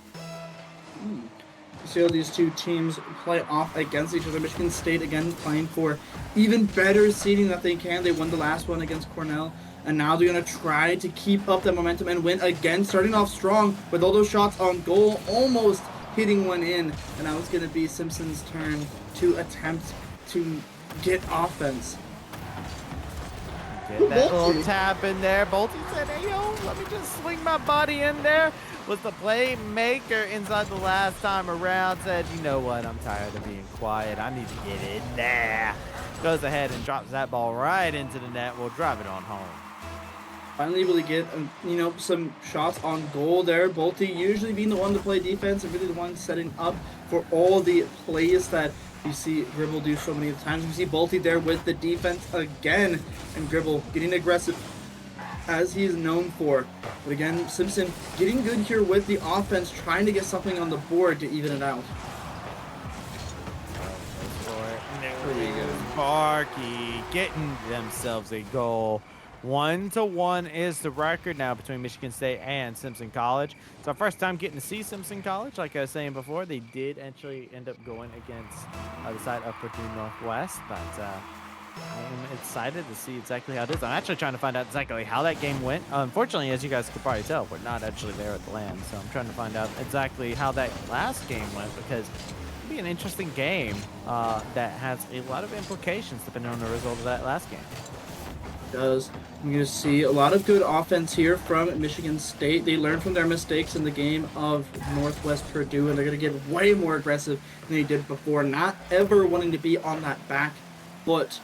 Gribble trying to put it in through 3 defenders, but it's not going to quite make it in. Tried to go soft and gentle, but unfortunately they were there, ready, willing, able to get that block off. Now Michigan State flipping around, trying to see if they can get control over the ball yet again, get themselves some setup going. Skybreaker trying to neutralize the position on the ball, but yet again another swift swing by Simpson College. Make sure that they will push things on out in their favor. Is this ball just going to stay in midfield? Gribble looking for a breakaway. He's going to find it as the convention does drive the ball into the corner, and Skybreaker can't redirect the ball back to the center. Gribble making another opportunity, but nobody there for the cross-up. Almost not there. Barkey, Bolte tried to put it in, but just barely didn't have the angle there. If that went in, it would have been the second goal for them, but that's going to be Simpson able to put it away. But again, Michigan State University keeping up the aggression, the offense, keeping it onto the side of Simpson College, trying to see if they're able to poke and prod at the defense to get another score. And they are looking to get in there. Bolte trying to get another little shot in there. Lobbed up slowly. Could have been a setup for a center shot off the top bar. Can't find goal as it will get cleared away. Simpson College able to barely survive a precarious situation. Bolte, good ball control there to get it towards the center field, and that's going to be Skybreaker taking it away, hits it towards the net with a dribble, but he's going to get saved by Gisole. And now, again, Gribble trying to get aggressive here. Simpson trying to hit it away, but not Michigan State just going way too aggressive. That's going to be Bolte hitting it up again, but again, can't quite get it up. The top bar is stopping him from hitting it there. If the The goal was just slightly bigger. I believe Bolte would have had the most scoring out of all the teams so far. Yeah, Bolte would have made some goals happen, but instead it's Skybreaker who's going to be leading the way forward. Bolte got a nice contention off, and then Skybreaker with the lob. You can see Bolte playing interference as well. Beautiful, beautiful. I didn't see that the first time. Bolte literally put his body on the line, able to meet the defender halfway and stop him from defending that ball. What amazing team play from these teams. Having a great game one here inside. It was a quiet playmaker inside the last one. Kind of just had an eye on the field, but this time around has been a key member. A big reason why 2 goals have happened. This time, Gribble says, you know what?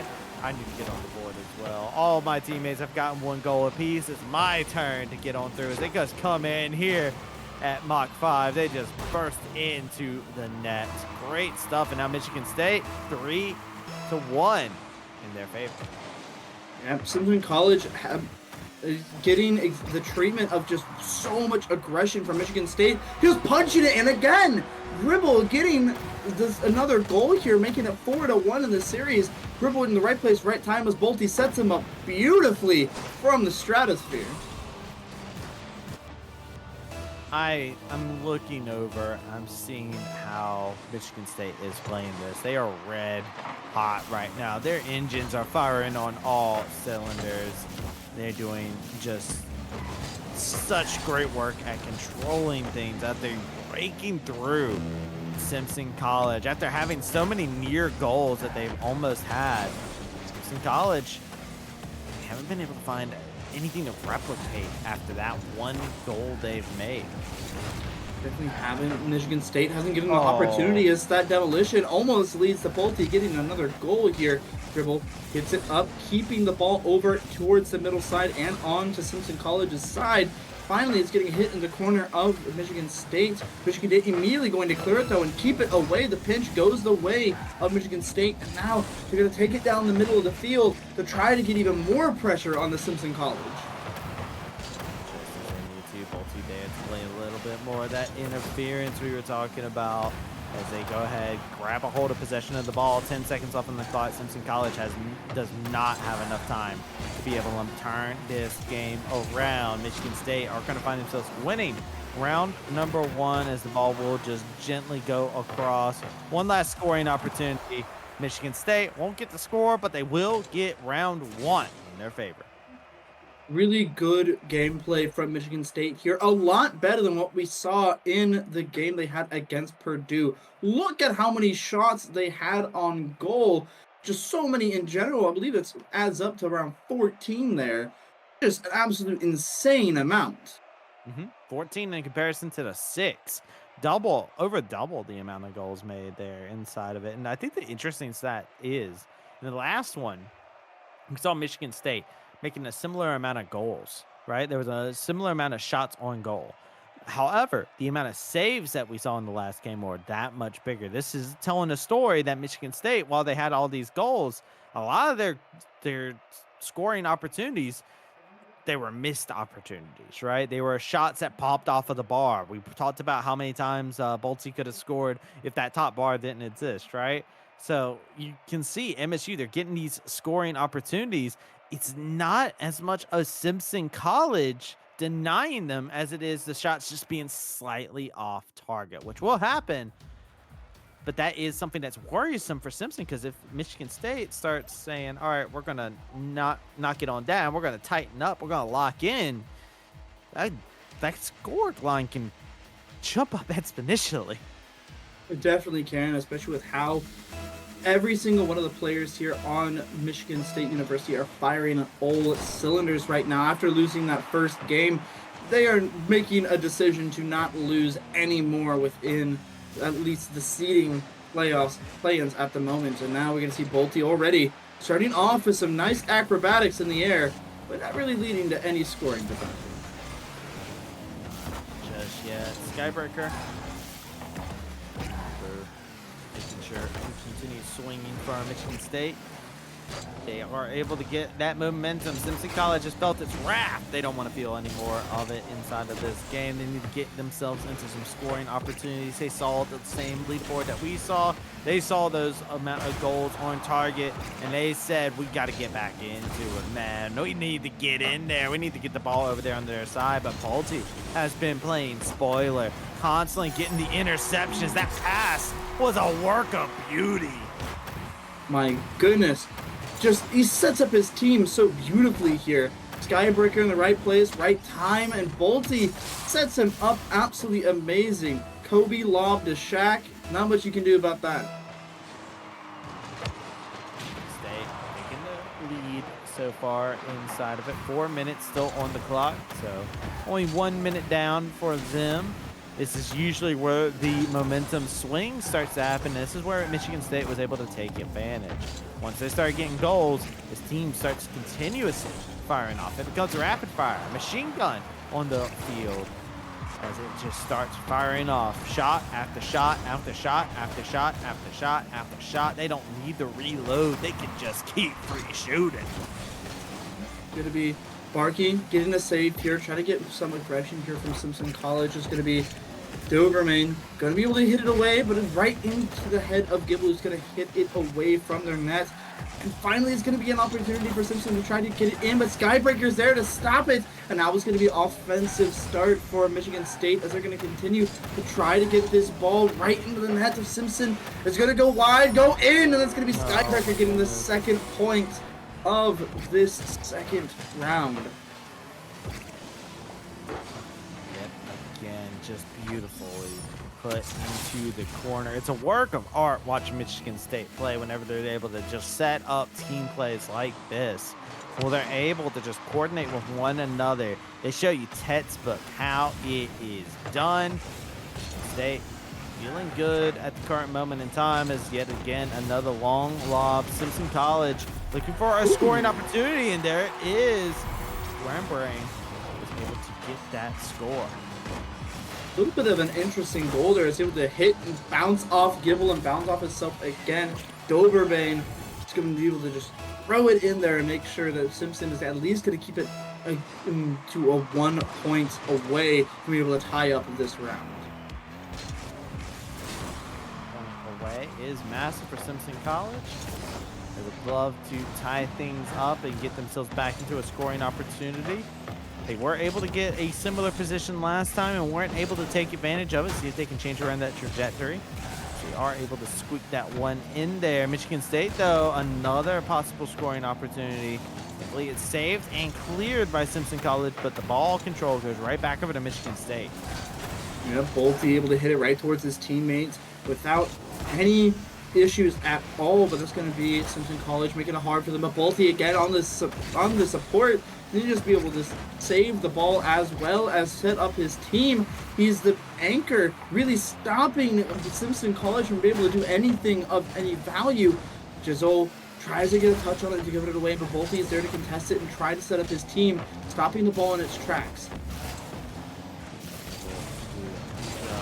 That you can see yet again the demos, a possible scoring opportunity, but yet again, Bolte, the bane of Simpson College, making sure that any scoring opportunity is just another one for him to transition over to offense as the ball swiftly switches over to being in favor of Michigan State. Looking for the swing, doesn't get it off the reset there, but Barkey going for a goal of their own. Skybreaker was able to play some key interference. Good demo. They got two demos back to back. Only one member was on the field for a moment there, but they have respawned since, and Michigan State was not able to gain control of the ball, and instead it's Jazzle gets the score.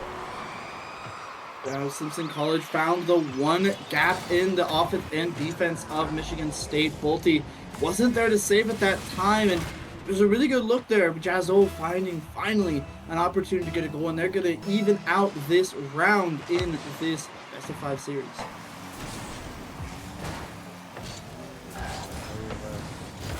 Some of those shots on in. You're evened up. You want to go ahead and get OT, you think, but no.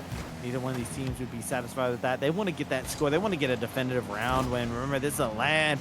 There is a lot of games being played, and these players, They want to finish things off. They want to be able to get themselves ready and composed for what their next challenge presents in front of them.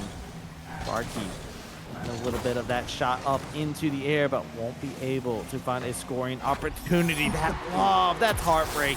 Skybreaker, I thought he was going to be able to get to it in time, but this is just a defensive bump. That was just a clear, and it just so happened to be a happy accident. The pinch, good there by Skybreaker, hitting it away from the goal and hitting it into Simpson College's goal. Best you can do on defense. And with Simpson College trying to keep up the aggression, no one was back in time. And now Michigan State is going to be up 1 point here on the second round. And it's going to be hard for Simpson College to get it back. But this is a good start as the ball is in their favor. But Gibble finding a way to just send his car directly at the ball to stop any forward progress. Oh. Yet again, the equalizer. That was heartbreaking. Like, it's just like you were just saying, uncharacteristic mistake coming in here, but it was made. It looks like it just bounced right off of him. Balti, one of the uncharacteristic miss from him. Usually they're on top of it defensively, but it seems that having to focus for 3 games in a row, back to back to back, sometimes you have a lapse in judgment, and that's exactly what happened there. But Bolte trying to make up for it by keeping the play alive. But Simpson College keeping it away, gonna send it into overtime whenever the ball touches the ground. I don't think it's gonna touch it just now, and that's gonna be just barely a save there from Simpson College. Now we're in overtime. Overtime. It is Michigan State wanting to go ahead and get themselves in the match point. Simpson College, they equalize everything. If they're able to get a goal here, Bolte carrying it over. Go overtime, 8 seconds long. Wasn't long at all. Michigan State say, we want match point. Dang it, they will get it. Bolte able to maneuver his way away from the defender of Simpson College, and that's going to put them to match point here. Michigan State very, very aggressive now after coming out of that win they just had, and honestly, this is looking amazing for them. It's a beautiful, beautiful turnabout from Michigan. They are doing everything that they need to do right, the right way. And I did get information in regards to it. Purdue Northwest did beat Simpson College in their last go-about.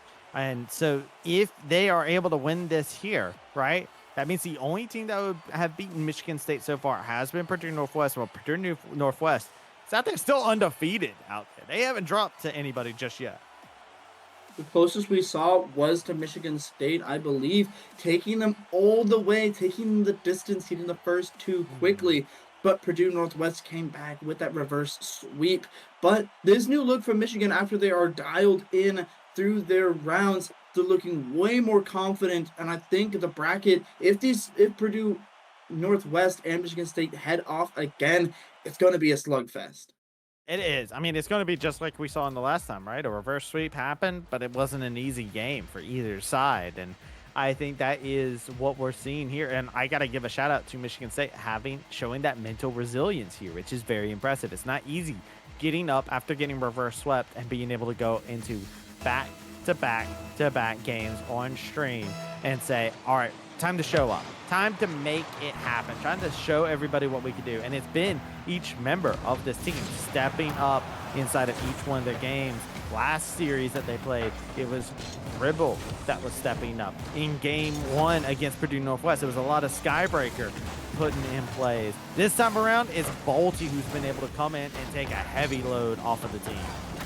Oh, Griddle just barely out of range there, not be able to get that play. You're going to see a line drive straight towards the net, but Gribble to take it away and stop it from going into the net.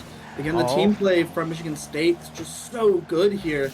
And they're going to have to keep it up and keep the communication live and ready. If they're going to keep it up, and that's going to be Barkley sending it in. Interception. Yo, that was a brutal. Like, look at this. He full boosted into it. Skybreaker was not aware of where Barkey was and didn't realize that Barkey was going to just swing like that.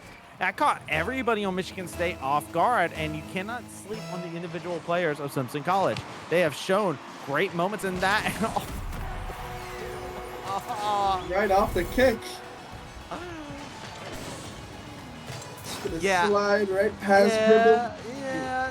He lost the 50-50. He tried to go for a really... Gribble went for a very soft bump there. And, like, you just can't do that when the other side's going to full commit. And Gribble kind of kicking himself there. He's been a little bit quiet these past 2 games so far, but he's trying to just make up for it by going right towards the net immediately. And there's going to be Skybreaker trying to help out his team by setting it up. It's up in the air, but there's going to be a demolition on the side of Simpson College to be able to stop the momentum Michigan State has. 2-0 right now in favor of Simpson College here, and there's going to have to be a save have to be made to keep the lead from growing. It's just going to continue this offense going back and forth, just going between each other. Simpson College turning things around, saying, we've seen what Purdue Northwest did. We just got done facing them. We fought them in a hard-fought series as well. Let's see what we can do. They were watching that series as well. Reverse sweep is in their eyes as a possibility, but Skybreaker wants to deny their reality and just say, hey, yo, this is our time, our moment, our place. Really good job getting it right before Jazol could get there and putting it in the perfect spot right in the top right corner. No defenders were able to do anything about that as it was just out of their reach. Michigan State now 1 point away from tying it up here. It is match point. Simpson College fighting to have it go the distance to try and reverse sweep this team. Go ahead and get a nice little lob there. Simpson needs to continue to keep the lead for themselves. Good aggression coming about. They're making sure that Michigan State cannot get comfortable. This is a nice adaptation coming out from the squad. But check out Bolte. Yo, Bolte just rode with the ball on the hood. Just check this out.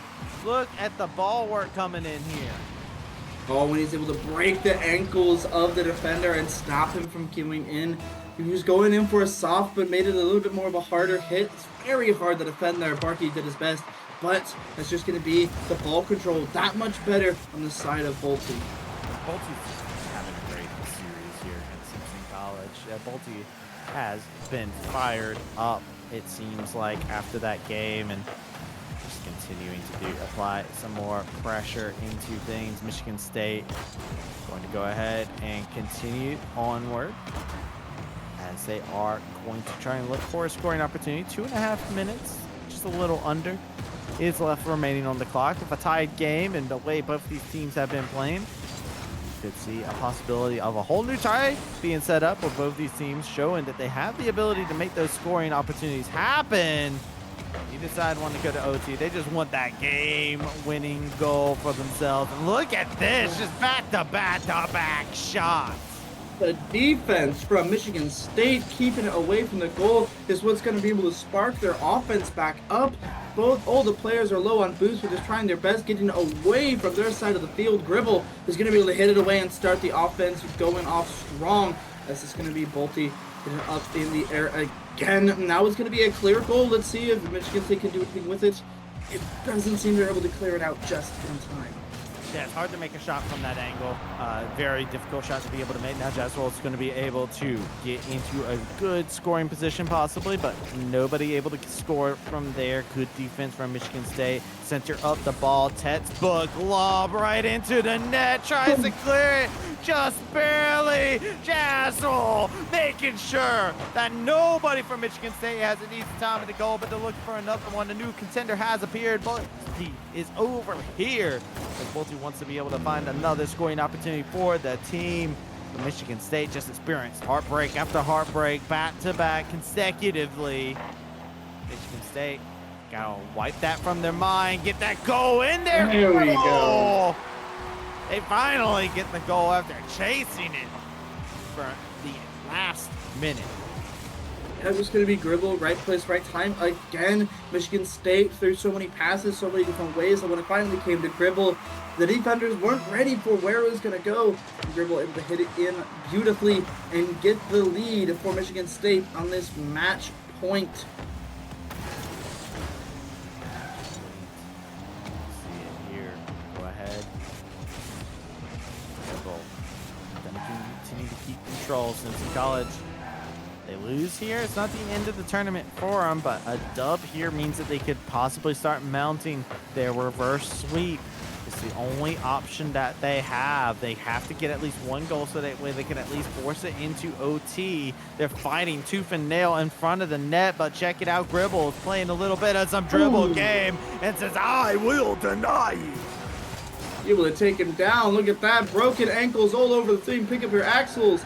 Gribble hits it away. That's going to be Dubermain trying to hit it out, but just can't catch up with the ball. And that's going to be Michigan State with a 2-point lead with 10 seconds remaining. Going to be the kickoff. It's going to have to be a miracle for Simpson College to tie it up. I'll tell you right now, miracles when the time clock is set up like this just do not exist for Simpson College. They are not going to find a miracle. Michigan State says they just believe in the magic. They find themselves with another 3-0, and they have recovered beautifully after that first game defeat. Definitely. Michigan State looking way more active here in this third game, and even the second game that they played. If they played like this against Purdue, I think we would have seen a much different series than what unfolded. Michigan State finally came alive. The teamwork was there, and the offense was so essential to their game plan. And this bracket's looking like an exciting one, though, with how contested this series was. Despite it being a 3-0, Simpson College did put up a major fight in a major way. Michigan State had to bring out everything they did. You got to give the highlight to Bolte. Bolte had a great job inside of this series here, controlling the ball, making sure to manipulate exactly where the ball was going to. Big fan of Bolte inside this series. Definitely my MVP for this last series going against Simpson College. But just a great showcase here out in the Midwest clash over at Purdue Northwest. Yep, definitely Bolte. The playmaker there, not only was he on goal scoring, shooting at the goal, he was saving, he was setting up his team. If there was a goal, Bolte had a play in it in that series against Simpson. And yeah. Just good stuff. Just good stuff. So congratulations to Michigan State for being able to find themselves with a nice recovery, getting 2 games for themselves. Purdue Northwest playing off screen. I'm curious actually if they will continue and find themselves undefeated throughout the night. But we won't be able to find that out because we are switching away from Rocket League here on the stream, and we're going to start getting ourselves ready for some Overwatch. So thank you everybody who tuned in for some Rocket League. But we're going to take a short break, and when we come back, we're going to be getting into some Overwatch 2. So make sure you do not touch that browser, as we will be right back.